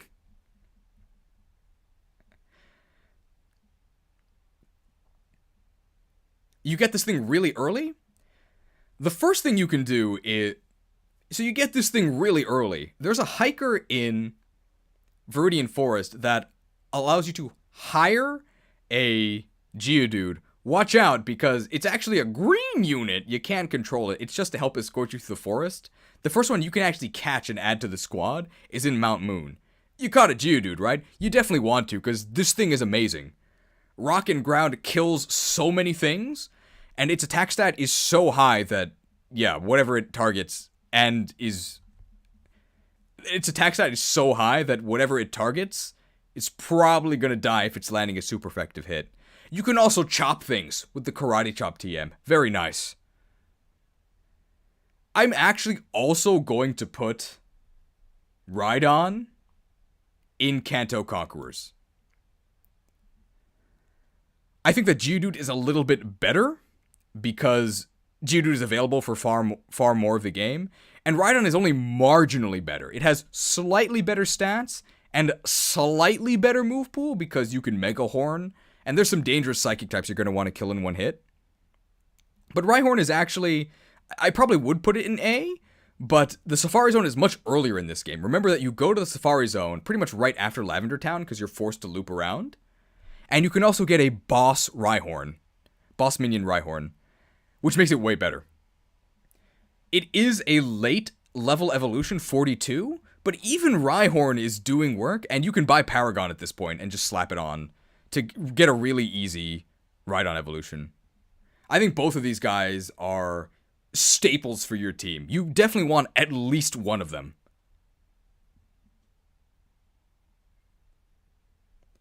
It's also nice that because these also have sky-high defenses, you can use them as a lure. So enemies usually will not advance towards you. So boss trainers like gym battles and Elite Four members, they usually will not advance towards your team unless one of your team members is in their range. So what you can do is you can put one of these two in a position where they'll get attacked but not killed. And then that'll cause the entire enemy team to move towards you, and then you can counter-strike. That is the only use of defensive Pokemon. That's not why they're up here. They're up here because they kill the enemy team. It's just a nice bonus that if you're careful, they also might not die. We won't talk about Onix yet. Be patient.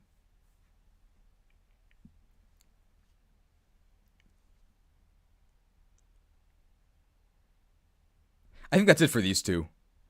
Any massive objections to Rhydon next to Geodude? I think they're interchangeable.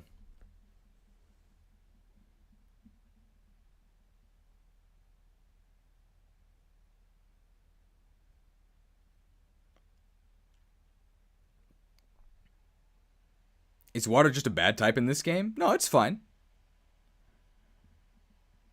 Were you here for the SEA C tier explanation? It's just because they're all like the same.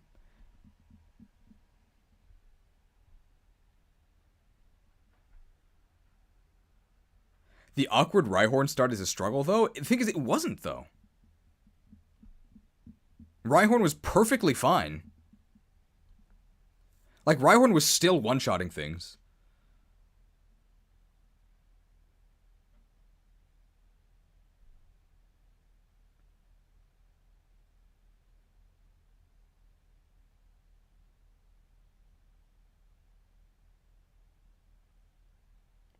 Is Rhydon that good it beats out the availability gap? I think so. Because it's the best ground rock in the game. And you need at least one.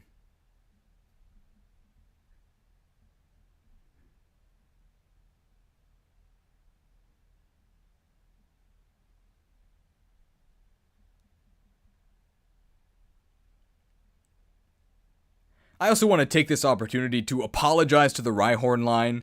Because I compared them to Barth. He's better than Barth. He's way better than Barth.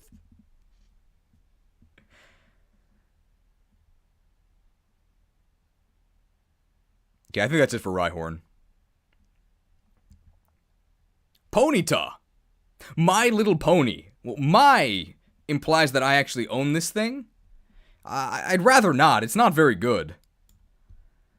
We'll just put a little fire squad here. You can get in Cycling Road. It's whatever.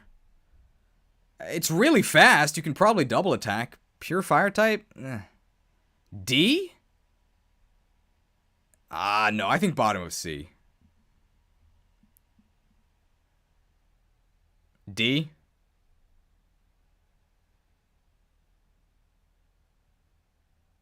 Oh, yeah. It's a level 40 evolution. But you can give it Paragon.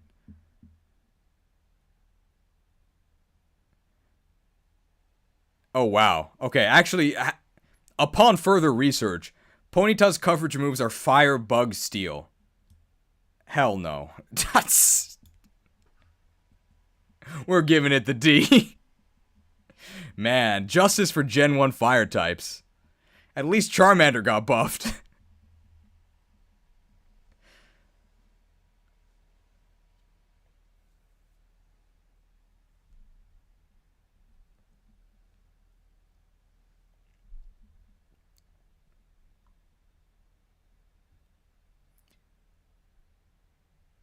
Ponyta headed to the glue factory. Yeah, it's out of here. I think that's it.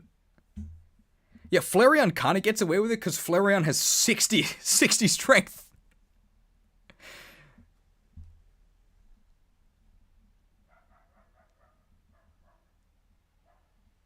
I think that's it for Ponyta.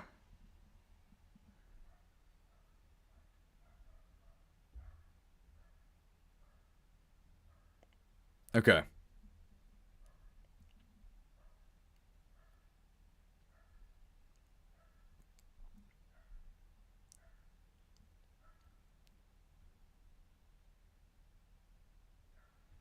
Slowpoke. Very gradually, and at its own pace, meandering through the list. Where do you think it's gonna land? We're on the way. Can we make it onto land? I don't think we can. No, I think it is a C tier Pokemon. So Slowpoke itself sucks.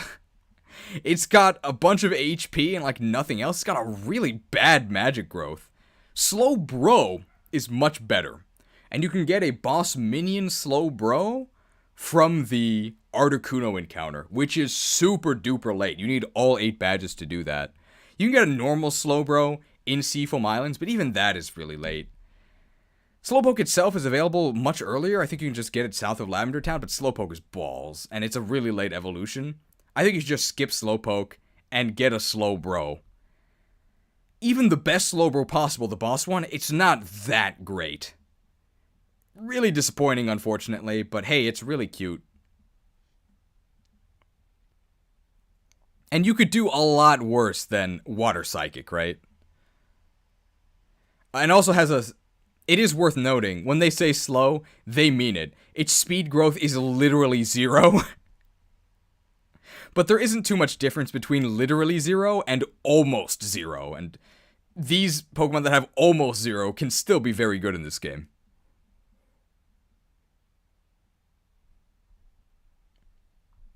Also, shoutouts to Slowbro for learning Fire Blast.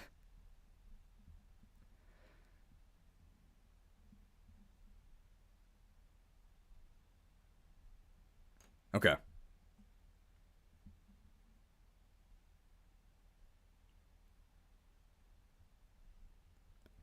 Magnemite, I'm thinking... like above Machop?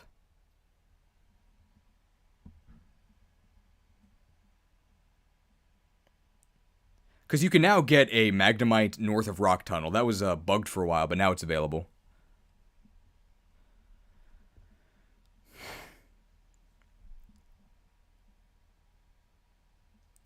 Magnemite!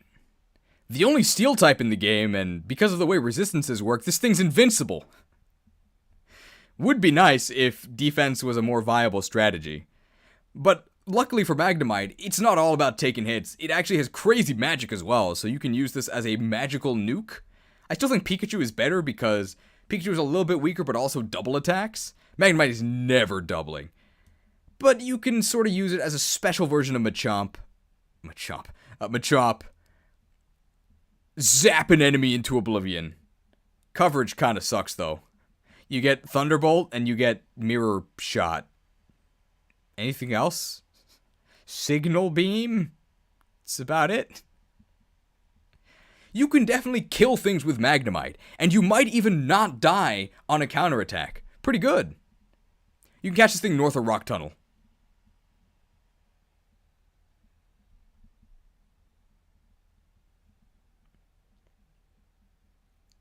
Oh, does that have flying movement? Oh, interesting. A nice bonus is that it also has flying movement, so that means it can participate in every fight in the game. Doesn't have to worry about getting stuck on sandbars on water maps, and you can fly over ledges. Very nice. Big bonus. Maglev technology.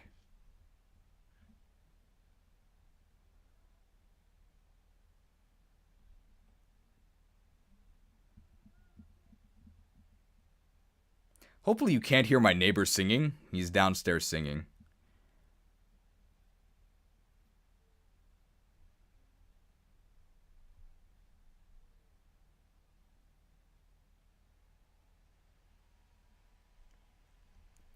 My neighbor's actually driving me crazy, though. I might actually, like, report him to the housing thing. He sings... Well, I can't complain now, because, like, singing during the day is fine, right? I mean, you do you, but... This man, for whatever reason, is compelled to sing between the hours of 1 and 2 at night every day. It's driving me up the wall. And the worst part is his singing isn't even good. I wish it'd put me to sleep. That would be nice.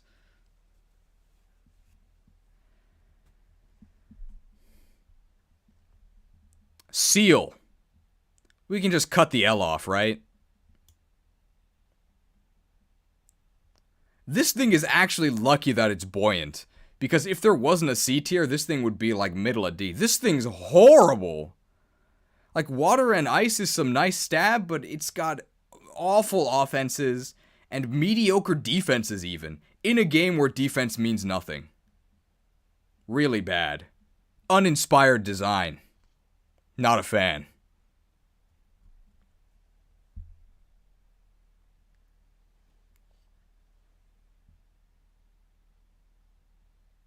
So you're saying Seal deserves to be under the sea? Yeah, I guess I'll say that. I would say that this thing deserves to be under the sea. Consider yourself lucky.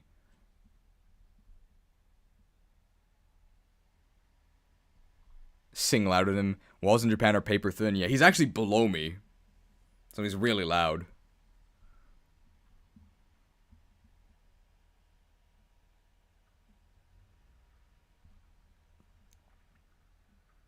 You should put Krabby right above Seal to make that Joe work. I think Krabby's actually not in the sea. Get ready for that.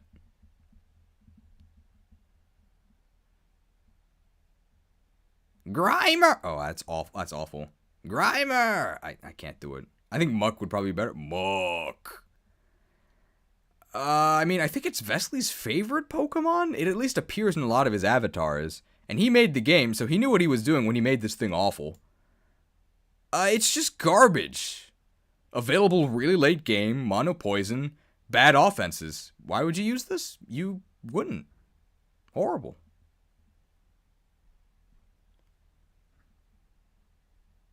I guess we'll also do coughing and wheezing.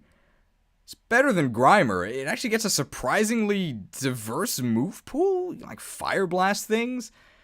At the time of playing, it had Aurora Beam, but then Vesly said it shouldn't. At least it's bulky, but it's mostly just a bad physically defensive mono poison type. Why would you ever use that? I guess you would pair it with Ekans for your Team Rocket cosplay. All of Team Rocket's getting the D here. Ugh.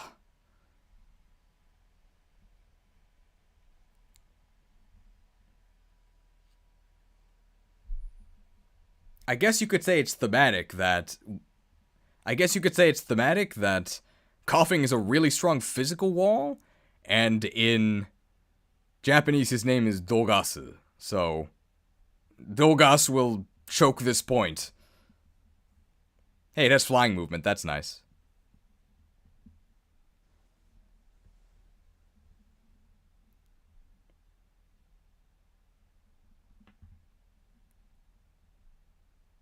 Shelder. Where do you think this thing's going? It's like Seal, except it actually does have defenses. I think it has 100% defense growth. That's really funny. I guess if you want to take a physical hit, you can use Shelder. Or you can use these guys who actually kill things when they hit back. How about that?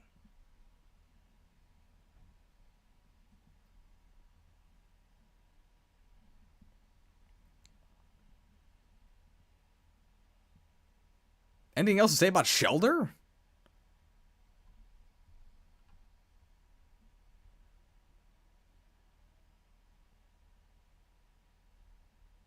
That face when we have Unknown Dungeon instead of Cerulean Cave in a Kanto list? It's called Unknown Dungeon, bro. Not a Gen 1-er.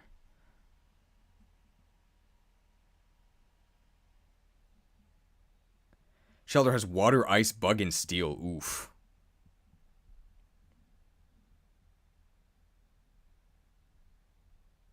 Have to go to sleep already. We'll watch the rest of the stream tomorrow. All right. Thanks for everything so far. I don't think it's gonna take that much longer. Maybe another 30 minutes. Pinsir A tier. I think I'm gonna put Pinsir in Kanto Conquerors. I really like it. Now we're gonna put top of A tier maybe.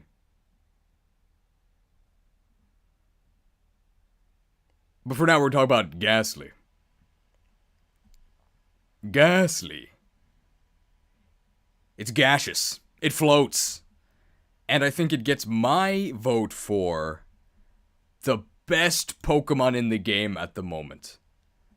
I think Gengar is incredible. It's got everything you want.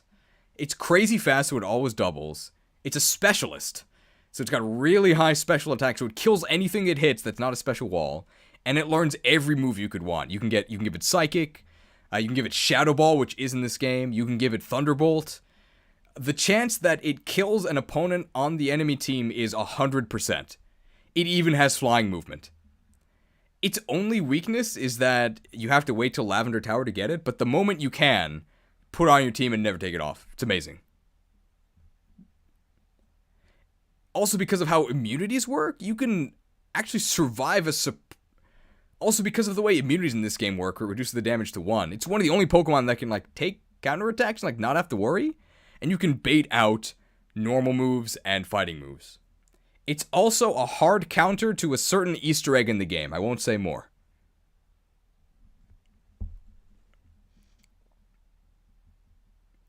I guess you could say this Pokemon's performance is ghastly. This Pokemon's good? This joke is awful. Flying only slightly weaker than them. Great move pool, S for sure. I think it's the best Pokemon in the game. I really like it.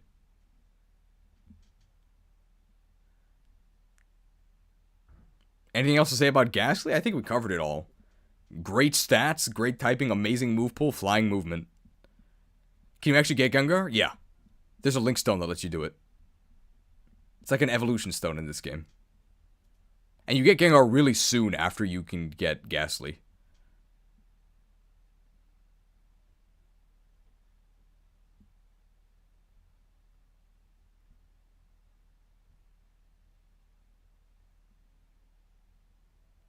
Yeah, Link Stones are easy to get. You can pick one up right on the east of Fuchsia, and then you can buy them at Celadon City.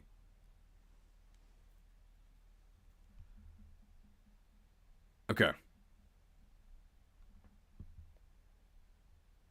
Next.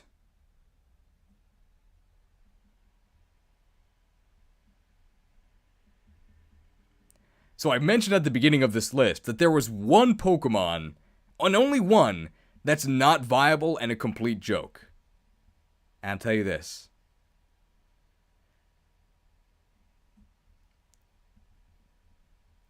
Members of the Pewter Church rejoice. Because Onyx is not useless in this. I messed up. Members of the Pewter Congregation rejoice. Because Onyx is not useless in this game. It's still pretty bad, but it's not even a D tier. I'm going to put it over here. Onyx, you've done it. Onyx's stat spread in this game is very different than the main game. So in the main game, the big joke is that Onyx, despite being huge, has 45 base attack, which is atrocious.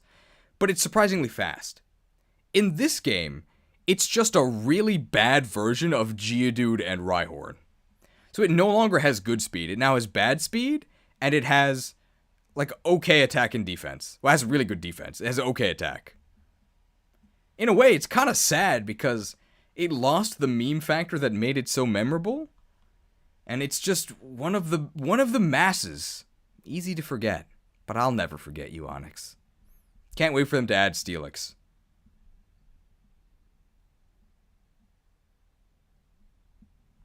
I think that's it for Onyx, right?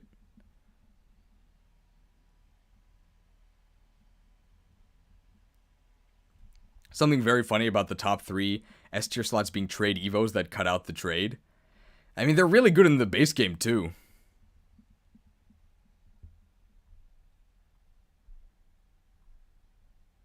So, of the remaining Pokemon, who is the meme tier Pokemon?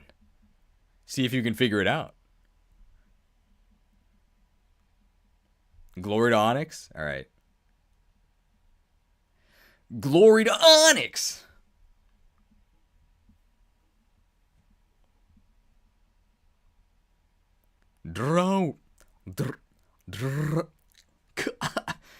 Drowsy. And Hypno. Really creepy.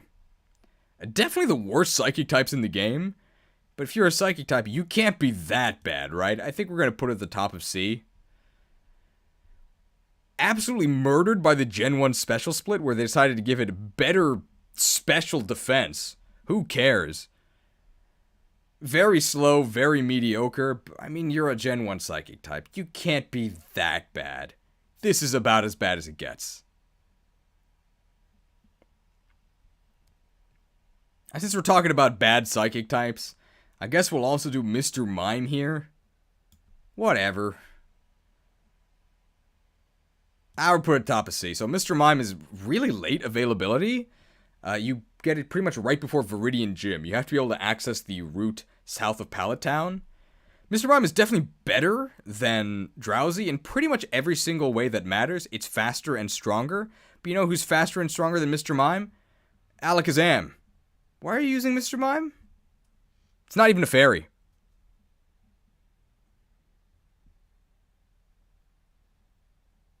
I guess we'll talk about Jinx. And since we're talking about outclassed psychic types, we'll talk about the least outclassed psychic type, Jinx. So you can get Jinx in Seafoam Islands. It's really fast, and it's really strong, with dual stabs. Wait, maybe top of B? This thing's actually pretty good. So Blizzard is in this game. Blizzard's really strong, and remember that misses become glancing blows, and that super effective almost guarantees you deal full damage on a hit. So you don't have to worry about Blizzard missing. The main weakness of Jinx is that it's really late, Seafoam Islands. If you got this earlier, it would definitely be an A, maybe even a Kanto Conqueror. Psychic Ice is really, really, really powerful.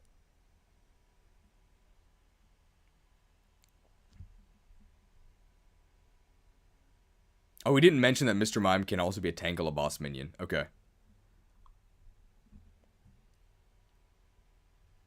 So we'll just move this down for a moment as we talk about that.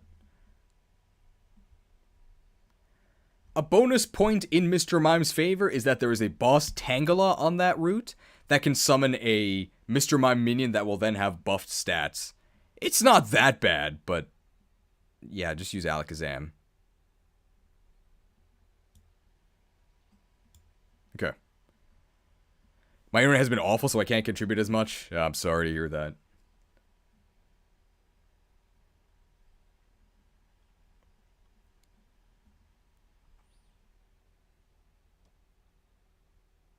Okay, I think we'll continue. It used to be accessible with Cut, but since has been patched to be accessible via Rock Smash. Oh, okay, so it's not as late as I thought. Maybe we'll put it bottom of B.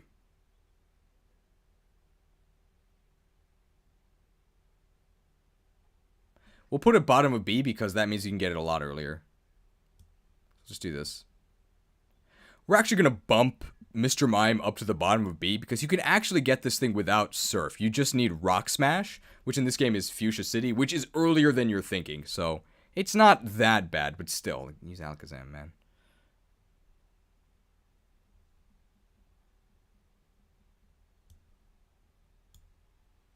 Okay, there we go.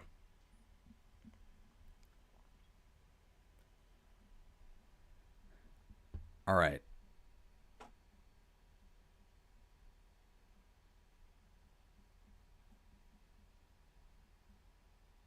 Ready for the next one? Krabby is my playtester Pokemon. Okay. Krabby. Cookie, cookie. More like cookie, cookie. This guy's got a claw. This thing has crazy attack. Huge. So huge that the sea can't contain it. I think we're actually gonna go to low B for this. It's basically a water type Machop. This thing it's got big meaty claws. Big meaty claws. Absolutely titanic attack stat. So if you can do big damage, use your Vice Grip. It's still really boring. It's a monotype. But I think it is at least able to waddle out of the sea. It does actually differentiate itself from these losers because it does big damage. You can definitely put the squeeze on enemies with this thing. Pure type, though. Anything else to say about Krabby?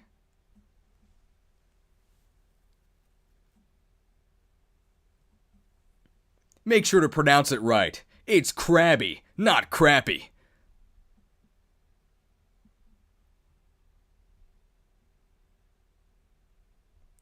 You can catch it fairly early? Where can you catch it?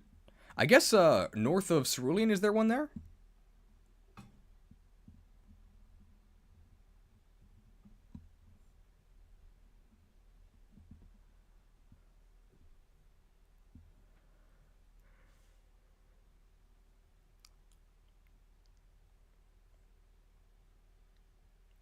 You can catch it south of Lavender? That's where I was thinking. I wouldn't call that fairly early. So in that case, I'm fine with it being here. Okay. Next. Voltorb. The poster child of being really fast, so it goes first. And then what? It's okay. Where's Pikachu? It's definitely not as good as Pikachu, because you get Pikachu way earlier, but I think Voltorb is an okay C Pokemon in this game. We'll put it right below Krabby. You can get this thing above Rock Tunnel. You get a really fast electric attack twice. It's a little bit weak. It's got Explosion, but even though this game doesn't have permadeath, it still does punish you with a lot of inconvenience if you die. So you don't want to be exploding. And the anti-synergy between having crazy speed to double and explosion.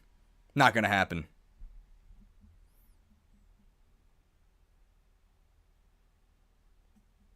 Its coverage really sucks. You only get Electric Steel and Bug. Ugh. But you get Electric Steel and Bug twice. So I think it actually has 100% speed growth.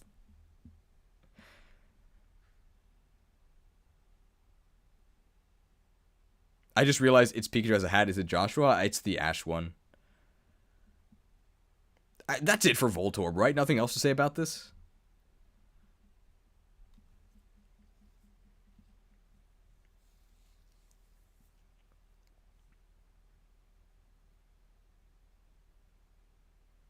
I think we're done. Okay.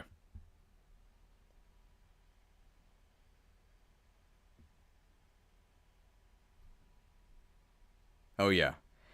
And it goes without saying, you won't get doubled. Quick Claw Explosion. Okay. Execute. This guy's a good egg. A tier for sure. In fact, I'm going to put it here. I think that Executor is a very solid contender for your endgame team. So it's in the Geodude and Rhyhorn camp of being really slow, but it kills the opponent in one shot. So you want to Leaf Stone this thing immediately, because Executes growth suck, but Executors are really good. You are a magical nuke. You get a zillion special attack, and you're going to be able to one-shot the enemy either with Psychic or with Solar Beam. Solar Beam in this game, I really like how it works.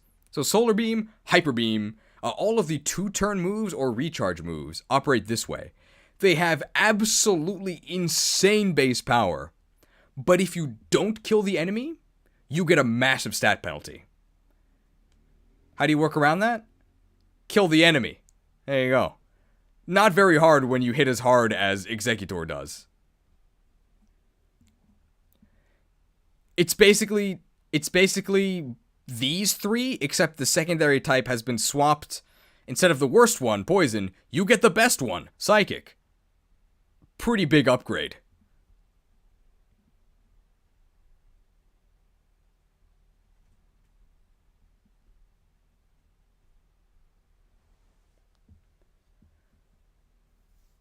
And since I played the game, they actually buffed it a bit and gave it ancient power, so now it has rock coverage. Birds in shambles.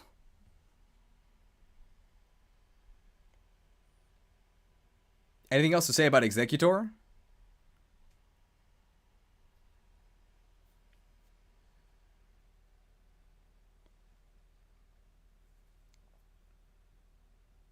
Yeah, it's good. I think everybody's okay with like a mid-A placement, right? Really good.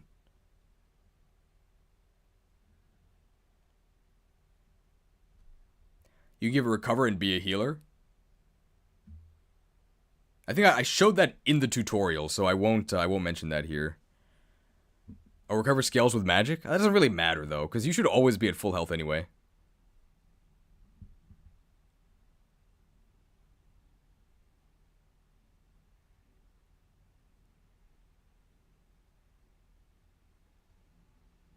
Alright. We talked about... So it's a real extravaganza, because up next is another egg-themed Pokemon, Chansey. Did you guess correctly that Chansey was the unusable Pokemon? Because that's the answer. We need a new tier for this one. Add a row below. We're gonna make it pink.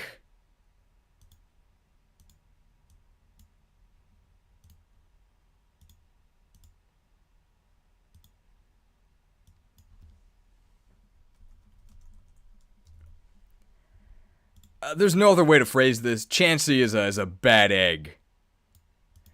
Chansey is the worst Pokemon in the game. It is not even close. And it's also never getting fixed. It's intentional. This thing is completely useless. It doesn't do anything except survive special hits, which does nothing for you. It has no hope of counterattacking anything ever. And it also dies instantly to any physical hit. You should never use this. Unless you're actively trying to meme. It is very bad, intentionally so. So don't expect things to improve in the future. Someone call a doctor. For me, actually, this thing's terrible.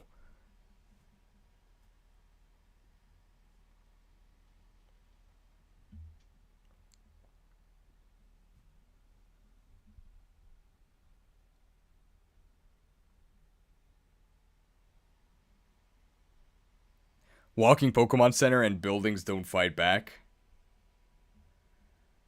$5 donation from Blue Crimson. Chansey's a bad egg. It shouldn't have been cheating. That's why I named it Bad Egg.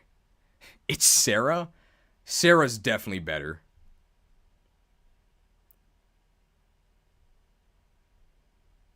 Alright, in the interest of completeness, you might be thinking you can use Chansey as a medic. Kind of, but any Pokemon that has Recover can be used as a medic using AoE Recover, and you're not going to be recovering in battle because you die in one shot. So you're just going to be spamming Recover when you have infinite moves, like during the movement phase. And in that case, you don't need like any special stats. You just have to have access to AoE Recover.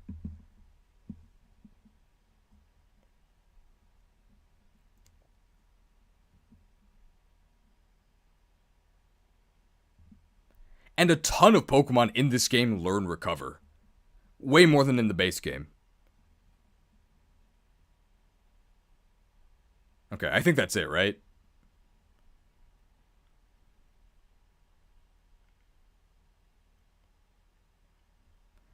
Something I've jokingly suggested, it might get added, but Vesly, the developer, is not here anymore, so this is just wild speculation. I've suggested having Chansey be the only way to revive Pokemon outside of Pokemon centers. I think that would be a neat niche, but also ultimately I don't think that's going to happen because that's probably a programming nightmare, and I would rather just have a sixth fighter and play well enough that nobody dies. That's probably a better strategy.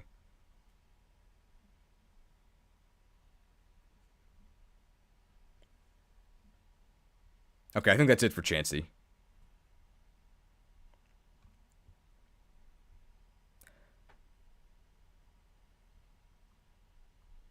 I'm going to make sure I pronounce this correctly. It's not Tangela, it's Tangela. Slow, defensive, pure grass type.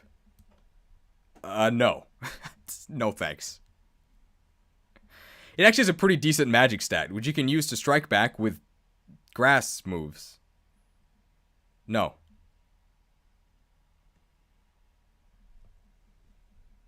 Anyone want to defend Tangela? Low C, high D? Yeah. The Tangela boss minions once again exist. I think you can get boss minion Tangela in the Safari Zone. What's its coverage like?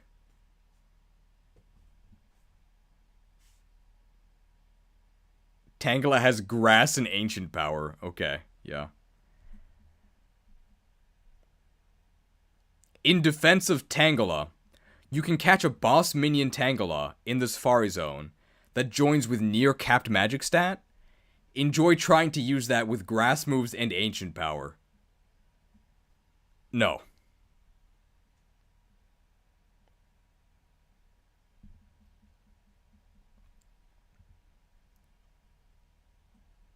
Kangaskhan. What is this the ruler of? Not this tier list. It's okay. I mean, it's a normal type. With alright stats. Why are you using this? I really have nothing that great or bad to say about it. It's got okay stats. If you like Kangaskhan, you can use it. It gets okay moves. Yeah.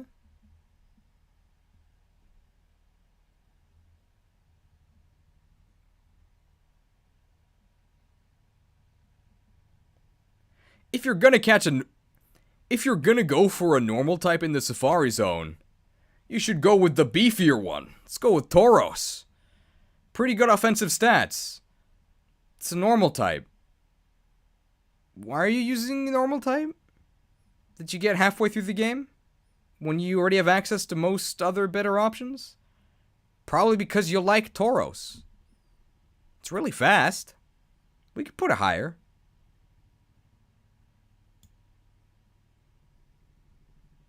It's alright. I just find it really hard to get excited about Tauros. Also, Giga Impact is not in this game.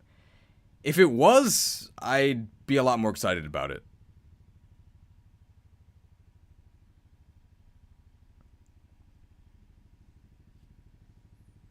Has really high attack and speed. Where is it? This one, right? Tauros.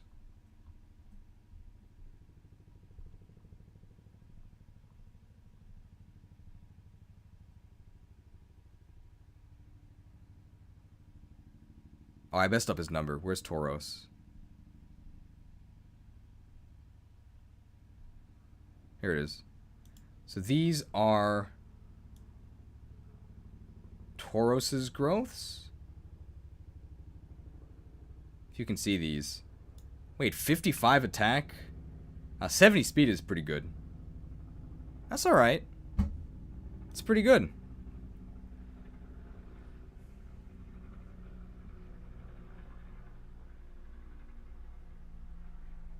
Is everybody okay with Tauros here, or do we want to move it up or down? 55 defense too? That doesn't matter. It has nuts coverage? Is it actually like physical coverage it can use? It's good there? Yeah.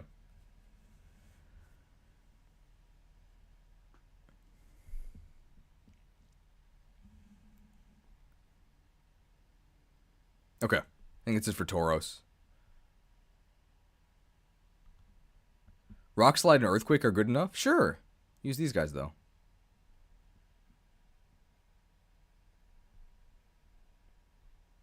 Horsey. It even has C in the name.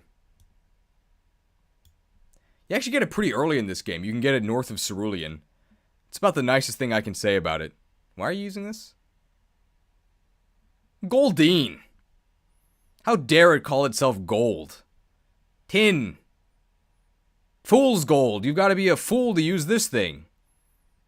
Whatever. It's a Goldeen. Who cares? At least it's a water type.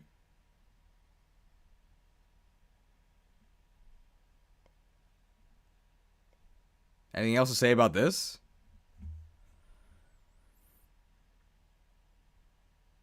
Goldeen doesn't even make it into the sea. Alright. Upon further research, we're actually going to flush the toilet. It doesn't even make it into the sea. This thing is horrible. Water typing only counts for so much. Goodbye. Flushed.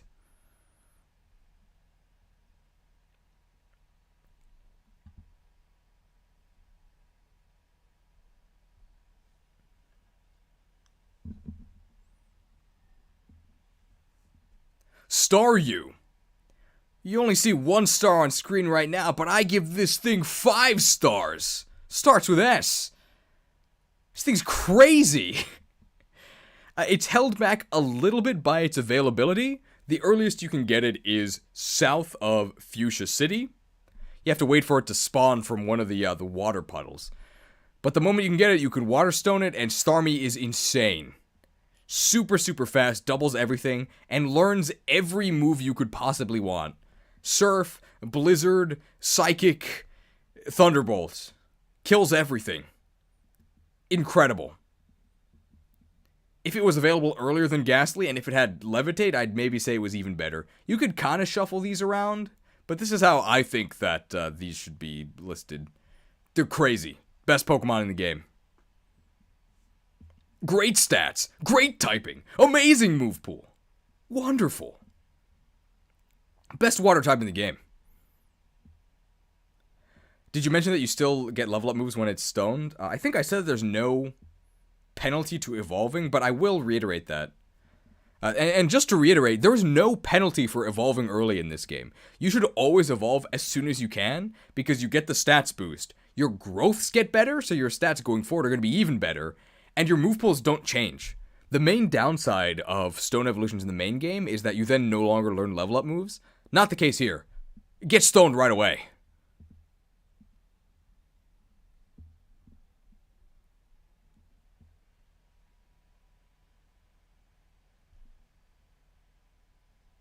Scyther voice time? Yeah, we gotta try it. Before that, let's decide where Scyther goes. There's no boss minion Scyther, right? So I'm probably gonna put it next to Tauros.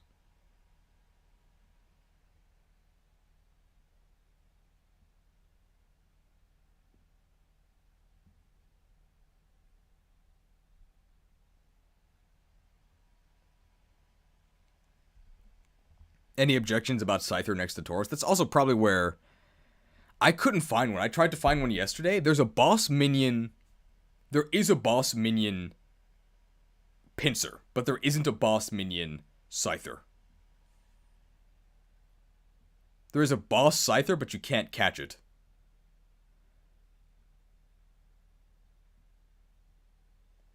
I think it's probably going to go next to Tauros. Alright. Okay, deep breath. Scyther! Oh, it hurts every time. Really fast and strong. It's a buggier Tauros. Even though this game doesn't have many bugs, that's an endorsement. Its coverage is worse than Tauros, but at least it's a dual type. And it has flying movement, which is really, really nice. Especially because at this point in the game, you're about to enter the water routes, and Scyther can ignore all of the water. You can just fly over, and Tauros wouldn't be able to do that. Flying movement's a really nice advantage. It's really fast, really strong, double attacks most things, has pretty good attack. Not bad!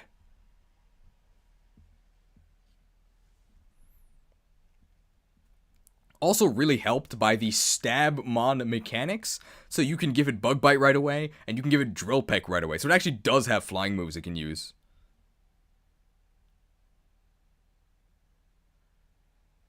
Did you mention why water routes are miserable? Yeah, I mentioned I mentioned when I talk about aquatic movement.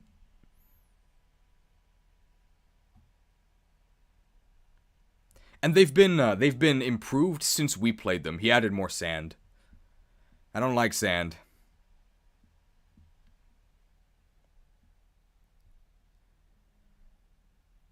Alright, right into Electabuzz. We gotta take another deep breath. Electabuzz. It's okay. There currently are Electabuzz boss minions, but they're not catchable, I think due to an error. It'll probably be fixed by the time you're playing the game. So you can get a boss minion Electabuzz from Zapdos. It's okay. It's surprisingly slow. It's a mono-electric type. Alright. I think we'll put it near like Kangaskhan. That's about how good I think it is. It's okay.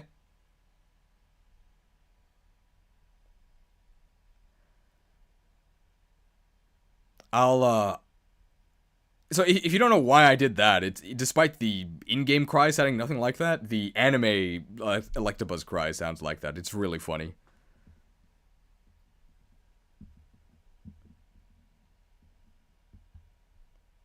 This might actually be, like, top of D. It's kind of bad. Wait, is this power plant only? This thing's power plant only, right?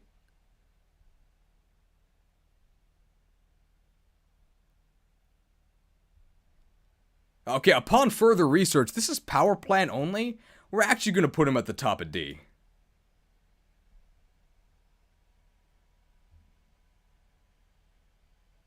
Because power plant in this game is very late. You need both Surf, and you need Strength from Giovanni, who's obviously he's the last gym leader, so... You're not getting this till the end of the game.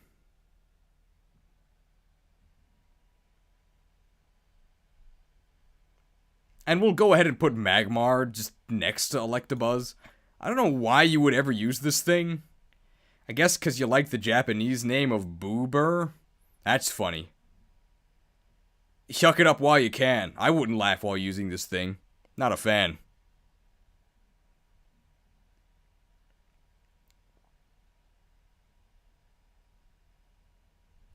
Really, really shallow move pools on both. They get their stab type and then, like, psychic. And they have okay stats.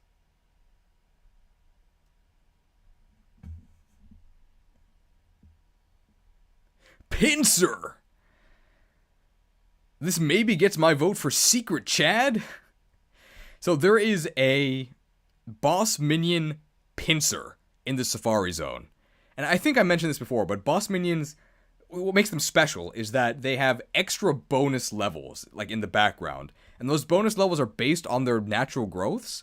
And Pinsir has a really high strength growth. So what happens is that you get a Pinsir with insane strength way earlier than you should be able to. So this is going to be like a very bottom of A. Like, this is like an honorary A placement. Really, I think it should be high B. But because of how staggeringly strong this thing was, I think it's actually been nerfed since we played with it. But it was so, like, ridiculously overkill that I think we're going to give it a low A. It hits really, really, really hard. And you can take it all the way throughout the endgame. Wish it could fly like Scyther. If there was a boss minion Scyther, I would definitely put it in A. Because it would have the flying type and movement advantage. But as it is, there's only a boss minion Pinsir, and I think that insane stat advantage gets it up into the very bottom of A.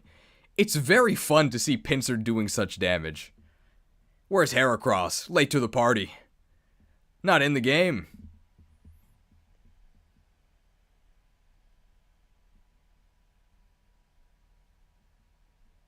Alright. Magikarp. Known in Japanese as Koi King. Officially, according to the developer, a pitfall. I am talking specifically about the Magikarp outside of Mount Moon. So outside of Mount Moon, there's a Rocket Grunt who will sell you a Magikarp.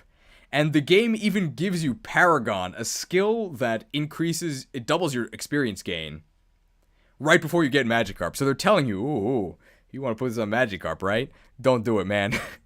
The Magikarp you buy is level 5, and training Magikarp is, as you might expect, a nightmare. Thankfully, minimum damage in the game is 1. You're going to be doing 1 damage with Magikarp. The easiest way to train Magikarp, and I'm going to say this here so people stop asking in Vesly's Discord, The way you train Magikarp is you can either give it double hit so that you can at least deal 2 damage, or you can give it the Water Gun TM to try and chip at a distance without taking a counterattack, or you can use, probably the most useful method going forward, AoE attacks. So AoE attacks will never be countered, and those allow you to safely, very, very slowly train Magikarp. If you want to actually use Magikarp without it being a pitfall, south of Lavender Town, you can get level 19 Magikarps. It only takes 1 more level to get them up to Gyarados, and then, once you do that, Gyarados itself is pretty darn good. I would actually maybe put it at the very top of B. It hits really, really strong and has really good coverage. Nice. So Gyarados itself, not a pitfall. The level 5 Magikarp, definitely a pitfall.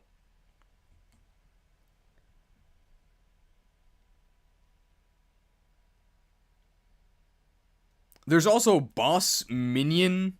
If you don't want to wait till Lavender Town, there's also boss minion wild Magikarp north of Cerulean. You'll still have to level them up a little bit, but you'll end up getting your Gyarados faster than if you had to wait for Lavender Town.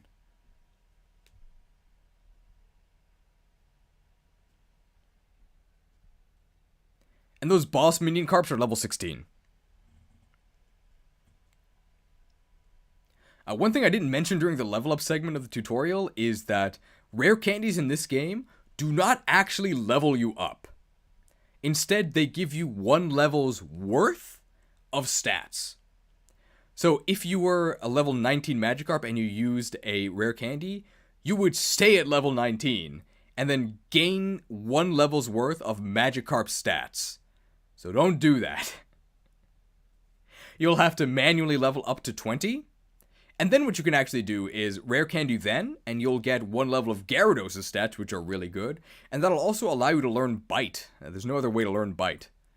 So if you want Bite on Magikarp, you have to rare candy at level 20. Which will keep you at level 20, but it'll make your stats better, and give you Bite. I think that's everything for Magikarp.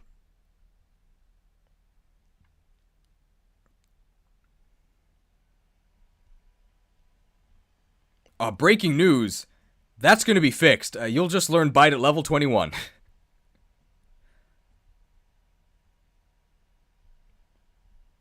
Porygon. You can get these, they spawn from teleporters in the Silphco, which I think is really neat. Why would you ever use this thing? I have no idea, but it's got a good move pool, I guess, if you pay for it. Learns a bunch of TMs, but like really mediocre stats all around. It's a normal type. Why are you using this? It exists. On screen now, you can see a mocking Porygon emoji. I wouldn't have made it if Porygon was any good.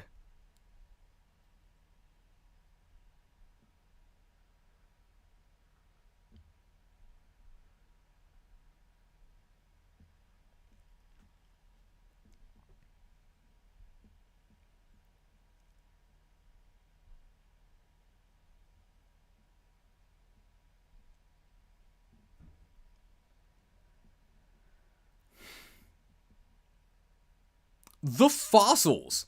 So just a disclaimer here that this is pure theory crafting. They were in the unknown dungeon until this morning when they were added. So you can now revive the fossils, or obtain and revive the fossils at Cinnabar Lab. So all of them are really late. Lord Helix is definitely going to be a C-tier Pokemon, right? It actually gets very good moves and it's got very good special attack, but it's very late. C-tier. Probably because you can get it around the same time as you'd be able to get the bro. We're going to put them together. They're bros. Kabutops. It's okay. It's not a water type, so I guess it won't go in the sea. Instead, we'll put it at the very bottom of the letter C. It's okay. It's got good physical stats. I think. Looking at the spreadsheet, it has good physical stats.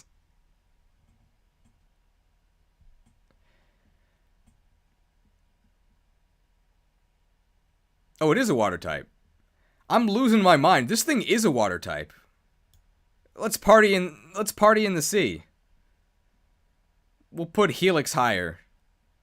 I'm also biased because my name is Omar, so I really like Omar Star.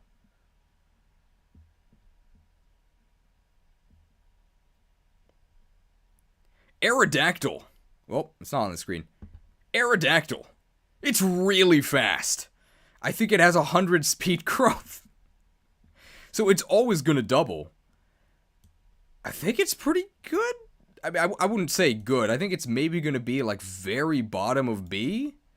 It comes really late because you need to get to Cinnabar Labs. But it's really fast. Double attack. Stab rock. Stab flying. Okay attack. Seems okay to me. Flying movement. I guess after we double check Aerodactyl's coverage, we'll be ready to go for the last Pokemon. Aerodactyl has rock, flying, dark, steel, and ground. Yeah, that's probably good enough. So for coverage types, Aerodactyl has rock, flying, dark, steel, and ground. Rock and ground is probably good enough. And finally, Dratini. You can get a boss minion Dratini in the final area of the Safari Zone, because there's a boss Dragonair that'll summon a boss Dratini. The very end game of the hack as it is, without the post game, is at around level 55, the evolution level. So this is definitely a pitfall. It is officially a pitfall because the developer said so. Dratini and Dragonair are both kinda weak. You're gonna need your other teammates to pick up the slack, but of course, Dragonite is really strong. It probably has the best caps in the game.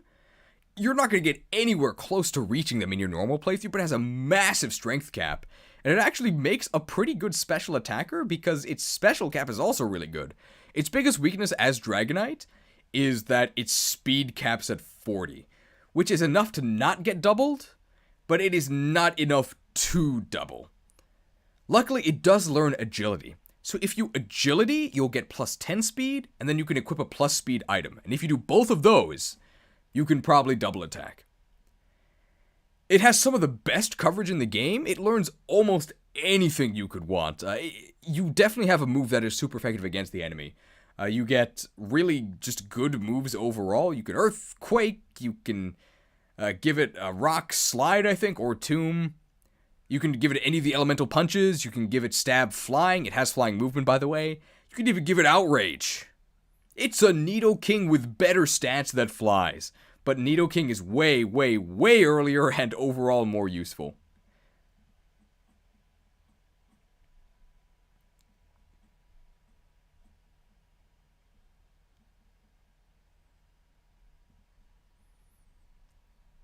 Alright. I think that's our list, right? Any final comments? I'm gonna give a few of my own in a moment if nobody else has any suggestions.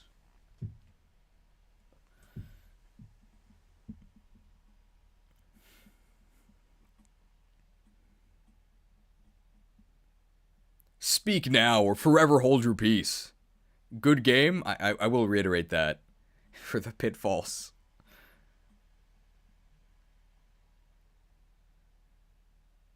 I can't wait for some more of these unknown dungeon mods to come out. Yeah. Great listen tutorial. Thank you. Is that yawn going to be in the premium? It might be. We'll see. I don't want to end with a yawn. Mediocre move. Their actual tierings would be mid-B for all but Carp, who is mid-A instead. Yeah, that's probably what I would say. Reiterate, why is Ekans the worst? I'll say that again. It doesn't have great typing. In fact, it has horrible typing, horrible stats, and a horrible move pool. Oh, okay. I guess looking at how the list turned out, I mean, Ekans isn't the worst Pokemon in the game. That's probably gonna go to Grimer, I guess. Yikes. At least Ekans can be worthless for more of the game.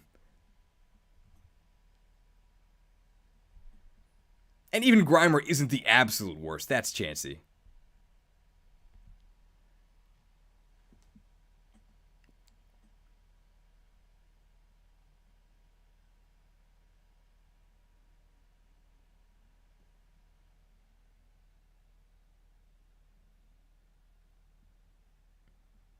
I will say Bulbasaur is at least at the very top of A tier? What?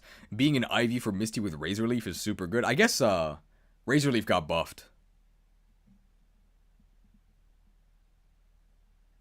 It's okay. I think in the, like, grand scope of things, even though it's not in A, it's still, like, very good. This is, like, top 4th? Oh, bottom of A? I'm not gonna move it. I think this is fine.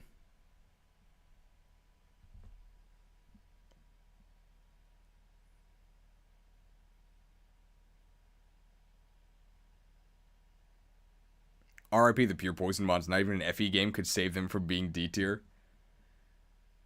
It's not the crit, it's the physical attack.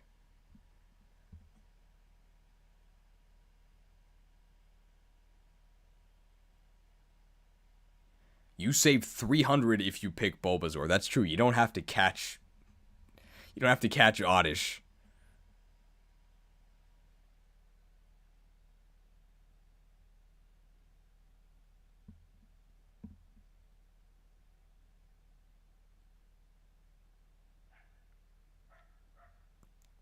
I think we're done here?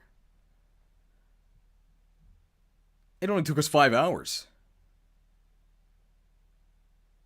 Razor is physical. Okay.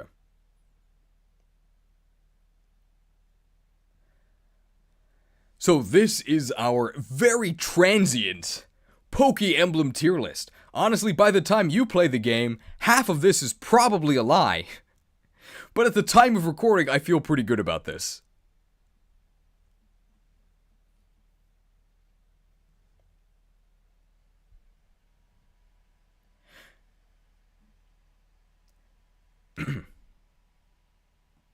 This tier list will be accurate if you download and play the game right now, which you definitely should, using the links in the description. So thanks again to Vesly for both making the game and for participating in this very official tutorial and tier list. And I hope to see all of you in the wonderful world of Pokemblem.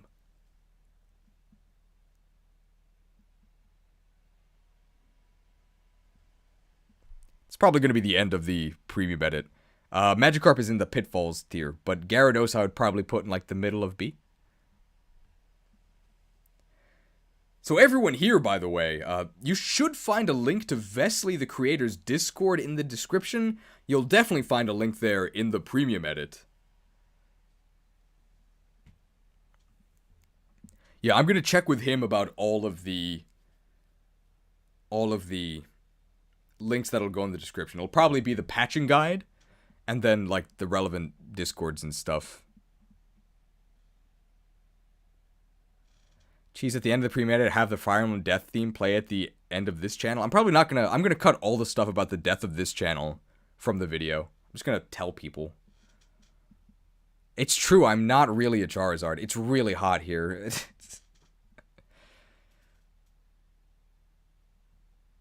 But this probably is the very last fresh stream.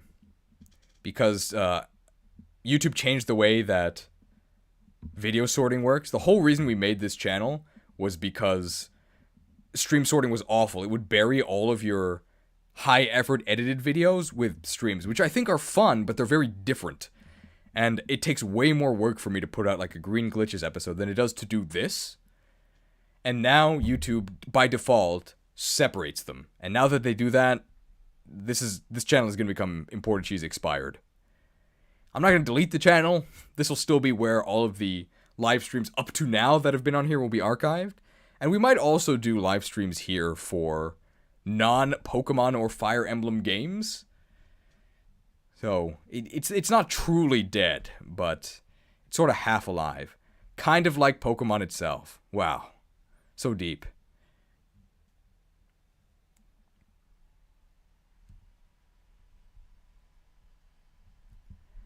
I think that is everything from me. We already recorded an outro. Now's your last chance to say things to each other or to me before the stream ends. Probably within a minute and a half or so. Now's your chance.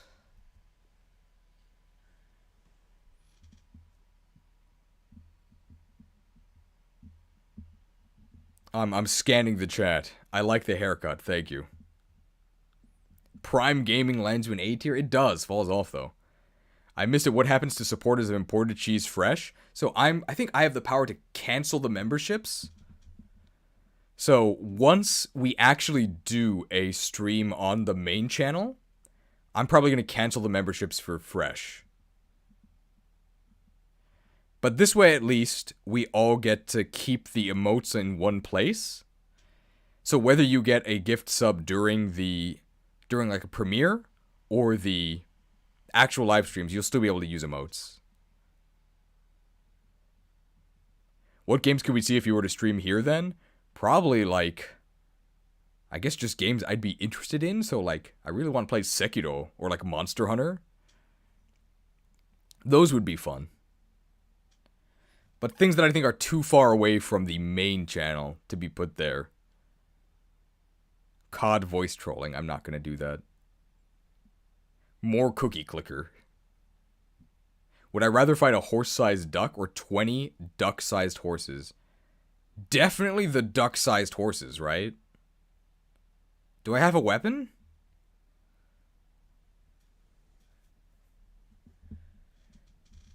Now I gotta start giving money to imported cheese. Not sure if I trust that guy. Well, another reason to keep my bare hands? Okay, then definitely the duck-sized horses. Because I don't think I could even damage the horse-sized duck. And I think I could probably... I don't think the horse-sized ducks could really hurt me. Or the duck-sized horses. And I can probably kill them like one by one. I'm not scared of them. One reason for sure that this channel is sticking around, at least until they change that, is... I'll see if they changed it now. If I go to... I don't know if you guys can see this. Okay, so I have the option, show your support for imported cheese fresh. I'm going to unpin this message, by the way. And then... Yeah, I can super chat myself, and I can send a super sticker, but I can't gift subs. Why not? I'm the streamer, bro. So, we would need... So, imported cheese fresh, he's going to be lurking in the background of the imported cheese premieres and streams, and that's how I'll gift subs, I guess, on an alternate account. What a world. Susan, please, fix this platform. Am I allowed in Rutgers University if I spam Arena in FE6? Isn't that what Rutger himself does? Sure. Wait, they have the strength of a horse? That's not fair. Hi, Weeb Jail. Good morning. It's already the afternoon. Good afternoon. No gifting on mobile. Only grifting.